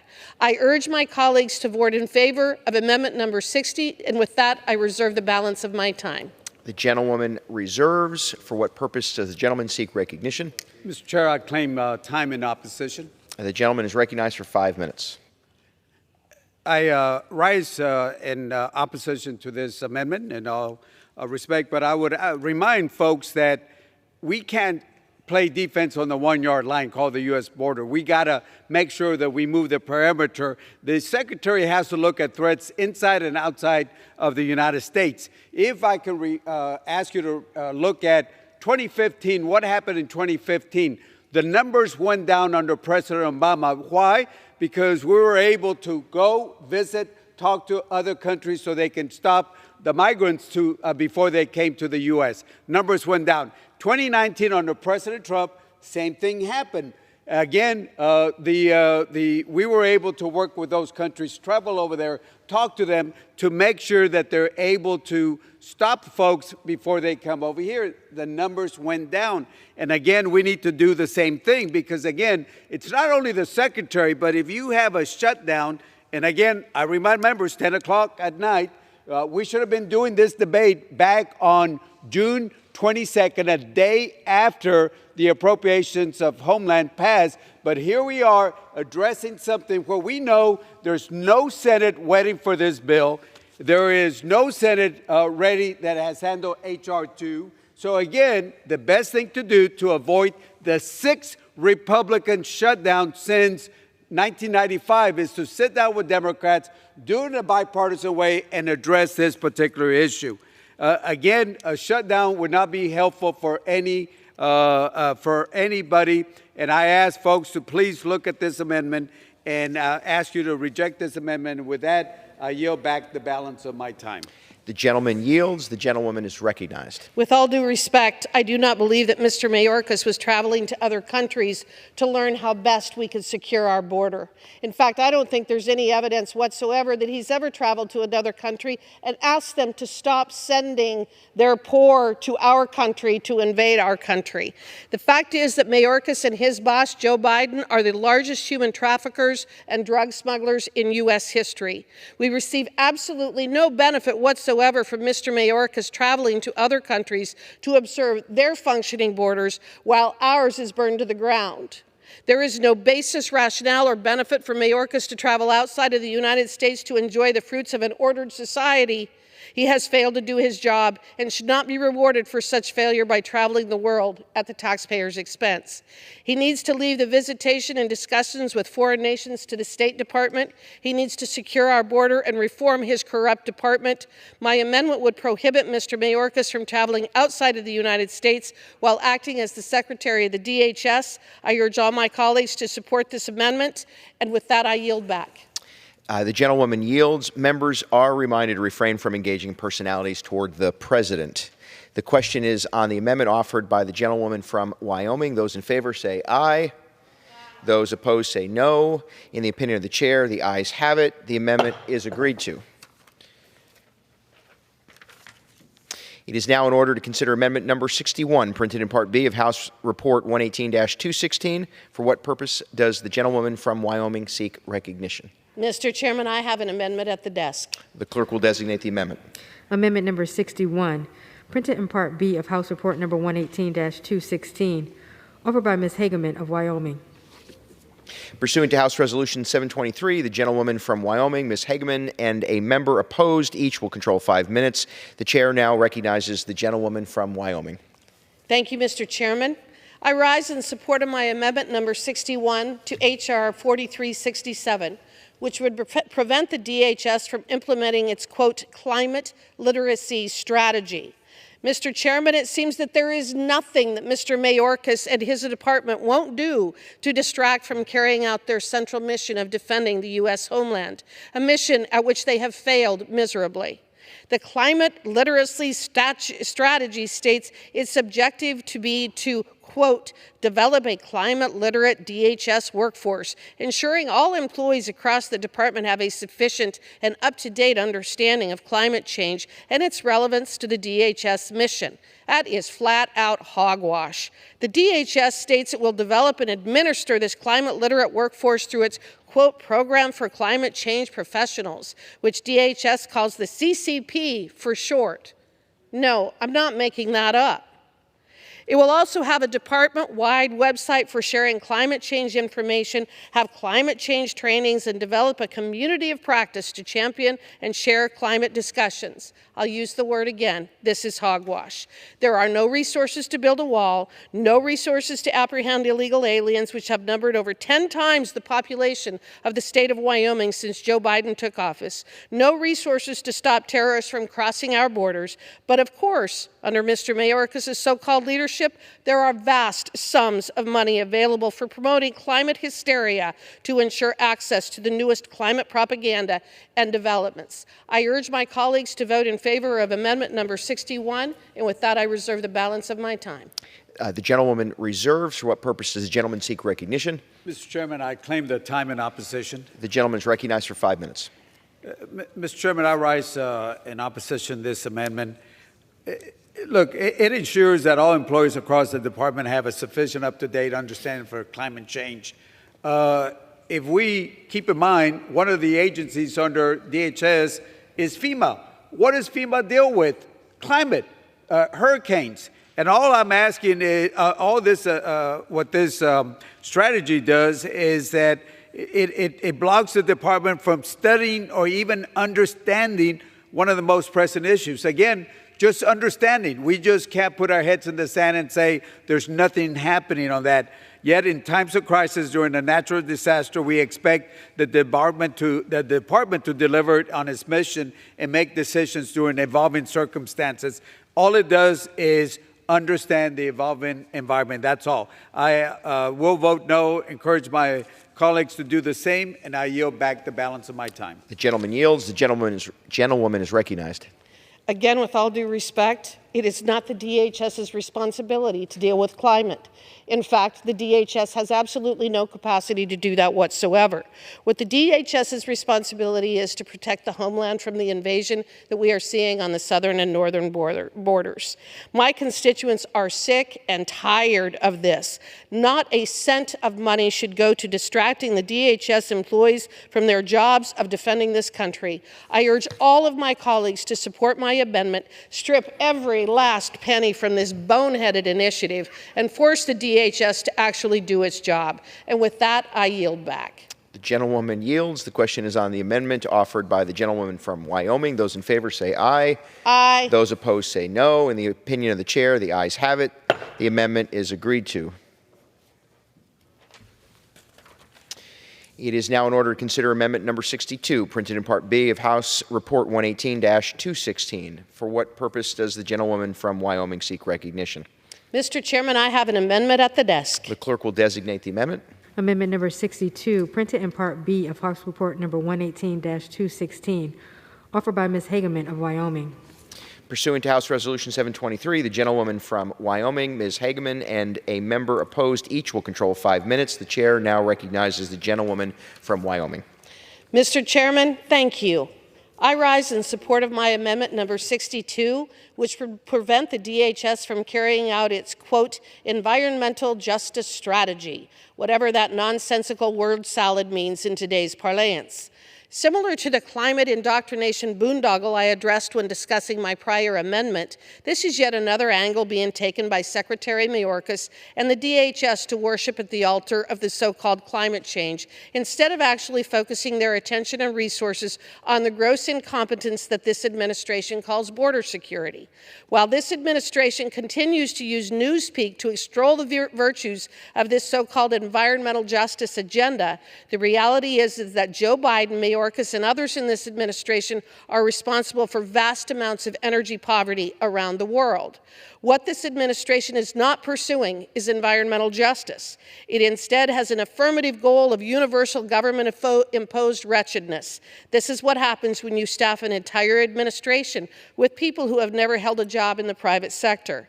A collapse of your supply chain, your energy resources, and ultimately your prosperity. Environmental justice isn't any such thing. It is an Alice in Wonderland level of gaslighting that is destroying our ability to produce energy, grow food, and provide affordable housing. Congress's power is in the purse, and we must exercise that power by ensuring that there are no funds going to anything that doesn't secure our border. And for my colleagues across the aisle, 11,000 illegal border crossers a day does not count for border security. I urge my colleagues to support Amendment 62, and I reserve the balance of my time. The gentlewoman reserves. For what purpose does the gentleman seek recognition? Mr. Chair, I claim the time in opposition. The gentleman is recognized for 5 minutes. I rise to the opposition to this amendment for the opposition, and I encourage my colleagues to vote no. I yield back the balance of my time. The gentleman yields. The gentlewoman is recognized. Again, Mr. Chairman, I think that I've made my point with these three amendments. The purpose of the DHS and Mr. Mayorkas is to secure our border and protect the homeland. He has failed. There is no other thing that our DHS should be doing except specifically that. For that reason, I urge that my colleagues support Amendments 60, 61, and 62, and with that, I yield back. The gentlewoman yields. The question is on the amendment offered by the gentlewoman from Wyoming. Those in favor say aye. Those opposed say no. In the opinion of the chair, the ayes have it. The amendment is agreed to. Sure. It is now in order to consider amendment number 63, printed in Part B of House Report 118-216. For what purpose does the gentleman from Michigan seek recognition?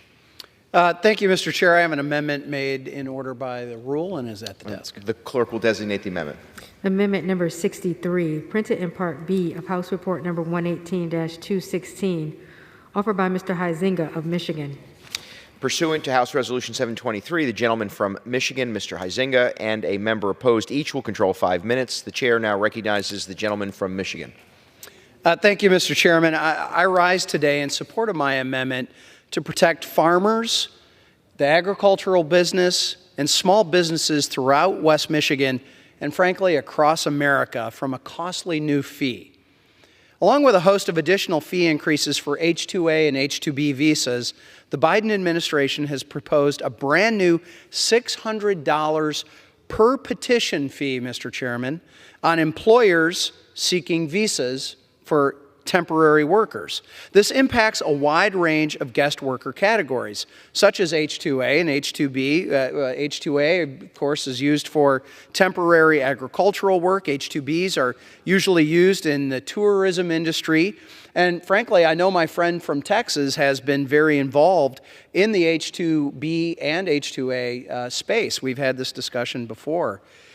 Furthermore, the administration, not me, not Republicans, but the Biden administration itself is dubbing this increase the, quote, asylum program fee. This $600 fee will be coming directly out of the pocket of farmers and small businesses and funneled to the asylum process backlog caused by this administration's failed border policies. In April of this year, 6 Republicans and 6 Democrats from Michigan, nearly our entire delegation, joined together to oppose this increase in a bipartisan letter to Secretary Mayorkas, requesting that he reconsider implementing this fee and other significant fee increases that we view as harmful. Making ends meet in the face of soaring prices and record inflation is hard enough. The federal government should not be inventing additional costs that raise prices for consumers and make it harder for family farms and small businesses to keep their doors open. So I urge my colleagues on both sides of the aisle to support this common sense amendment. And at this time, Mr. Chairman, I'd like to reserve the balance of my time. The gentleman reserves. For what purpose does the gentleman seek recognition? Mr. Chair, I claim the time in opposition. The gentleman is recognized for 5 minutes. Thank you, Mr. Chairman. I rise in opposition to this amendment. Again, this amendment would strike a section within a, quote, proposed rule. Proposed rules have no force of law. If enacted, the administration would just simply rename the section and continue to execute the fee rules as currently as they're trying to do that. So again, let's keep in mind USCIS is a fee-funded agency. They don't, except for small portion, they don't get appropriations. They work on fees. We have to find the right balance on the fees and where we add those fees. So again, I understand what you're trying to do, but I think this amendment will strike a proposed rule, and then I don't think this is the right way to address this. I do understand what you're saying, but based on that, I would ask that we vote no and encourage my colleagues to do the same. And I would say this as a ranking member, if Chairman Joyce would want to sit down with you, be happy to sit down and have this conversation. With that, I yield back the balance of my time, Mr. Chair. The gentleman yields. The gentleman from Michigan is recognized. Well, thank you. And I wish the gentleman hadn't necessarily turned back in his time and yielded his time, because I'd love to have a little bit of a colloquy on this. I fully understand the USCIS is a fee-based institution. It takes in those fees. In addition to this $600 per petition fee, they also had proposed a tripling of a fee for the named employee. If you are putting in, and the gentleman knows this issue very well, if you have a particular person that you are requesting to come into the country, this administration tripled that fee. If you have an unnamed person for an H-2A or an H-2B, they doubled that fee increase. I had an amendment that was going to attempt to address those two issues as well. The Rules Committee ruled that non-germane. We can have that discussion outside of that. But they did rule this particular proposal and this amendment as germane, as relevant to this discussion. So while we have seen a fee already that is in place be increased, we're not able to do that. But this is a brand new fee that the administration again has labeled the asylum program fee. And we all know that there are serious issues at the southern border, and it's something the gentleman has talked about pretty extensively. I just don't see how penalizing small businesses and people who are using the system legally and increasing their costs, which are going to be passed along to the general public, how that makes sense in this case. And I talked to a farmer back in southwest Michigan who regularly employs about 100 seasonal temporary workers. And it doesn't take a math genius to figure out 100 H-2A visas with a $600 fee. That's $60,000 in additional fees that this farm is going to have to put up front before they've done the harvest, before they've actually reaped any of the benefit of the work. And that's why I believe this is so crucially important to U.S. agriculture. And while I understand the gentleman may oppose this particular amendment as it's sitting, I hope he wouldn't oppose the spirit of this. I would love to work with you on this, because I do believe that we need to address this issue. So with that, Mr. Chairman, I again urge all of my colleagues to vote for this amendment. I believe it's a common sense amendment. And with that, I will yield back to the chair. The gentleman yields. The question is on the amendment offered by the gentleman from Michigan. Those in favor say aye. Those opposed say no. In the opinion of the chair, the ayes have it. The amendment is agreed to.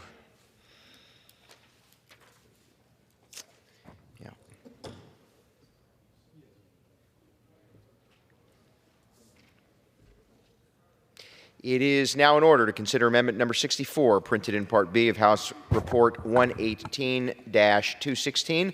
For what purpose does the gentleman from Texas seek recognition? Mr. Chair, I have an amendment at the desk. The clerk will designate the amendment. Amendment number 64, printed in Part B of House Report number 118-216, offered by Mr. Nails of Texas. Pursuant to House Resolution 723, the gentleman from Texas, Mr. Nels, and a member opposed each will control 5 minutes. The chair now recognizes the gentleman from Texas.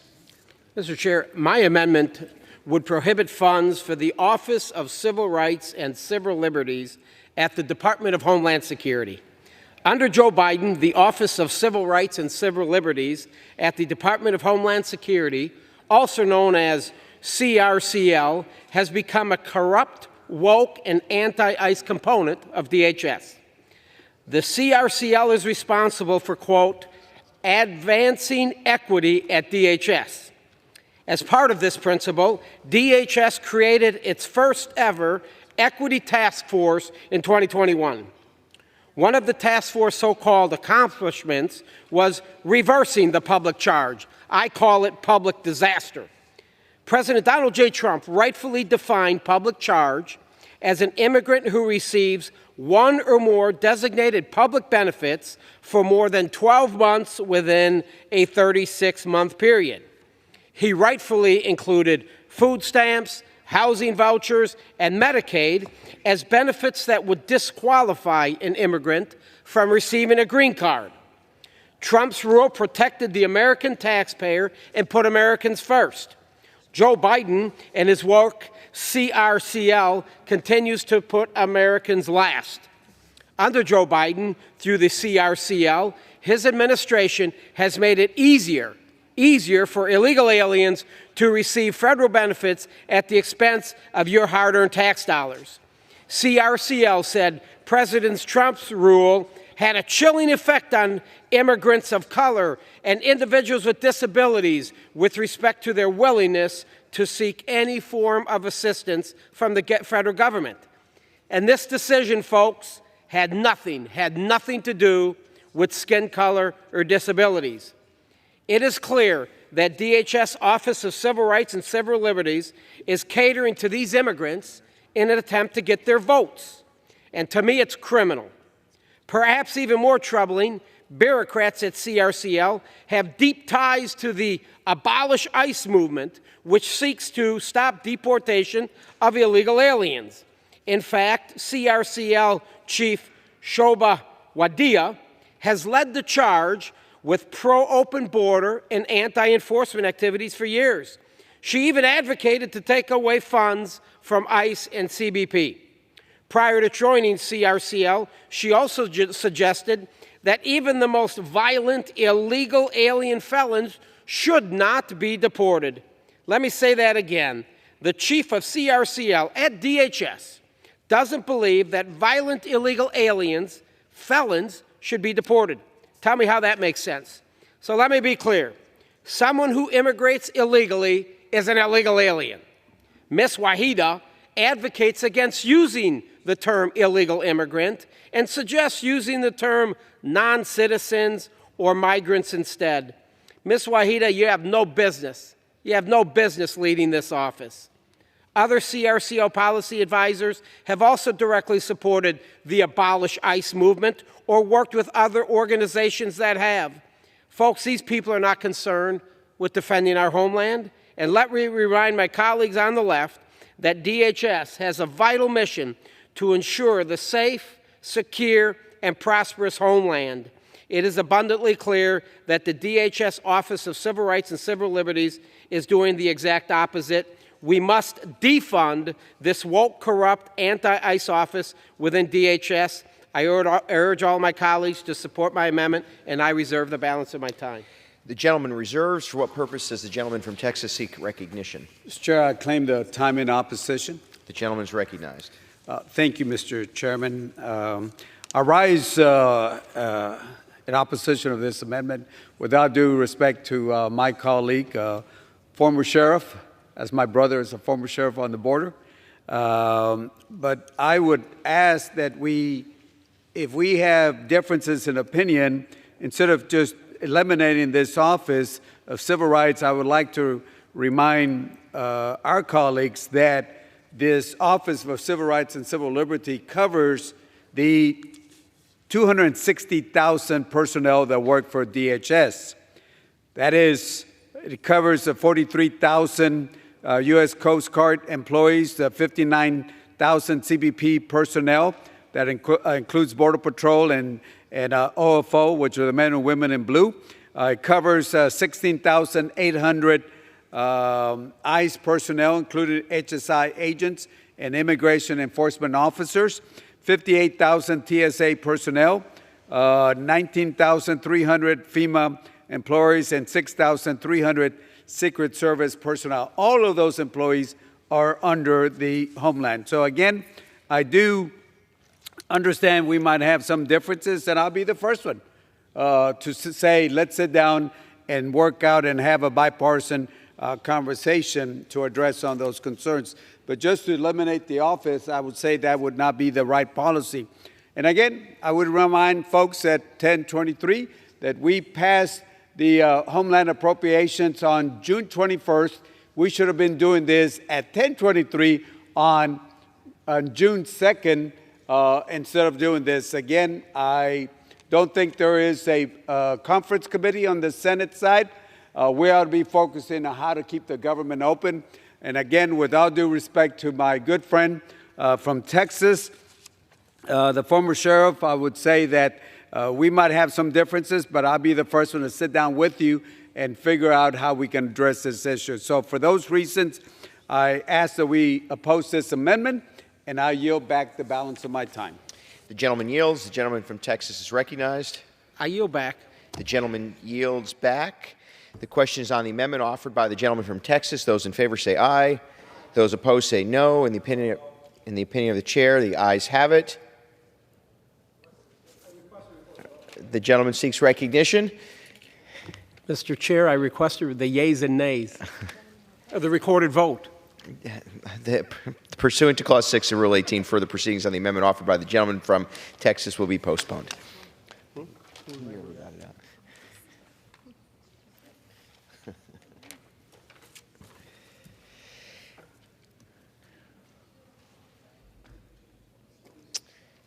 It is now in order to consider amendment number 65, printed in Part B of House Report 118-216. For what purpose does the gentleman from Texas seek recognition?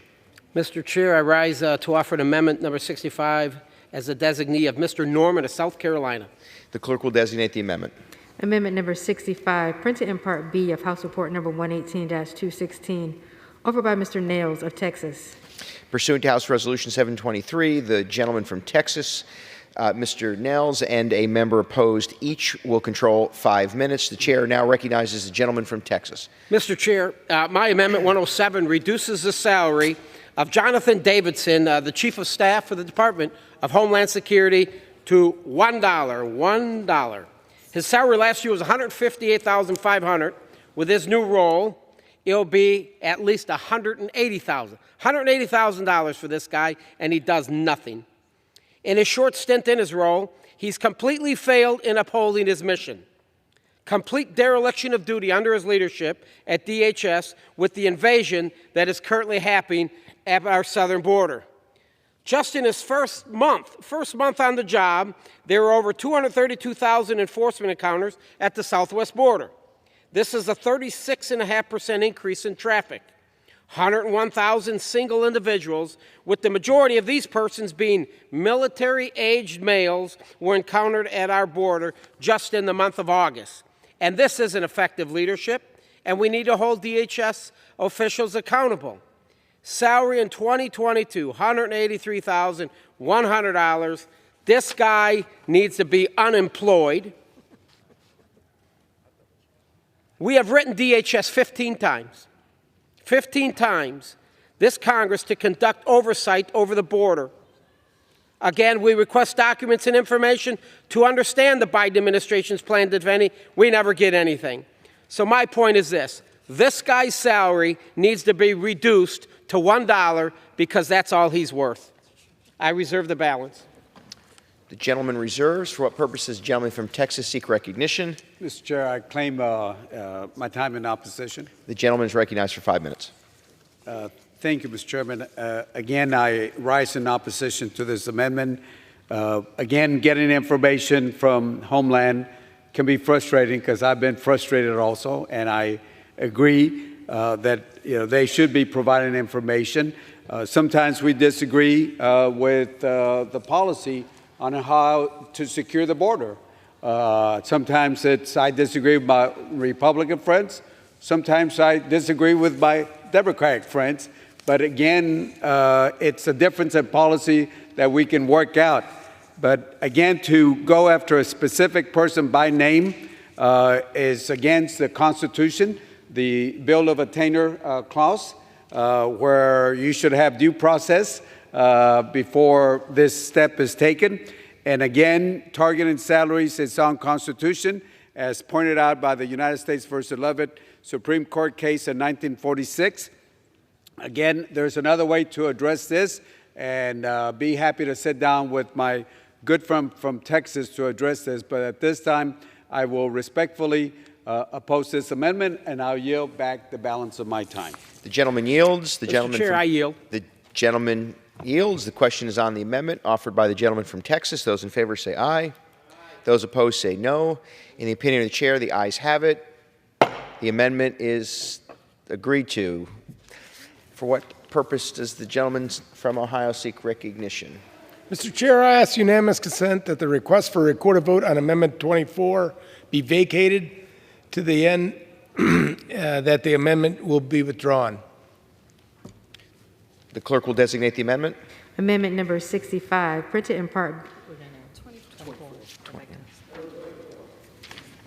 Amendment number 24, printed in Part B of House Report number 118-216, offered by Mr. Birch of Tennessee. Is there objection to the request of the gentleman from Ohio? Mr. Chairman, no objection. Without objection, the request for a recorded vote on amendment number 24 offered by the gentleman from Tennessee is vacated and the amendment is withdrawn.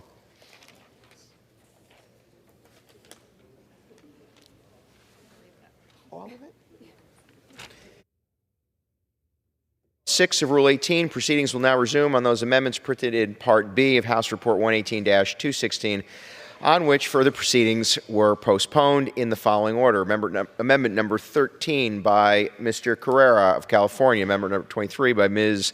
Wasserman Schultz of Florida. Amendment number 25 by Ms. Escobar of Texas. Amendment number 29 by Mr. Clyde of Georgia. Amendment number 39 by Mr. Biggs of Arizona. Amendment number 40 by Mr. Biggs of Arizona. Amendment number 41 by Mr. Biggs of Arizona. Amendment number 42 by Mr. Biggs of Arizona. Amendment number 43 by Mr. Biggs of Arizona. Amendment number 48 by Ms. Boebert of Colorado. Amendment number 49 by Ms. Boebert of Colorado. Amendment number 50 by Ms. Boebert of Colorado. Amendment number 51 by Mr. Castro of Texas. And Amendment number 64 by Mr. Nels of Texas. The chair will reduce to 2 minutes the minimum time for any electronic vote after the first vote in the series. The unfinished business is the request for a recorded vote on amendment number 13, printed in Part B of House Report 118-216 by the gentleman from California, Mr. Carrera, on which further proceedings were postponed and on which the noes prevailed by voice vote. The clerk will redesignate the amendment. Amendment number 13, printed in Part B of House Report number 118-216, offered by Mr. Correa of California. A recorded vote has been requested. Those in support of the request for a recorded vote will rise and be counted. A sufficient number having risen, a recorded vote is ordered. Members will record their votes by electronic device. This will be a 15-minute vote.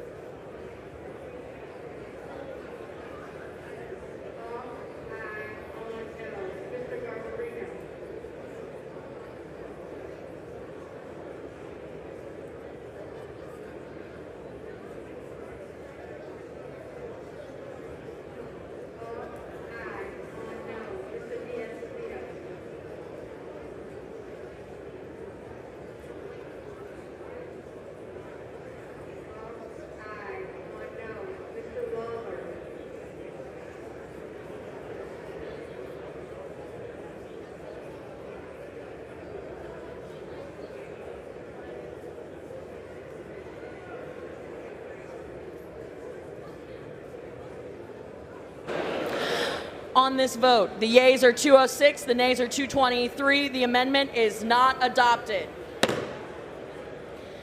The unfinished business is the request for a recorded vote on amendment number 23, printed in Part B of House Report 118-216 by the gentlewoman from Florida, Ms. Wasserman Schultz, on which further proceedings were postponed, on which the nays prevailed by voice vote. The clerk will redesignate the amendment. Amendment number 23, printed in Part B of House Report number 118-216, offered by Ms. Wasserman Schultz of Florida. A recorded vote has been requested. Those in support of the request for a recorded vote will rise and be counted. A sufficient number having risen, a recorded vote is ordered. Members will record their votes by electronic device. This will be a 2-minute vote.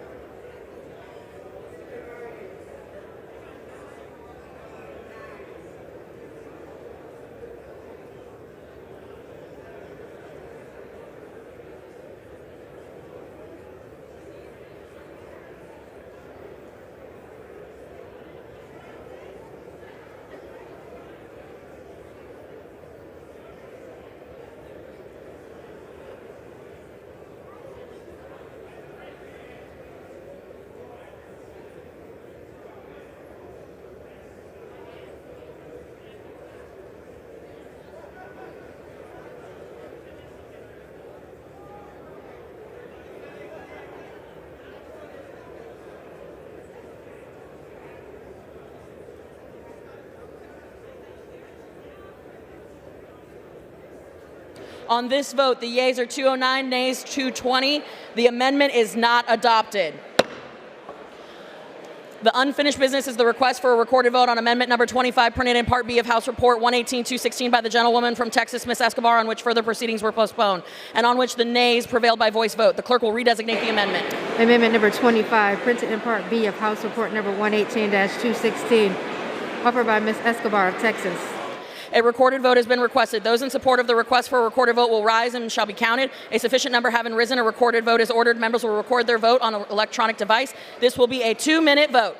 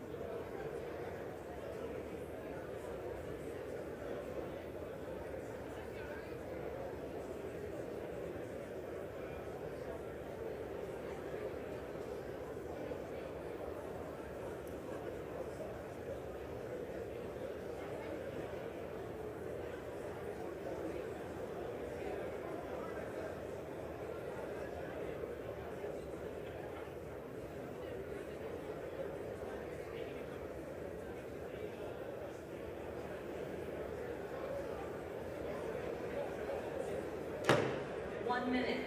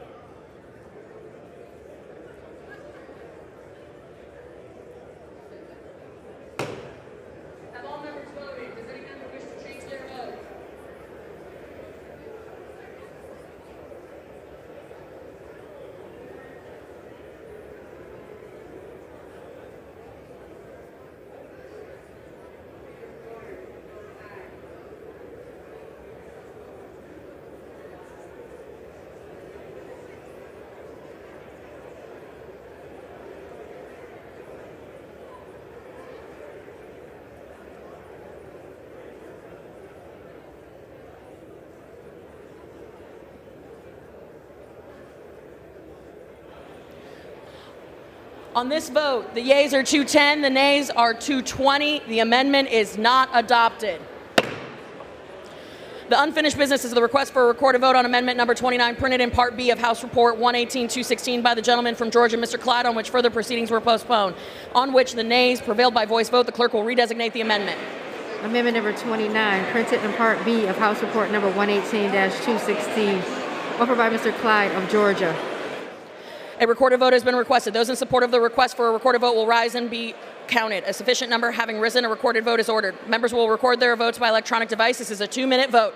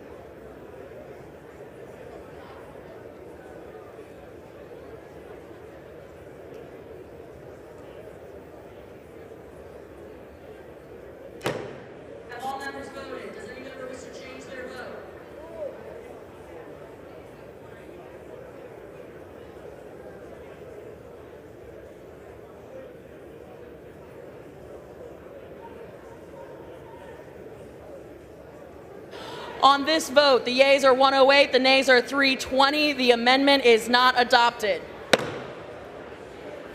The unfinished business is the request for a recorded vote on amendment number 39, printed in Part B of House Report 118-216 by the gentleman from Arizona, Mr. Biggs, on which further proceedings were postponed and on which the nays prevailed by voice vote. The clerk will redesignate the amendment. Amendment number 39, printed in Part B of House Report number 118-216, offered by Mr. Biggs of Arizona.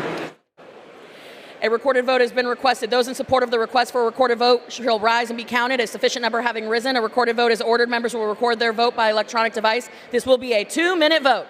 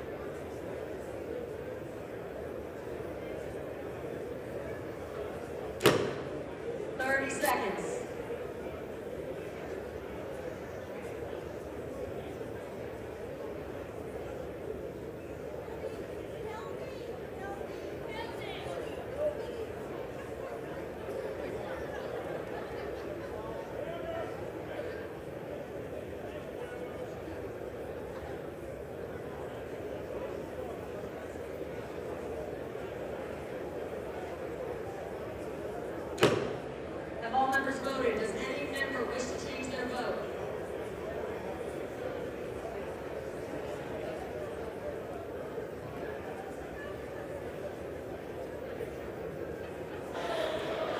On this vote, the yeas are 144, nays are 280.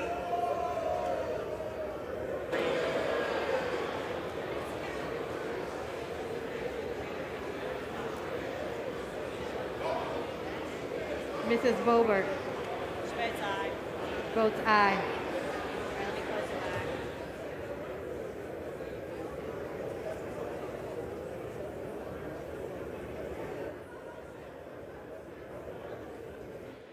On this vote, the yeas are 147, nays 282. The amendment is not adopted.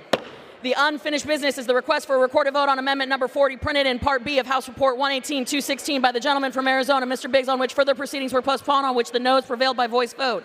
The clerk will redesignate the amendment. Number 40, printed in Part B of House Report number 118-216, offered by Mr. Biggs of Arizona.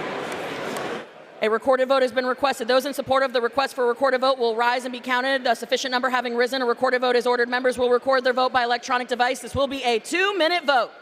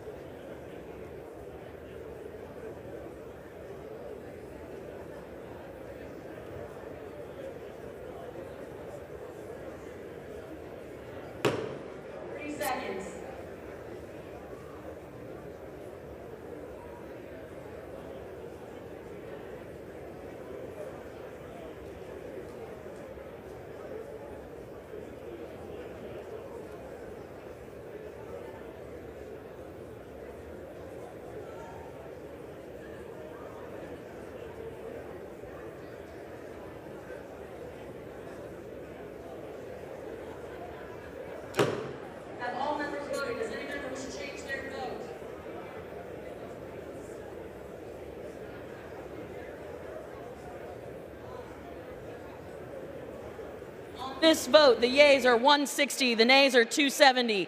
The amendment is not adopted. The unfinished business is the request for a recorded vote on amendment number 41 printed in Part B of the House Report 118-216 by the gentleman of Arizona, Mr. Biggs, on which further proceedings were postponed, on which the noes prevailed by voice vote. The clerk will redesignate the amendment. Amendment number 41, printed in Part B of House Report number 118-216, offered by Mr. Biggs of Arizona. A recorded vote has been requested. Those in support of a request for a recorded vote will rise and be counted. A sufficient number having risen, a recorded vote is ordered. Members will record their votes by electronic device. This is a 2-minute vote.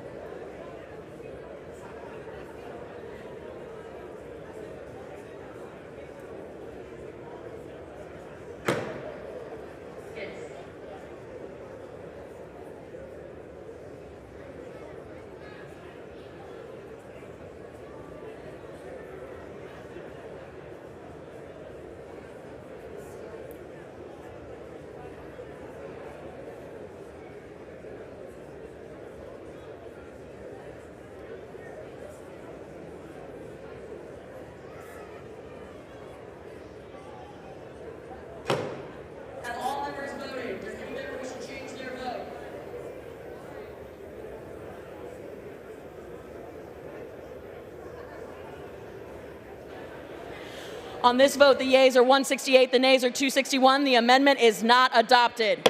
The unfinished business is the request for a recorded vote on amendment number 42 printed in Part B of House Report 118-216 by the gentleman from Arizona, Mr. Biggs, on which further proceedings were postponed, on which the nays prevailed by voice vote. The clerk will redesignate the amendment. Amendment number 42, printed in Part B of House Report number 118-216, offered by Mr. Biggs of Arizona.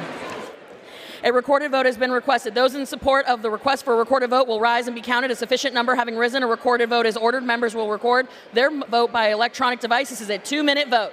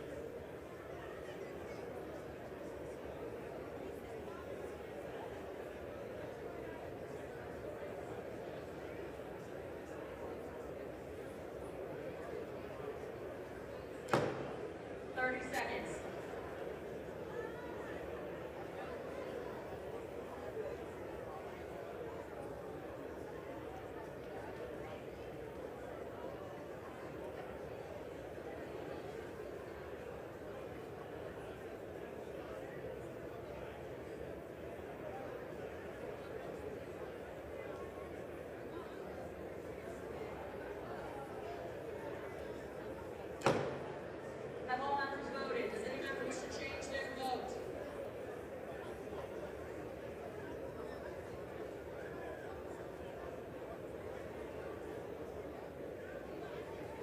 This vote, the yeas are 164, nays 265. The amendment is not adopted.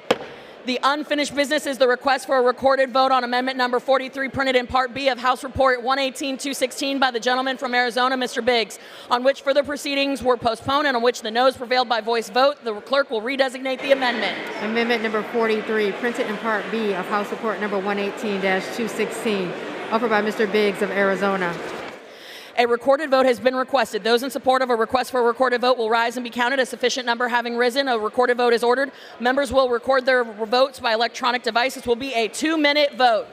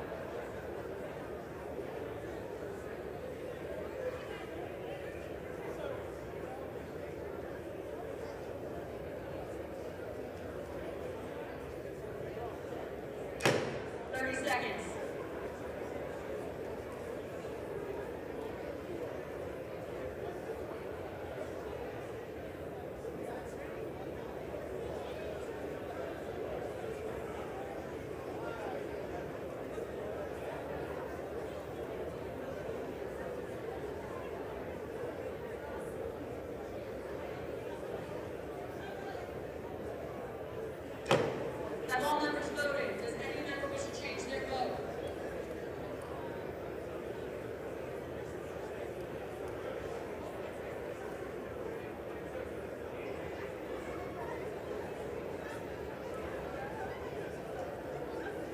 On this vote, the yeas are 162, the nays are 264. The amendment is not adopted. The unfinished business is the request for a recorded vote on amendment number 48, printed in Part B of the House Report 118-216 by the gentlewoman from Colorado, Ms. Boebert, on which further proceedings were postponed, on which the ayes prevailed with voice vote. The clerk will redesignate the amendment. Amendment number 48, printed in Part B of House Report number 118-216, offered by Mrs. Boebert of Colorado.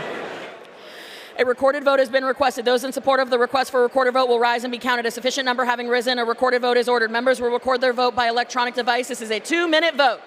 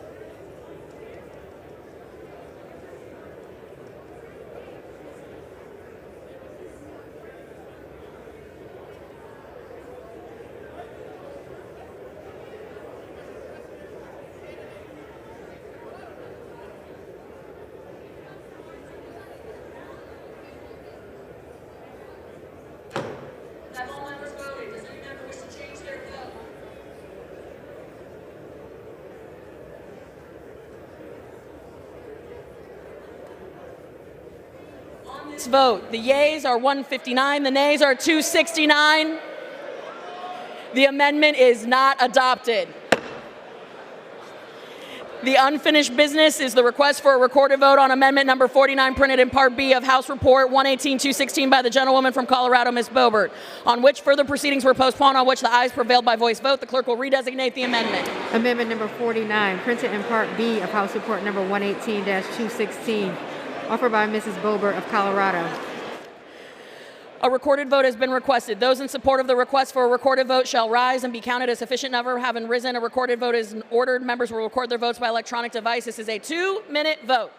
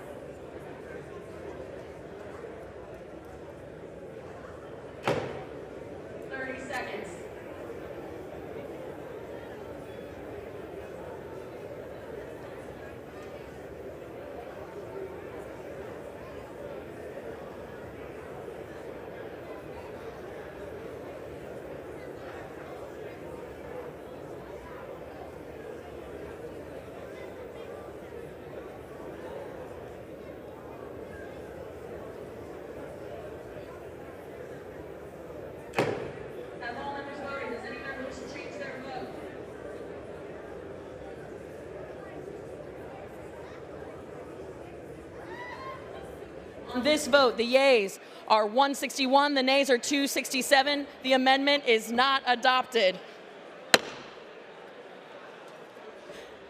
The unfinished business is at the request for a recorded vote on amendment number 50, printed in Part B of House Report 118-216 by the gentlewoman from Colorado, Ms. Boebert, on which further proceedings were postponed, on which the ayes prevailed by voice vote. The clerk will redesignate the amendment. Amendment number 50, printed in Part B of House Report number 118-216, offered by Mrs. Boebert of Colorado.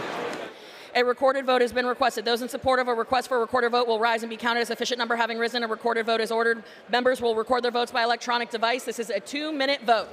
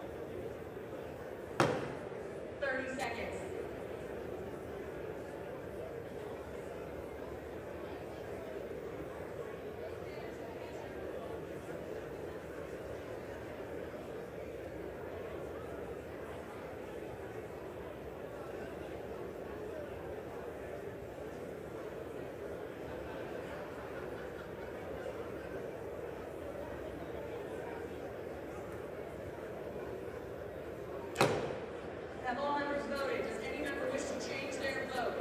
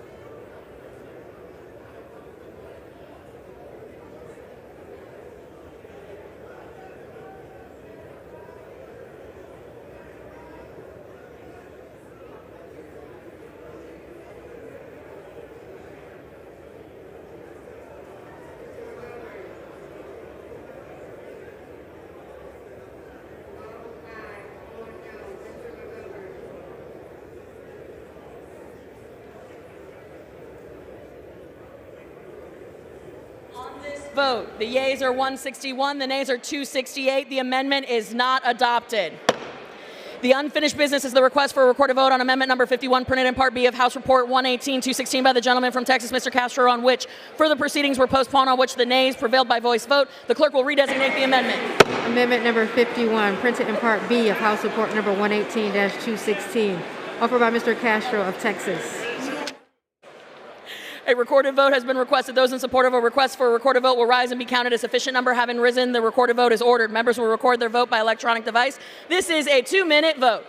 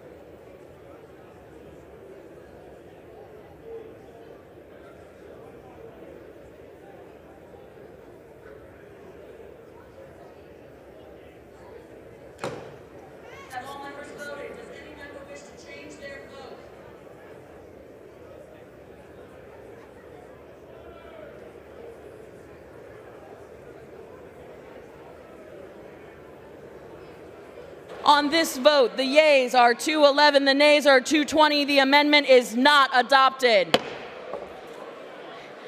Lastly, the unfinished business is the request for a recorded vote on amendment number 64, printed in Part B of House Report 118-216 by the gentleman from Texas, Mr. Nels, on which further proceedings were postponed, on which the ayes prevailed by voice vote. The clerk will redesignate the amendment. Amendment number 64, printed in Part B of House Report number 118-216, offered by Mr. Nails of Texas. A recorded vote has been requested. Those in support of a request for a recorded vote will rise and be counted. A sufficient number having risen, a recorded vote is ordered. Members will record their votes by electronic device. This is a 2-minute vote.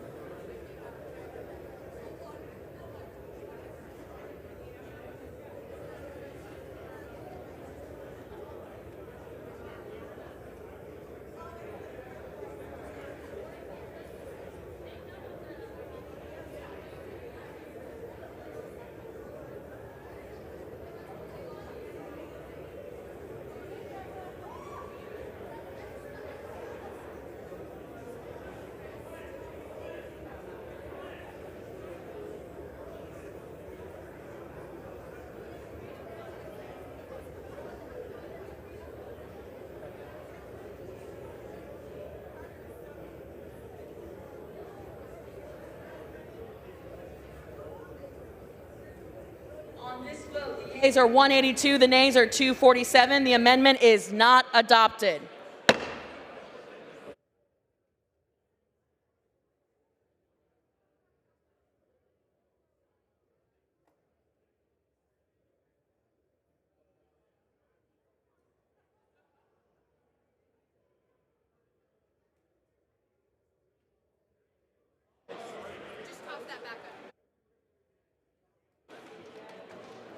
I didn't want.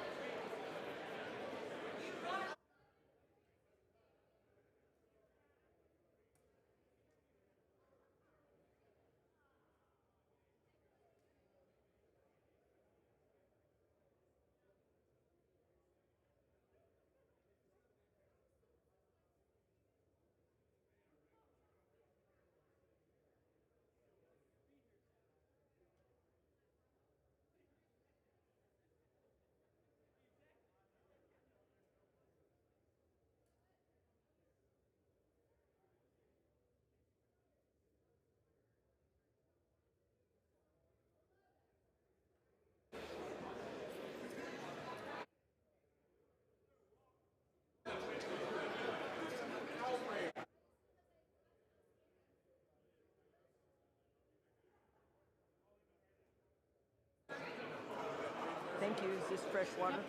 I appreciate it. Thank you.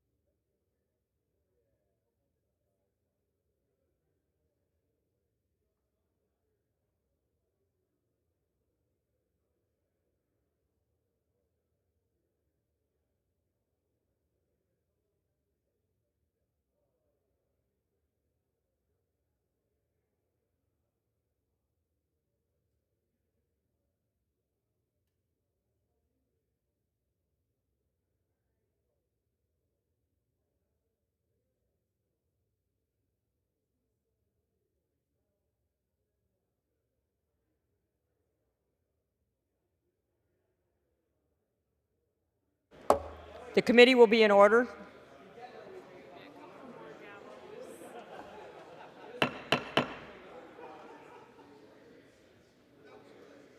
The committee will be in order.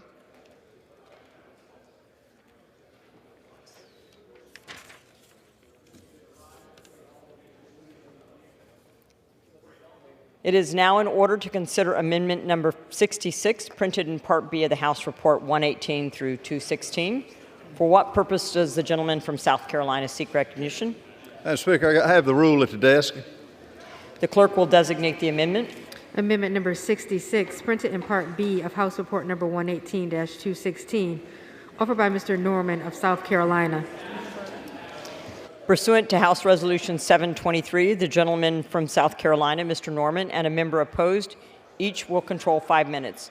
The chair recognizes the gentleman from South Carolina. Thank you, Madam Speaker. My amendment reduces... Excuse me, the House will be in order.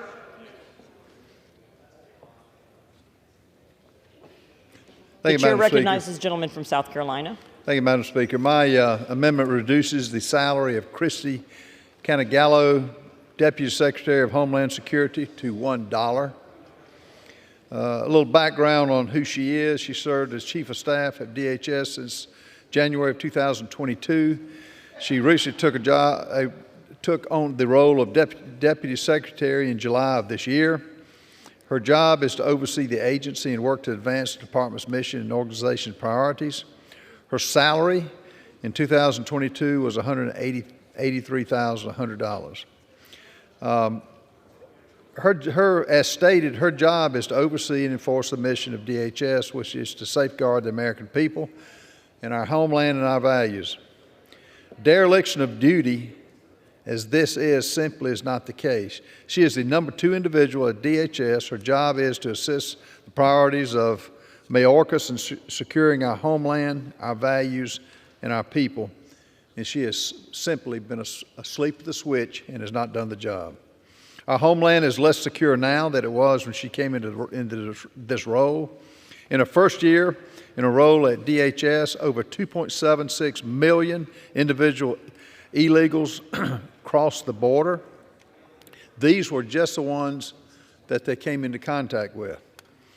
In addition, 1.4 million individuals have been encountered according to DHS since January 1st of 2023. We're witnessing an invasion of our homeland before our very eyes, and my Democrat colleagues are acting like it's a normal Wednesday with business as usual. Is this effective leadership? No, it is not. This is a crisis in this country. This is an invasion. It's against our Constitution. It's against our core values that this country was built on. That's the reason I am asking to cut the salary to $1, and I reserve the balance of my time. The gentleman reserves. For what purpose does the gentleman from Texas, Mr. Cuellar, seek recognition? Madam Chair, I claim the time in opposition. The gentleman is recognized for 5 minutes. I rise in opposition. I urge members to vote no, and I yield back the balance of my time. The gentleman yields back. The gentleman from South Carolina is recognized. You know, as we look at the challenges this country faces, we look at the reasons of why our border is unsecure, why our national security is at risk. It's because of the inaction of people in prominent roles, as Ms. Canigallo. And the only reason that she is in the job is for political reasons, which is to keep the power of the Democratic Party. The illegals are getting driver's licenses, they're getting Social Security numbers, and is completely against everything that this country stands for. And for that reason, I hope you will support this. I reserve. Does the gentleman yield back? I reserve. You have the only time? Yeah, I yield back. The gentleman yields back. The question is on the amendment offered by the gentleman from South Carolina. Those in favor say aye. Those opposed say no. In the opinion of the chair, the ayes have it. The amendment is agreed to. Madam Chair, I ask for a recorded vote. A recorded vote has been asked for. Pursuant to Clause 6 of Rule 18, further proceedings on the amendment offered by the gentleman from South Carolina will be postponed.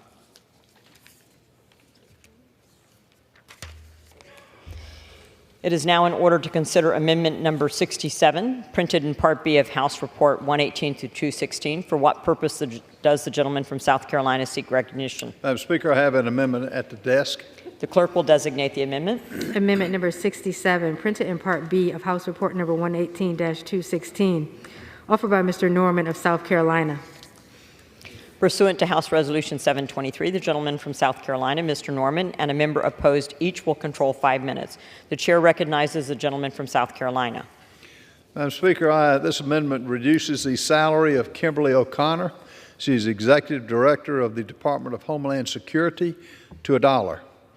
Her background, her role is Executive Secretary of DHS, where she oversees the management of written communication intended for and originated by the Secretary and the Deputy Secretary of DHS. Why we should implement the Holman Rule regarding her salary. She co-signed a letter led by the House Oversight Committee from November 2nd, 2022 to Secretary Mayorkas about the abject failures at the southern border. In her letter, it was stated that we have written DHS 15 times this Congress to conduct oversight over the border crisis. Again, we request documents and information to understand the Biden administration's plans, if any, to secure the border. Her role is to manage written correspondence for Mayorkas. She can't bother to do her job and give timely and adequate responses about the abject failures at the border. So why do our tax dollars deserve to go to pay her salary? She continued to not give the committee and members answers to the questions. Failure to get us answers from DHS on the border is unacceptable and is creating the crisis at the border. Urge the cutting of her salary, and I reserve the balance of my time. The gentleman reserves. From what purpose does the gentleman from Texas, Mr. Cuellar, seek recognition? Madam Chair, I claim the time in opposition. The chair recognizes the gentleman from Texas, Mr. Cuellar, for 5 minutes. Thank you, Madam Chair. I rise in opposition. I urge members to vote no, and I yield back the balance of my time. The gentleman yields. The gentleman from South Carolina is recognized. Madam Speaker, I urge that that her salary be cut, and I yield the balance of my time. The gentleman yields. The question is on the amendment offered by the gentleman from South Carolina. Those in favor say aye.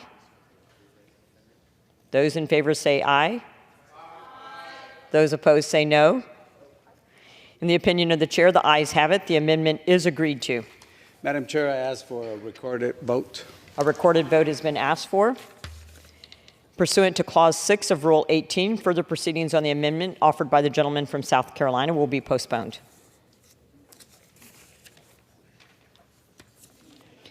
It is now in order to consider Amendment Number 68, printed in Part B on the House Report 118 through 216. For what purpose does the gentleman from South Carolina seek recognition?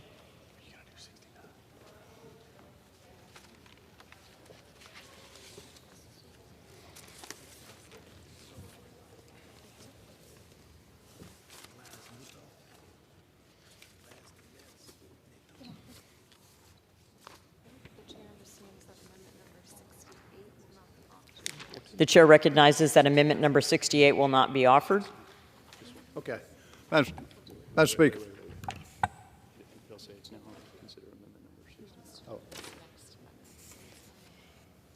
It's now in order to consider Amendment Number 69, printed in Part B of the House Report 118 through 216.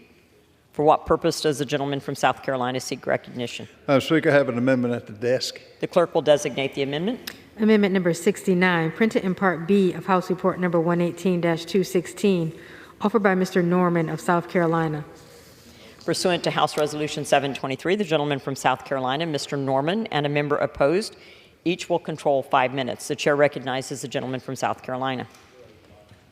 Madam Speaker, my amendment reduces the salary of Blaise Nunez Neto, Assistant Secretary for Border and Immigration Policy, to $1. Her background, she worked at DHS since 2021. He served as an Assistant Secretary for Border and Immigration Policy. The reason to implement the Holman Rule to reduce her salary, dereliction of duty to uphold the mission of DHS to safeguard the American people, our homeland, and our values. Border Homeland has become less secure in his capacity of border policy at DHS. The highlights of the border facts are, with these facts of the crisis and invasion of our border, we think now this individual is inadequately doing his job. Why should our tax dollars go to continue his payment? I reserve the balance of my time. The gentleman reserves. For what purpose does the gentleman from Texas, Mr. Cuellar, seek recognition? Madam Chair, I claim time in opposition. The gentleman is recognized for 5 minutes. Madam Chair, I rise in opposition to this amendment. I urge members to vote no. I yield back the balance of my time. The gentleman yields. The gentleman from South Carolina is recognized for 5 minutes. Madam Speaker, I urge the reduction of the salary of this individual to secure our borders. I yield back the balance of my time. The gentleman yields. The question is on the amendment offered by the gentleman from South Carolina. Those in favor say aye. Those opposed say no. In the opinion of the chair, the ayes have it. The amendment is agreed to. Madam Chair, I ask for a recorded vote. A recorded vote has been asked for. Pursuant to Clause 6 of Rule 18, further proceedings on the amendment offered by the gentleman from South Carolina will be postponed.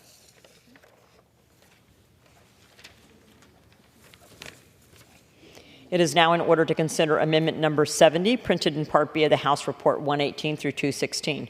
For what purposes does the gentleman from Tennessee seek recognition? I have an amendment at the desk. The clerk will designate the amendment. Amendment Number 70, printed in Part B of House Report Number 118-216, offered by Mr. Ogles of Tennessee. Pursuant to House Resolution 723, the gentleman from Tennessee, Mr. Ogles, and a member opposed, each will control 5 minutes. The chair recognizes the gentleman from Tennessee. Thank you, Madam Chair. I rise today in support of my amendment to prohibit taxpayer money from being used on President Biden's nakedly political executive order, allegedly promoting access to voting. This dangerous executive order instructed a wide range of agencies, including the Department of Health and Human Services and the Small Business Administration, to engage in voter turnout operations. Think about that for a moment. The government is engaging in voter turnout.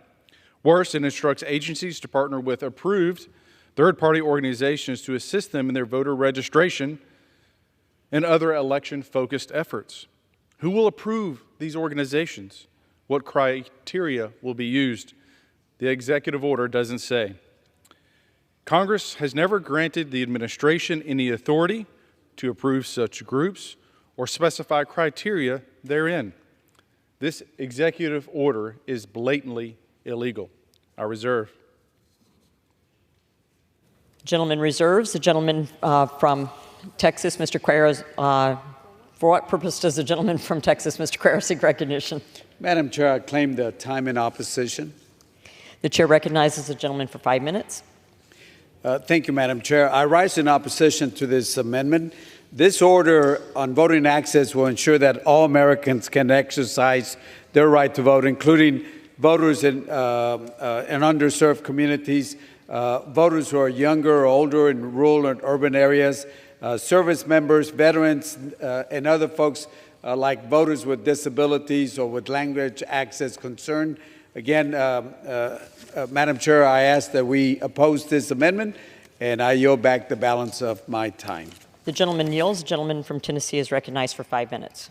Madam Chair, I want to agree with my colleague that I too would like all to participate in the voting process of all demographics across all spectrums. Should also be noted that there are already provisions in the law to allow for soldiers and veterans, soldiers deployed to vote. With that, Madam Chair, I urge adoption of my amendment. I yield back. The gentleman yields. The question is on the amendment offered by the gentleman from Tennessee. Those in favor say aye. Those opposed say no. In the opinion of the chair, the ayes have it. The amendment is agreed to.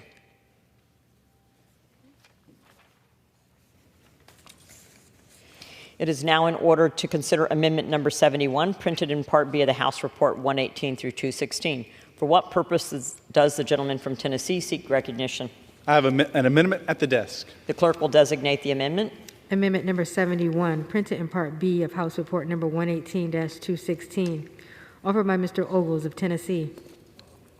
Pursuant to House Resolution 723, the gentleman from Tennessee, Mr. Ogles, and a member opposed each will control 5 minutes. The chair recognizes the gentleman from Tennessee.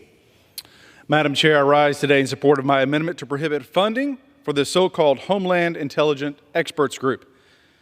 The conduct of certain members of this intelligence community who behaved as political hacks, quite frankly, rather than sources of unbiased information, and has undermined the faith in government, and that concerns me.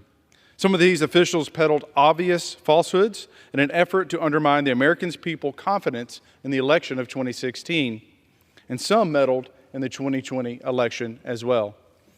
With that, Madam Chair, I reserve. The gentleman reserves. For what purpose does the gentleman from Texas, Mr. Cuellar, seek recognition? Madam Chair, I claim the time in opposition. The chair recognizes the gentleman for 5 minutes. Thank you, Madam Chair. I rise in opposition to this amendment. This amendment would undermine a recent effort by the Secretary. In fact, I believe it was only announced a few days ago to convene private sector experts in homeland and national security, some widely recognized, including former senior intelligence officials, that will provide the DHS with a wide range of views and perspectives on the federal government's intelligence enterprise to DHS, INA, and the Office of Counterterrorism. All we're trying to do is get information from experts. So with that, Madam Chair, I would say that we vote no on this amendment, and I yield back the balance of my time. The gentleman yields. The gentleman from Tennessee is recognized for 5 minutes. Madam Chair, again, I want to thank my colleague, and I too, at a time when we see dysfunction in government and quite frankly in Congress, it's important that we restore faith in institutions. And at a time when there are ongoing investigations into, say, the Hunter Biden laptop, it is important that we let due process work its way and not interject so-called experts. But that being said, I just want to encourage, at a time when we desperately need to restore faith in institutions, let's do that thing. Let's trust the process as we move forward. With that, Madam Chair, I yield back, and I thank you. The gentleman yields. The question is on the amendment offered by the gentleman from Tennessee. Those in favor say aye. Aye. Those opposed say no. In the opinion of the chair, the ayes have it. The amendment is agreed to. Pursuant to Clause 6 of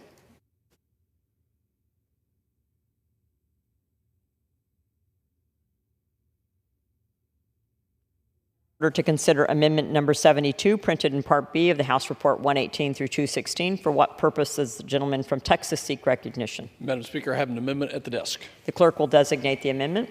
Amendment number 72, printed in Part B of House Report number 118-216, offered by Mr. Pfluger of Texas. Pursuant to House Resolution 723, the gentleman from Texas, Mr. Pfluger, and a member opposed, each will control 5 minutes. The chair recognizes the gentleman from Texas. Thank you, Madam Speaker. I rise in support of my amendment to block any potential Remain in Texas policy. It appears Democrats are starting to realize the severity of the border crisis.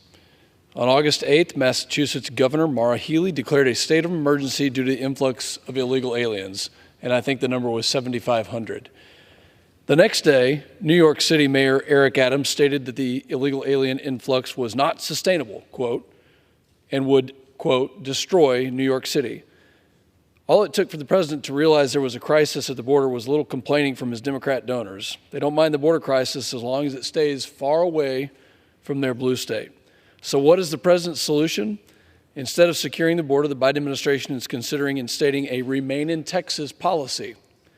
You heard that right. Not a policy to thwart illegal immigration, but one that would punish Texas and force our state to be the sole provider for millions of illegal immigrants crossing our southern border every single year. Liberal sanctuary cities like New York that openly obstruct federal immigration laws and have policies in place to shield criminals from immigration and customs enforcement should not be immune to the crisis at our collective southern border. President Biden's Remain in Texas policy must remain in the trash can. My amendments ends this administration's attempt to force Texans to bear the brunt of the immigration crisis. Secure the border and vote yes on this amendment. I reserve. The gentleman reserves. For what purpose does the gentleman from Texas, Mr. Cuellar, seek recognition? Madam Chair, I claim the time in opposition. The chair recognizes the gentleman for 5 minutes. Madam Chair, I rise in opposition with all due respect to my good friend from Texas. First of all, this program is not in existence, so why are we going to try to prohibit funds for something that doesn't even exist? One of the things that we ought to be looking at is try to find an expedited way of removing folks that are not supposed to be here. Because again, as I've said before, if you get 100 people, they go before an immigration judge, you will see that 89 to 90%, generally speaking, are going to be rejected because, again, the law is very specific as to what persecution is. So, again, what I'm hoping the administration is trying to do is to make sure that we expedite removals. And, again, if you expedite removals, that's the repercussion that we all have been talking about. That's the consequences that we all have been talking about. So, again, to say no funds will be used for what? That program is not in. But we need to find expedited ways to remove people that after they have the day in court should be removed. So with that, with all respect to my good friend from Texas, I urge you to vote no, and I ask you to, and I yield the balance of my time. Yields. The gentleman from Texas is recognized for 5 minutes. Thank you, Madam Chair. I now recognize my good friend and colleague from Texas, Dr. Burgess, for 2 minutes. The chair recognizes the gentleman from Texas, Mr. Burgess, for 5 minutes. I think 2 minutes. I thank Representative Pfluger for yielding and for working on this issue. It's so critically important. Maybe the president didn't have an absolute plan in mind, but he did say he wanted people to remain in Texas and not bother the mayor of New York City and the governor of Massachusetts. But also what he said, and the gentleman knows this very well, that rainy Saturday that we were working on this up in the Rules Committee, the president said he was going to veto the Homeland Security Appropriations Bill.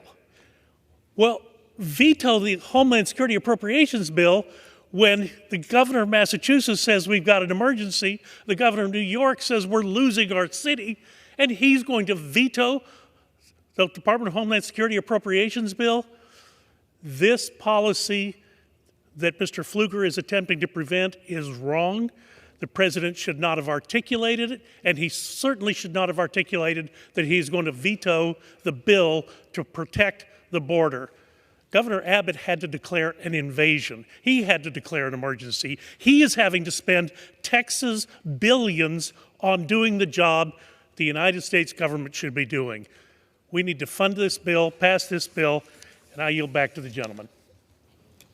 My colleague, Madam Chair, I also think my colleague from Texas on the other side of the aisle, and he brings up a good point, that we should be thinking about how to remove people that come across illegally. And that is exactly what Border Patrol agents told me just this past weekend when I was in Eagle Pass.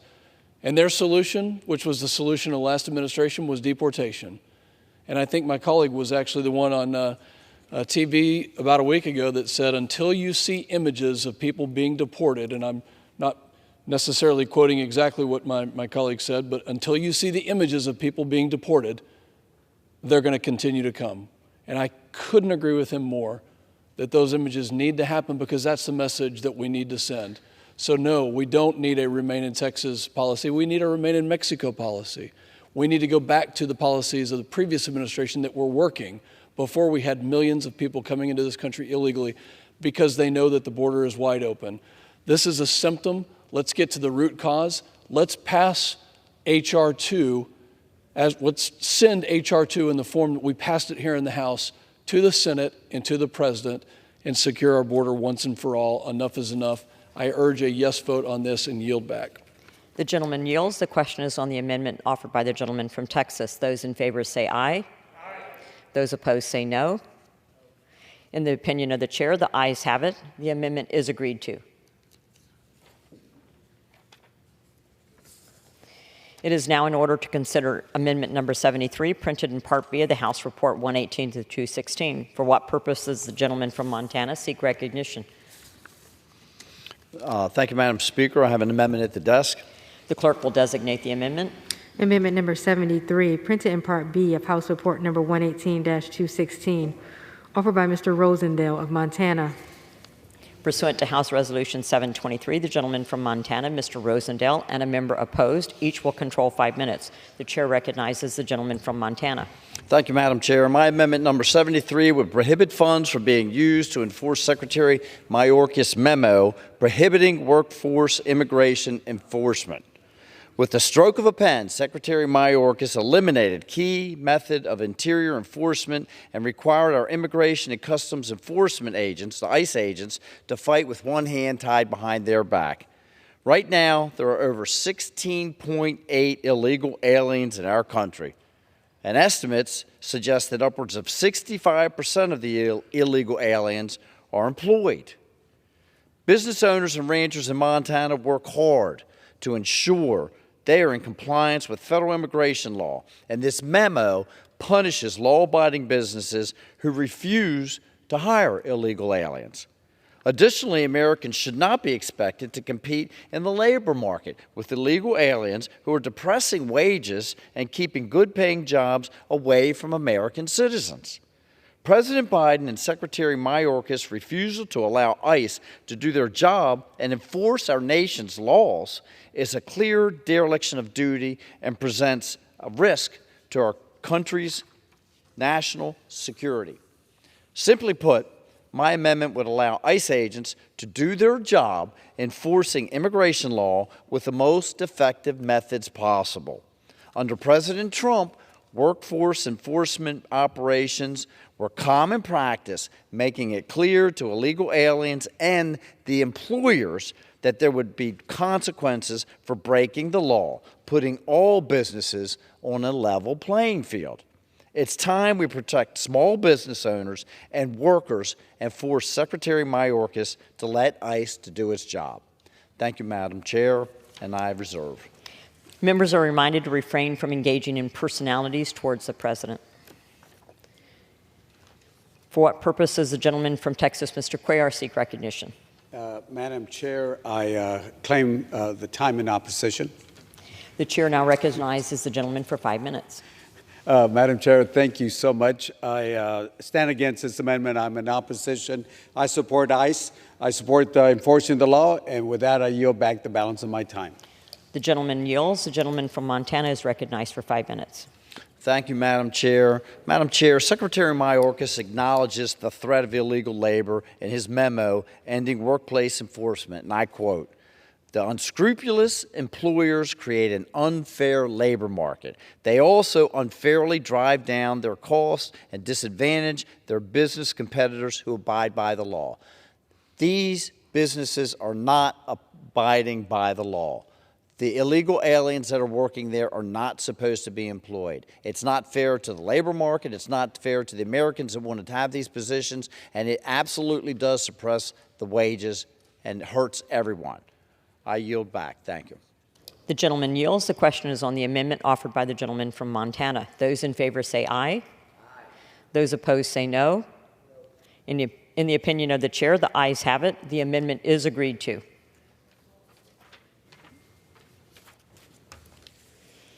It's now in order to consider amendment number 74, printed in Part B of the House Report 118 through 216. For what purpose does the gentleman from Montana seek recognition? Thank you, Madam Chair. I have an amendment at the desk. The clerk will designate the amendment. Amendment number 74, printed in Part B of House Report number 118-216, offered by Mr. Rosendale of Montana. Pursuant to House Res 723, the gentleman from Montana, Mr. Rosendale, and a member opposed, each will control 5 minutes. The chair now recognizes the gentleman from Montana for 5 minutes. Thank you, Madam Chair. My amendment number 74 would reduce the total amount of funds appropriated by this bill to move our country towards fiscal responsibility, bringing spending towards fiscal year 2022 levels. We all know that we're facing a $33 trillion national debt, and at the spending levels that are being proposed by the appropriation bills that we've been going over the last several days, we very easily could be facing an additional $3 trillion addition to that debt by the time you add the interest in. It is clear that President Biden and Secretary Mayorkas have no interest in securing our border or enforcing immigration law. Instead, this administration is spending money to encourage illegal immigration through illegal migrant parole programs and cooperation with far-left NGOs. Additionally, Secretary Mayorkas has issued countless memos handicapping law enforcement efforts from ICE and from CBP. I've gone down there and visited the border myself several times. As long as President Biden refuses to enforce immigration law and stop the invasion at our southern border, DHS should not be rewarded with a budget increase. President Trump secured the border and provided for our national defense with significantly less money. It is abundantly clear that Biden's border crisis is a deliberate policy choice by this administration and not a funding issue. This country, again, is $33 trillion in debt, and we cannot afford to continue business as usual, primarily when President Biden and Secretary Mayorkas use taxpayer dollars to prevent our border from being secured. Thank you, Madam Chair, and I reserve. The gentleman reserves. For what purpose does the gentleman from Texas, Mr. Cuellar, seek?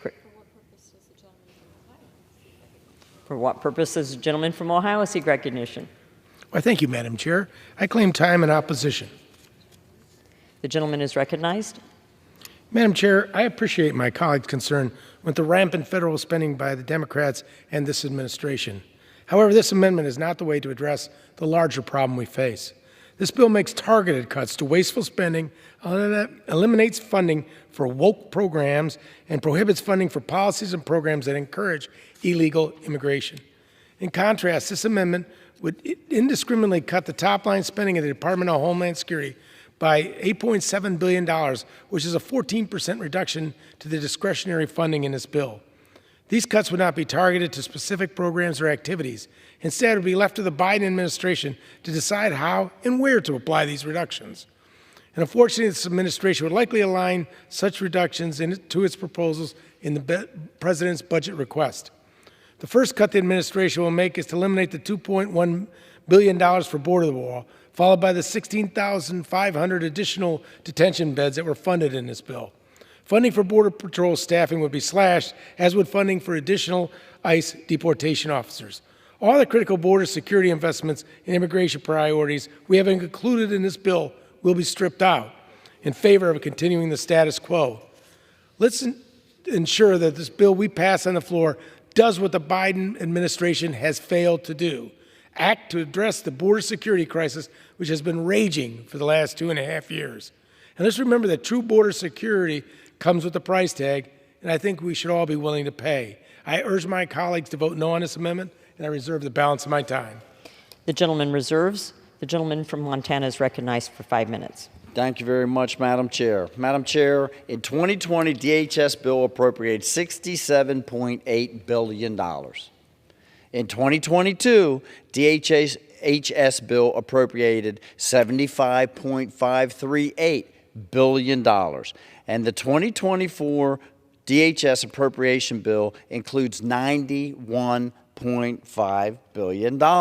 And while I certainly respect the work that has been done in that committee, we all are going to have to take a haircut. If not, we're going to add $3 trillion a year to the national debt, and over the next 5 years, that will rise to $50 trillion. $50 trillion in just 5 years, not 20 years, not 50 years, and it will cost 50% of the annual revenue in interest payments alone to service that.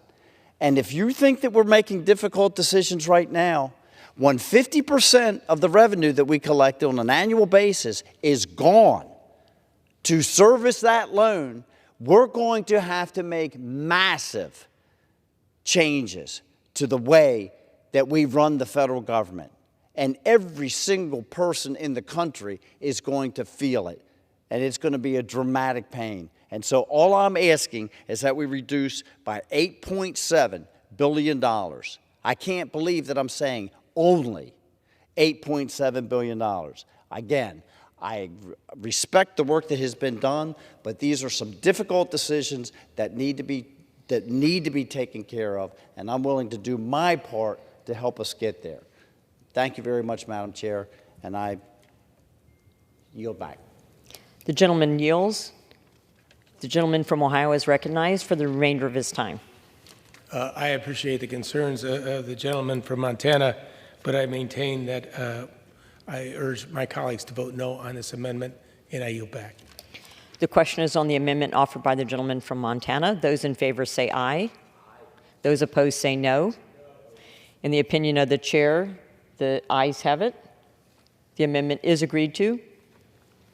Ask for a recorded vote, please. Pursuant to Clause 6 of Rule 18, further proceedings of the amendment offered by the gentleman from Montana will be postponed.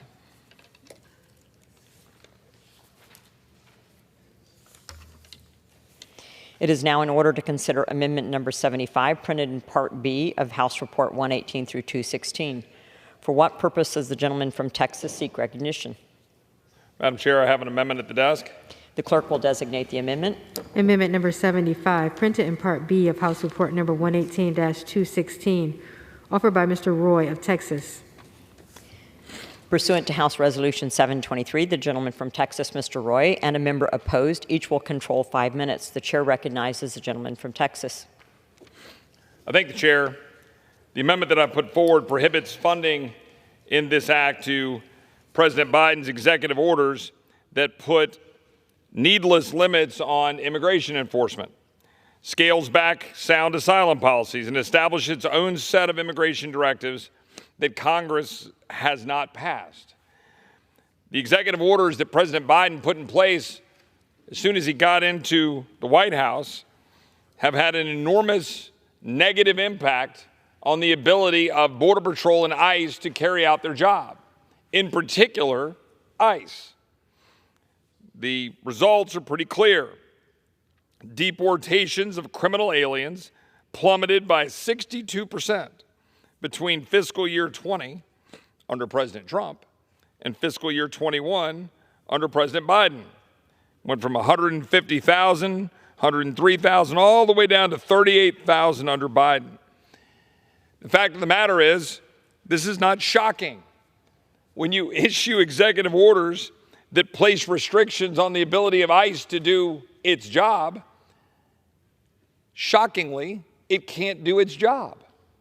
So, Congress, Article 1 in the Constitution, has not only the power but the duty to tell Article 2 in the Constitution, hey, you don't get to use the funds that we're appropriating to not do your job.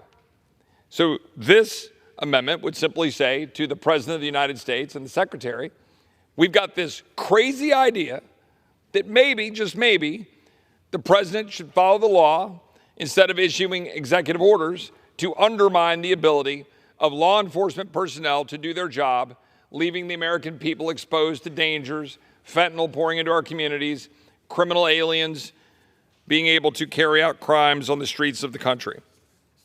I reserve. The gentleman reserves. For what purpose does the gentleman from Texas, Mr. Cuellar, seek recognition? Madam Chair, I claim time in opposition. The chair recognizes the gentleman for 5 minutes. Thank you, Madam Chair. I oppose this amendment respectfully to my friend from Texas. I assume, I'm looking at the language itself, I assume that the first executive order that is referenced to the 13678, that one deals with authority for criminal investigation, investigators of the Bureau of Alcohol, Tobacco, Firearms, and Explosive, issued by President Obama. So I assume that is not the correct one. You're probably looking at 13768, which deals with ICE. But nevertheless, even though he's referring to the wrong one here, so this amendment is not doing what I think he intends to do. All I'm saying is I trust ICE to prioritize its limited resources where they can focus on the greatest threat. If we're worried about the border, again, I would emphasize that for the fiscal years, we've added $2.4 billion to CBP budget authority, over 15% increase. And I would say that except for 2 members, they're not present here today, on the Republican side, everybody voted no. So again, I would ask you to focus on what we have. Again, I assume that the executive order that he's referring to, I would ask you if you want to withdraw the amendment and bring it back, we'll consider it tomorrow. But otherwise, I would oppose this amendment. And with that, I yield back the balance of my time with all due respect to my good friend from Texas, Mr. Chip Roy. The gentleman yields. The gentleman from Texas, Mr. Roy, is recognized for the remainder of his time. Well, I appreciate my friend from Texas, and I will certainly review the amendment. I'm not going to withdraw it. I'm going to review the amendment and see if the reference is somehow incorrect. But the intent of the amendment, and it is now, I'm being told, ledge counsel drafting error on the number. So it's probably the number that my friend is referring to. But the purpose of it is very clear, which is to turn away the executive orders of the President of the United States that have been undermining our security. And the gentleman, I think, properly referenced the number. I think on that one, given that there's a drafting error and I've got 3 other amendments that accomplish the same thing, I'm actually going to withdraw the amendment. Is there objection? No objection. Without objection, the amendment is withdrawn.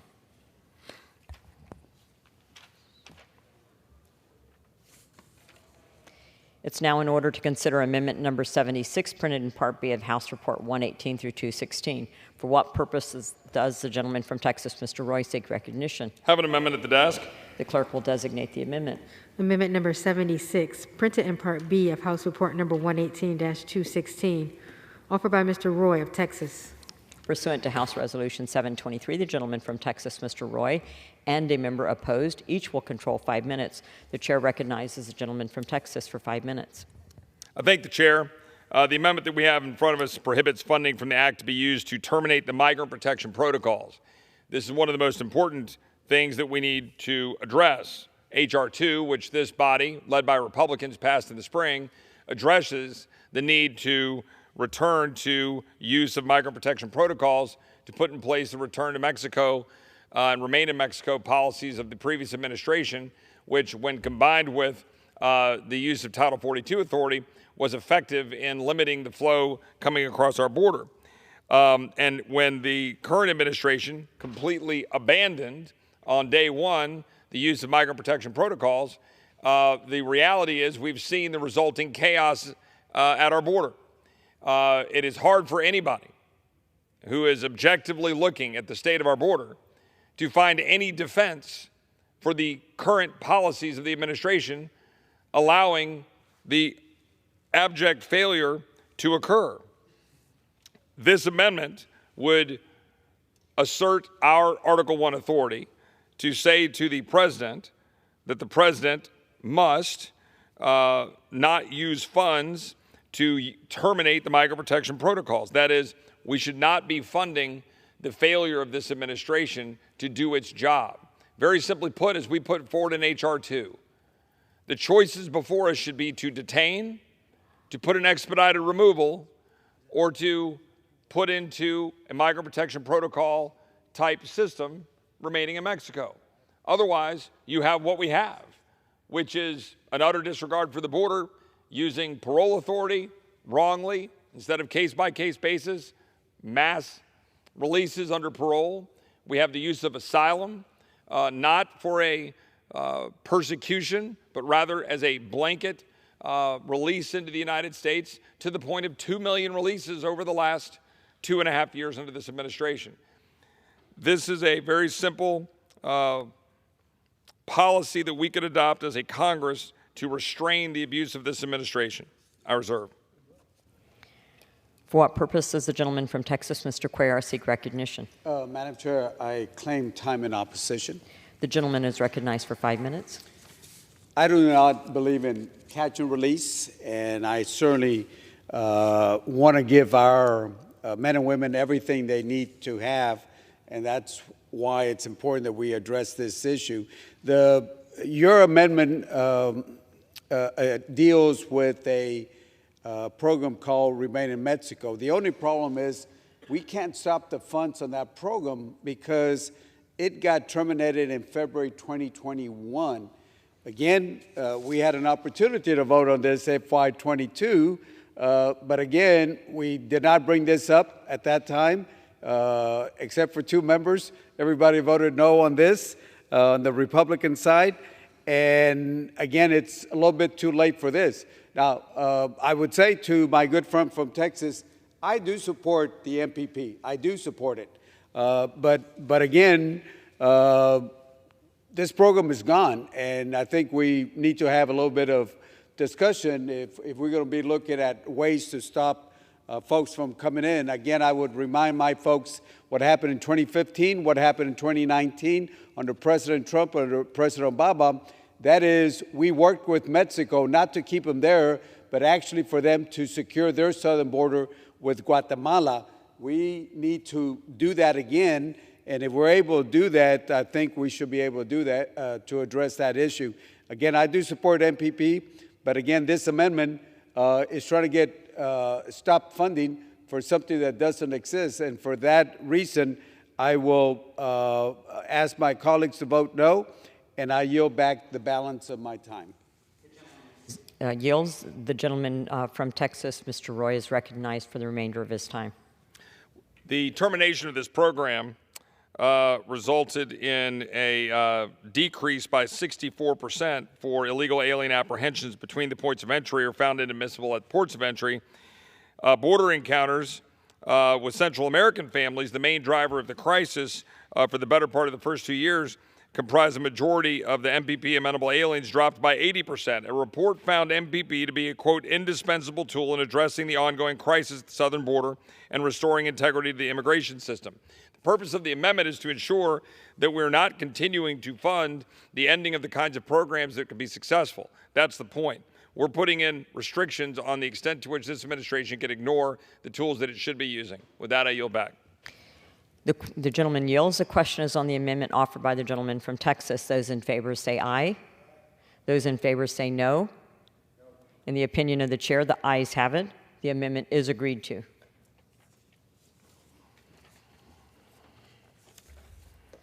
It is now in order to consider amendment number 77, printed in Part B of the House Report 118 through 216. For what purpose does the gentleman from Texas, Mr. Roy, seek recognition? Madam Chair, I have an amendment at the desk. The clerk will designate the amendment. Amendment number 77, printed in Part B of House Report number 118-216, offered by Mr. Roy of Texas.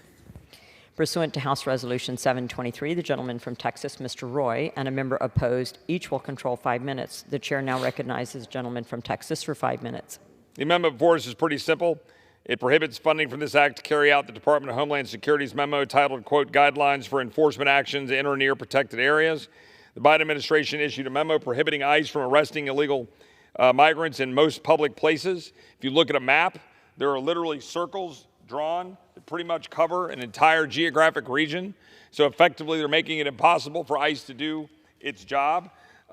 It's purposeful, and this amendment is pretty simple. Don't use money to do this stupid thing. I reserve. The gentleman reserves. For what purpose does the gentleman from Texas, Mr. Cuero, seek recognition? Madam Chair, I claim time in opposition. The gentleman from Texas is recognized for 5 minutes. Thank you, Madam Chair. Again, we had an opportunity for the last 2 fiscal years to put $2 billion to support CBP, including ICE. That was a 15% increase. We had an opportunity to vote it. And again, gentlemen from Texas and other folks sorry, I'm not going to refer. Madam Chair, there are folks that did not support this particular monies for Homeland.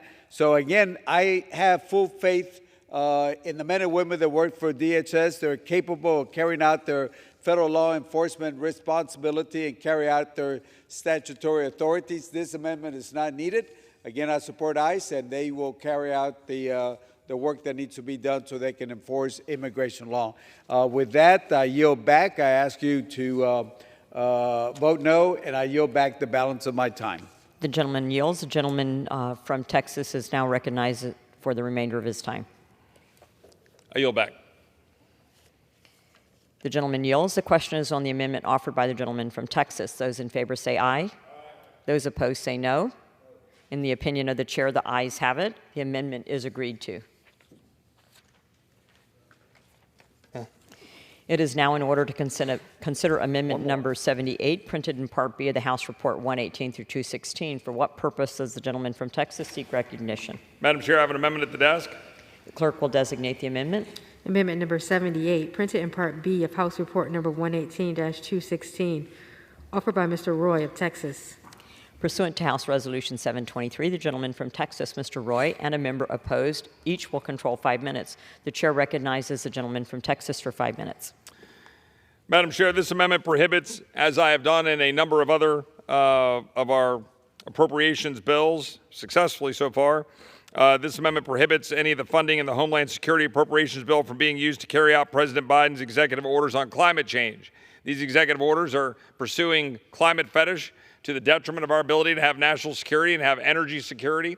It's driving up the prices of energy. It's making us more dependent on China, more dependent on foreign sources of energy. It's making lives more difficult for the American people. Alejandro Mayorkas, the Secretary of Homeland Security, has literally said the climate crisis is, quote, the most prominent threat we face, end quote. Meanwhile, we've had 6 million migrant encounters, 2 million releases into our country, 70-something thousand Americans die from fentanyl poisoning, little girls and migrants getting abused in the sex trafficking trade and getting distributed through the United States, and that's what the Secretary focuses on. It's absurd. So this is pretty simple. Stop doing that. I reserve. The gentleman reserves. For what purpose does the gentleman from Texas, Mr. Cuellar, seek recognition? Madam Chair, I claim time in opposition.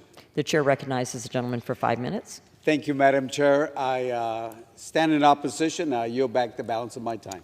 The gentleman yields. The gentleman from Texas is recognized for the remainder of his time. I appreciate the brevity of my colleague, and I will therefore yield back. The gentleman yields. The question is on the amendment offered by the gentleman from Texas. Those in favor say aye. Those opposed say no. In the opinion of the chair, the ayes have it. The amendment is agreed to.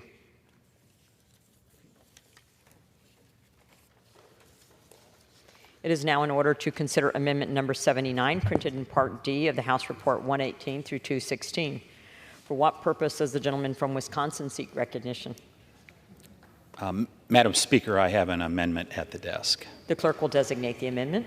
Amendment number 79, printed in Part B of House Report number 118-216, offered by Mr. Tiffany of Wisconsin. Pursuant to House Resolution 723, the gentleman from Wisconsin, Mr. Tiffany, and a member opposed, each will control 5 minutes. The chair recognizes the gentleman from Wisconsin for 5 minutes. Madam Speaker, my amendment would prevent state and local governments who refuse to cooperate with federal immigration authorities from being able to obtain federal funds under this act. These so-called sanctuary cities policies are nothing new. They are also illegal. In fact, they have been illegal since Bill Clinton signed a law making them illegal in the 1990s. As we have seen in recent months, these misguided policies serve as a magnet for illegal aliens, overwhelming schools, hospitals, and other local services. New York Mayor Eric Adams recently conceded that the tidal wave of illegal immigrants flooding into his sanctuary city will cost Big Apple residents a staggering $12 billion. He went on to say the influx will destroy his city. But there's more to this issue than just dollars and cents, because these policies prevent local law enforcement from reporting illegal aliens to ICE. Police are often forced to release foreign criminals from custody, who of course go on to target new victims. That doesn't just put sanctuary cities at risk, it puts every other neighboring community at risk too. Madam Speaker, why are Americans being forced to finance the dangerous and illegal policies of sanctuary cities like New York and Chicago? Why are we being asked to pick up the tab for the problems these jurisdictions are bringing upon themselves? It is time to stop rewarding bad behavior. If you make an affirmative decision to violate federal law, then you should be prepared to forego federal funds. I ask for a yes vote, and I reserve. The gentleman reserves. For what purpose does the gentleman from Texas? Madam Chair, I rise to claim time in opposition. The gentleman is recognized for 5 minutes. Madam Chair, I rise in opposition. I yield back. The gentleman yields. The gentleman from Wisconsin, Mr. Tiffany, is recognized for the remainder of his time.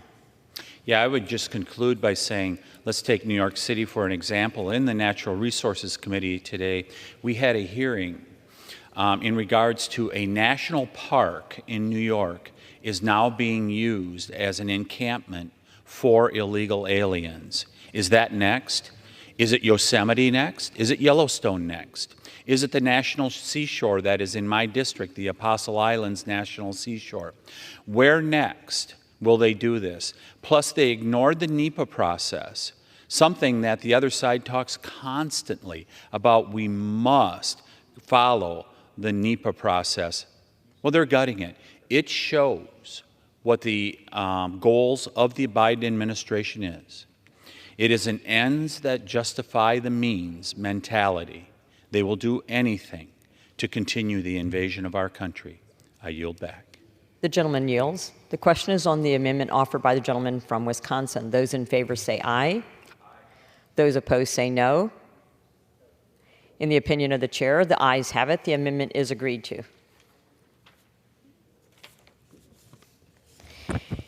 It is now in order to consider the amendment number 80, printed in Part B of House Report 118 through 216. For what purpose does the gentlewoman from New York seek recognition? I have an amendment, and I would like to have an opportunity to speak on it. The clerk will designate the amendment. Amendment number 80, printed in Part B of House Report number 118-216, offered by Ms. Maliotakis of New York. Pursuant to House Resolution 723, the gentlewoman from New York, Ms. Maliotakis, and a member opposed, each will control 5 minutes. The chair now recognizes the gentlewoman from New York, Ms. Maliotakis, for 5 minutes.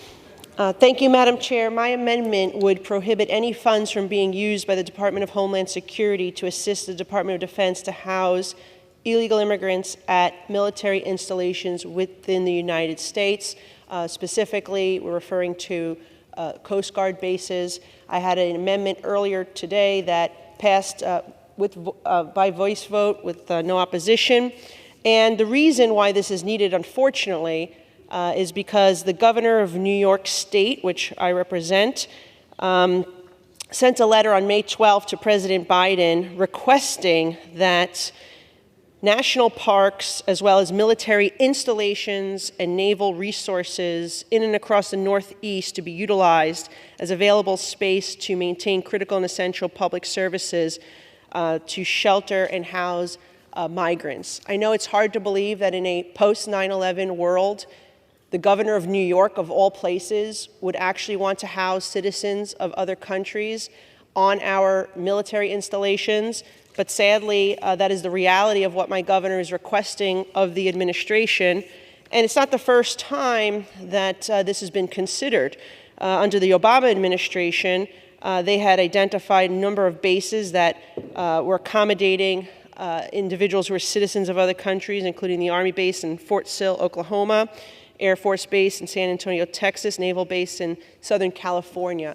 I think it's particularly important to note that we've found over roughly 250 individuals on the terror watch list at the southern border, but that does not include those individuals who are among the 1.7 million who have entered our country without any interaction with our government or our law enforcement, and there is a concern there. That we don't know who they are, where they are, what their intentions are, and they could very well turn up in New York City and try to demand housing because our mayor continues to incentivize illegal immigration and people to come to New York City to do so. So anyway, I think, again, in a post-9/11 world, it would be ridiculous to allow citizens of other countries to become residents of our military installations, and I yield back.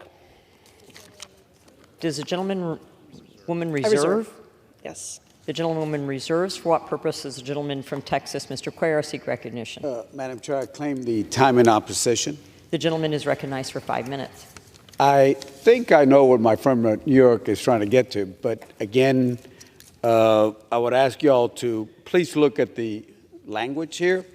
The language says section blank, none of this funds made available by this act may be used to provide assistance to the Department of Defense to house persons.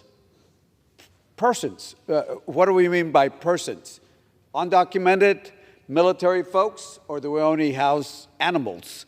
But it says any person and military installation, except if they're there because of the Stafford Act or U.S. Coast Guard personnel. So even that personnel, that means a personnel Coast Guard officer can stay there, but their families or dependents cannot stay there. So again, I know what you're trying to get in, but I think this language, the way it was drafted by the attorneys, will probably do more harm because, again, you cannot house any person except for Stafford or Coast Guard officers, but not their families. So again, I don't know if you want to withdraw that and we can consider this, but the way this is drafted, I would ask you to please look at this carefully. For those reasons, I would oppose, and I yield back the balance of my time. The gentleman yields. The chair now recognizes the gentleman from New York, Ms. Malliotakis, for the remainder of her time. I yield back. The gentleman yields. The question is on the amendment offered by the gentlewoman from New York, Ms. Malliotakis. Those in favor say aye. Those opposed say no. In the opinion of the chair, the ayes have it. The amendment is agreed to.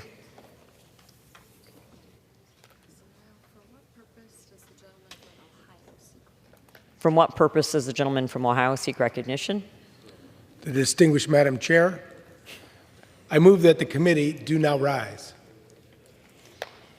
The question is on the motion that the committee rise. All those in favor say aye. Aye. All those opposed say no. The ayes have it. The motion is adopted. Accordingly, the committee rises.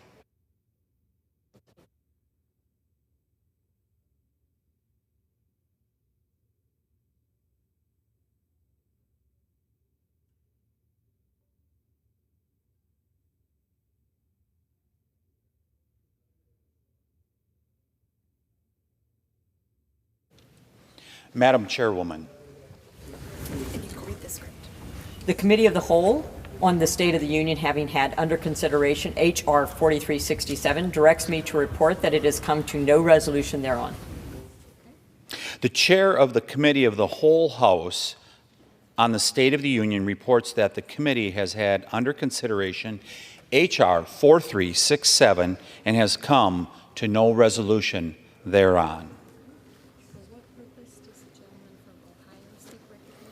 For what purpose does the gentleman from Ohio seek recognition? Mr. Speaker, I ask unanimous consent that when the House adjourns today, it adjourn to meet at 9 a.m. today. Without objection?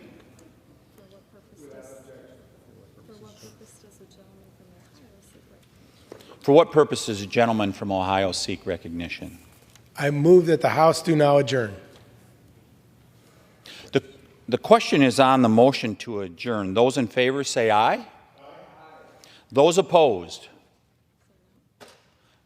Those opposed signify by saying no. The ayes have it. The motion is adopted. Accordingly, the House stands adjourned until 9 a.m. today.